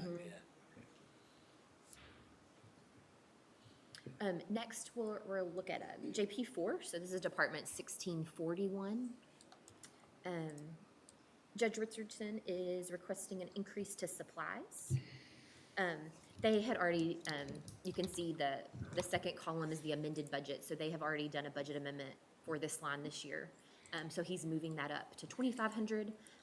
But one of the reasons is that they do have one additional staff member that they did not have previously that you approved, I believe, last year, if I'm thinking correctly. So just an increase there in supplies that they need. And then he's asking for he's asking for an increase in other services and charges. And that's just an increase in cost, just across all of the items that fall into that category. So the monthly charges for like copier lease, notary bonds, certain fees, the Selco charges, the monthly charges. So just seeing increases there. So overall, very minimal changes to his budget. Okay.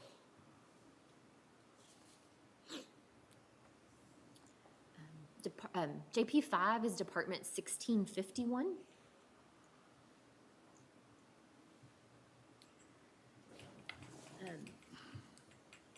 So she is requesting increases to several lines here. The first being supplies. They're projected to spend up to their budgeted amount, so just increase costs, and they're increasing that by $200. The furniture and equipment line, they're requesting to buy new computer equipment as well as a new desk for the courtroom. So that makes up almost $11,000 of that amount. The rest would be for things that may come up during the year.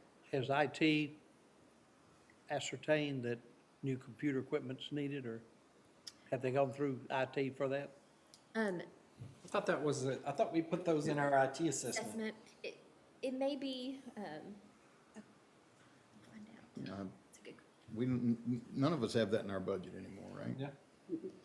No, if something comes up mid-year, we take it out of the department's budgets, but, we usually will put them in IT assessments, but this one may just have been lumped in.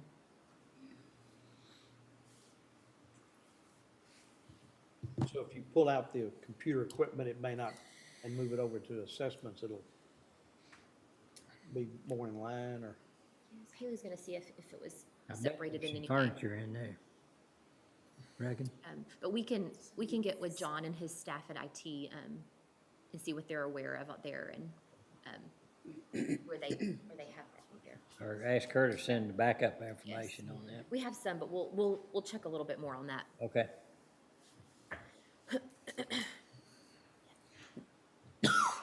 So then moving down to other services and charges. You can see there's some detail. There is the lease on a postage machine, monthly cell phone use, and then the bond for the elected official.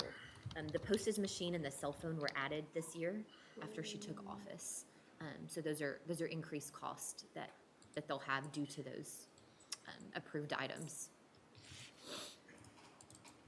And then postage and shipping, again, just slight increase there, just based on what they think they're going to need this next year and with the rate increase. And then professional development, she would like all of her clerks to attend training. So you can see the budget they had at the beginning of this year would not have been sufficient for that purpose. So she's increased that to accommodate that training.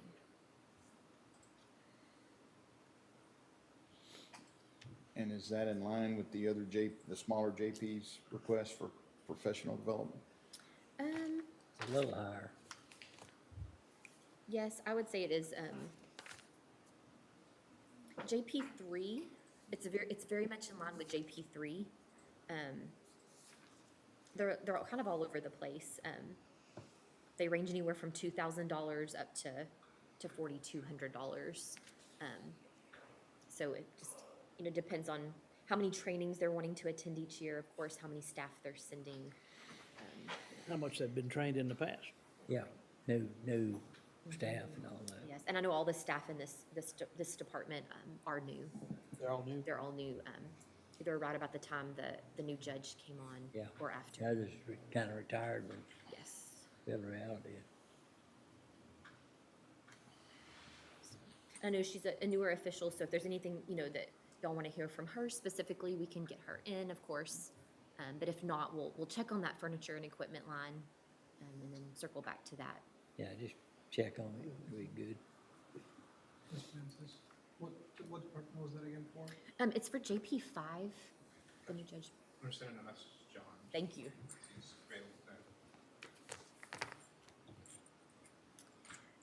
And then moving on, we have Department 3140, 3140, and this is Constable Precinct 4.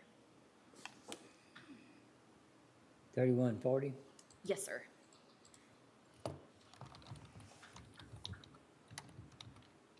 That's Constable Guerrero. Guerrero, okay.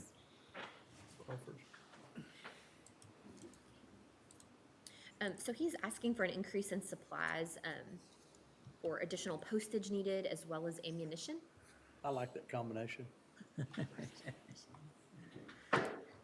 He's also asking for an increase in the telephone line, and that'll just be directly tied to the Verizon charges that we're seeing. So we're projecting he will need a budget amendment this year already, and so this will prevent that from being needed next year. And then professional development. So they had nothing budgeted in that line. Constables do specifically have their LAOS funds, but there is some training that he is determined is not covered by those funds. So he'd like to budget for that here in the general fund.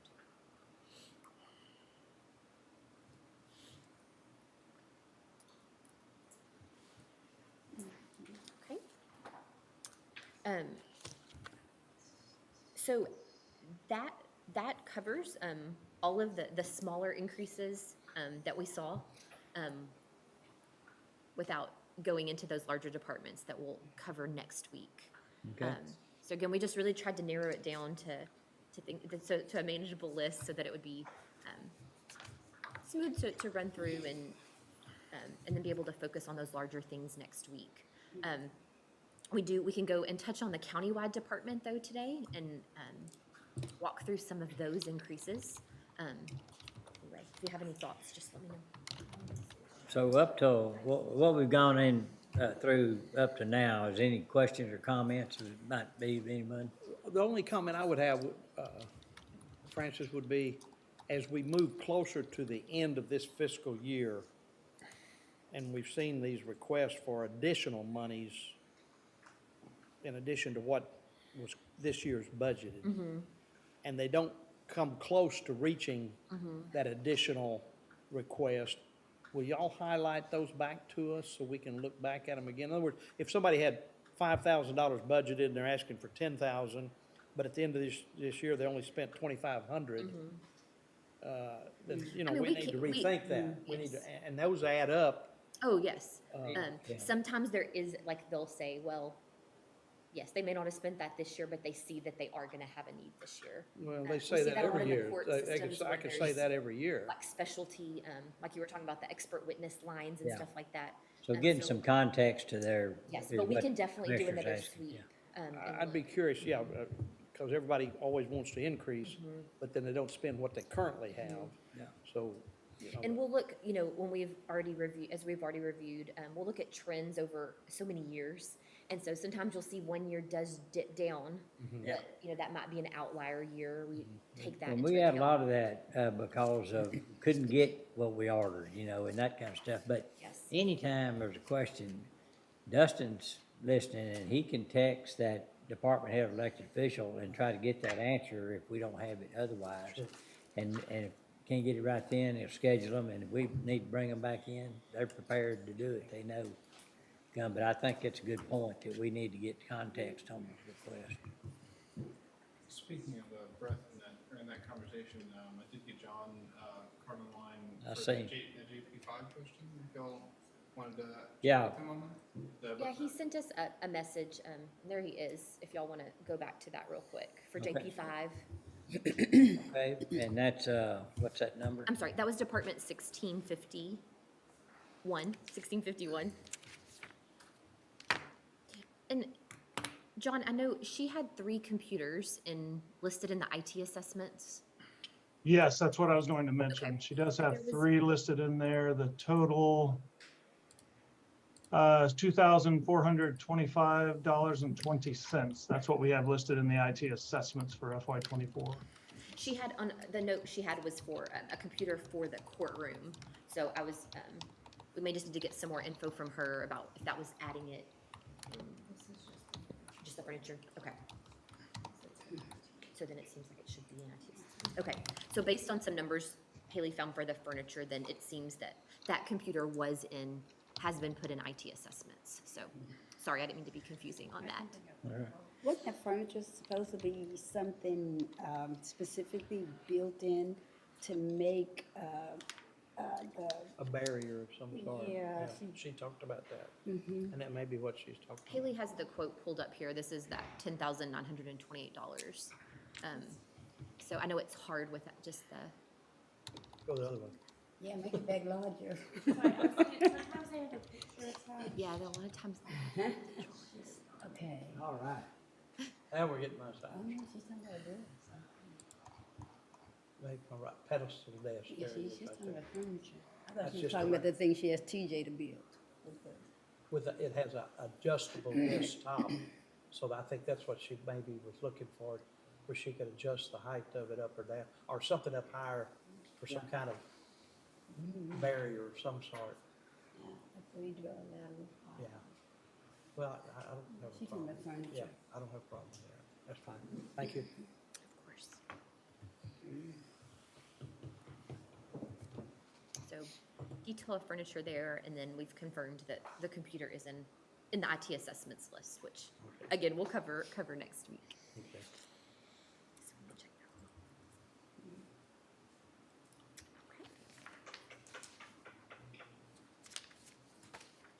Let's go a few more minutes if you want to, Sure. but 3:30? yeah, let's go to 3:30 Okay. if you want to, or we can stop now, but, We can go ahead and touch on the countywide department. all right, let's do that. Okay. So this is Department 0190. This department, of course, labeled countywide, has a lot of different things in it, but they're things that we see that apply to the county as a whole, not just a department. You're just going to. What is that?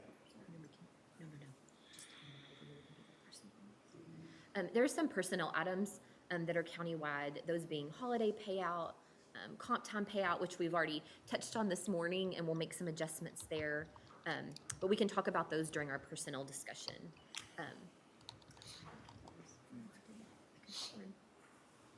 Haley's going to highlight the items that increased. And a lot of these are just based on trends and things that we're seeing happen. So that first line there is our phone, internet, computer lines. It's countywide, all lumped in together.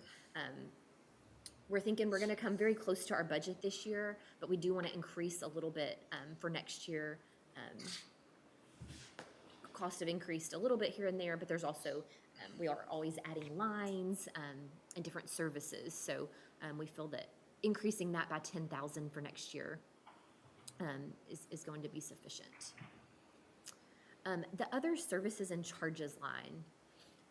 So this is a line that a lot of different things that fall in there. It can be a catch-all for as you approve different services during the year. If you enter into contracts that we didn't specifically budget for, you can see there that we started out with 135,000 budgeted last year, and we've already done budget amendments to bring it up to 161. Every year we're seeing that we're having to do budget amendments in that line for things that come up. So we're feeling that if we put in 165,000 for the budget, that hopefully that will get us where we need to be as things arise. The liability insurance line. So the timing of that is makes it hard to know exactly what our costs are going to be, because those will hit, I guess, late spring, early summer next year. What we did is we took the cost this year, and TAC recommended adding 20% on top of what the increase already was this year. What is that, 260-something thousand increase, 260? Yes, 125, yeah, we're right, 260, right at 260. Okay. And so again, if you remember, we saw increases, substantial increases this year. Yeah, the market's you'll a see train there- wreck. I'm sorry. So the market is a train wreck right now. So you can see that we'll do a budget amendment there. We've already, that's already needed this year. But then again, going off tax recommendation, we tacked another 20% there. So that is just a line item that's increased quickly. But we already approved the renewal, correct? We did for 2023, And yes, the- sir. And the increase, and that's a 2023? Yes, sir. How does that policy run? Is it January to December? I believe it goes through June. Okay. June. It's on a, June, July? June 30th, so we, you know, July 1 to June 30th, it's how it runs? I believe so. That's our main liability policy. So that just kind of is what it is there. Our best guess there as to what that will be next year.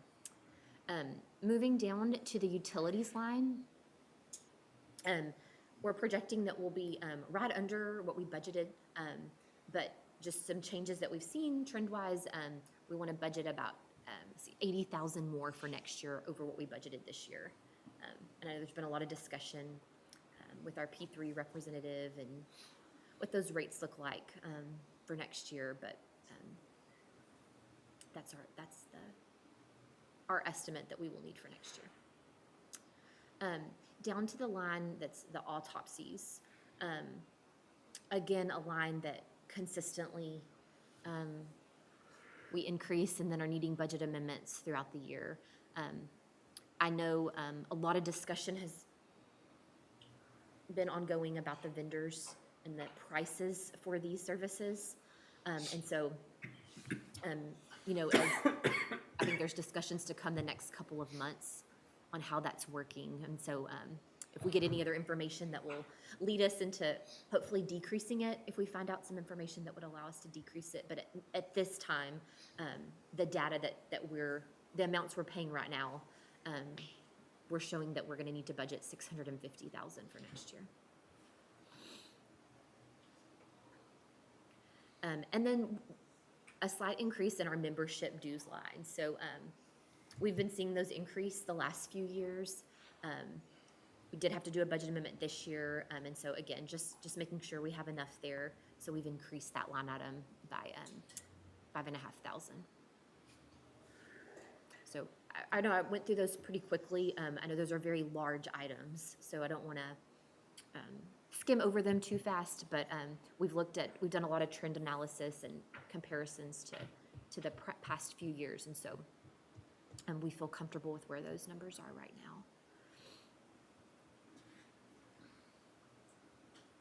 And so you can see there, the very bottom line that's showing up on the screen, the operating section here of the countywide department increased about $500,000.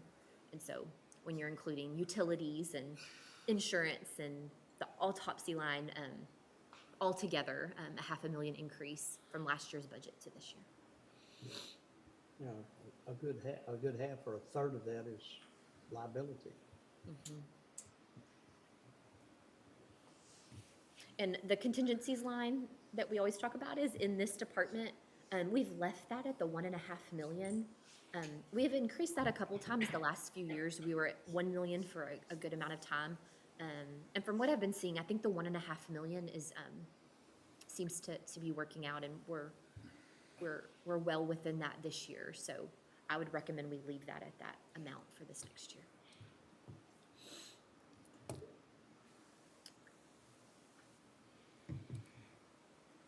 Any other thoughts on any of those?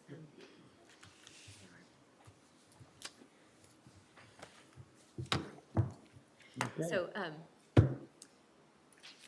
I know that there are little amounts here and there, but we've actually gone through quite a bit today and been able to check off some departments that you've seen now and you kind of know what's out there. So again, I know I keep repeating myself, but next week our plan is we'll hit those big areas. We'll adjust for Thursday so that we can all be here and hear the discussions. And so by the end of next week, you should have listened through all of the requests, personnel requests, capital outlay requests, and hopefully we've made some movement on those. And know where you'll stand so that we can come back that last week of July and really focus in on where we want to end up. So are you giving us tomorrow off? Well, so we hadn't really talked about it, but I know we talked about it the other day. I got through today. I didn't know how quickly if we'd even get to budget today with the regular agenda. So I got through what I had planned for today and tomorrow morning. We can always find stuff to talk about if y'all want to come tomorrow. But we're good at a point, I think, where we can hit the ground running on We'll still be able to Tuesday. make up next Thursday somewhere Yes, yes. without going tomorrow. Yes, I think that shouldn't be a problem. And a lot of the capital outlay that we were gonna look at on Thursday is related to the sheriff's office and IT.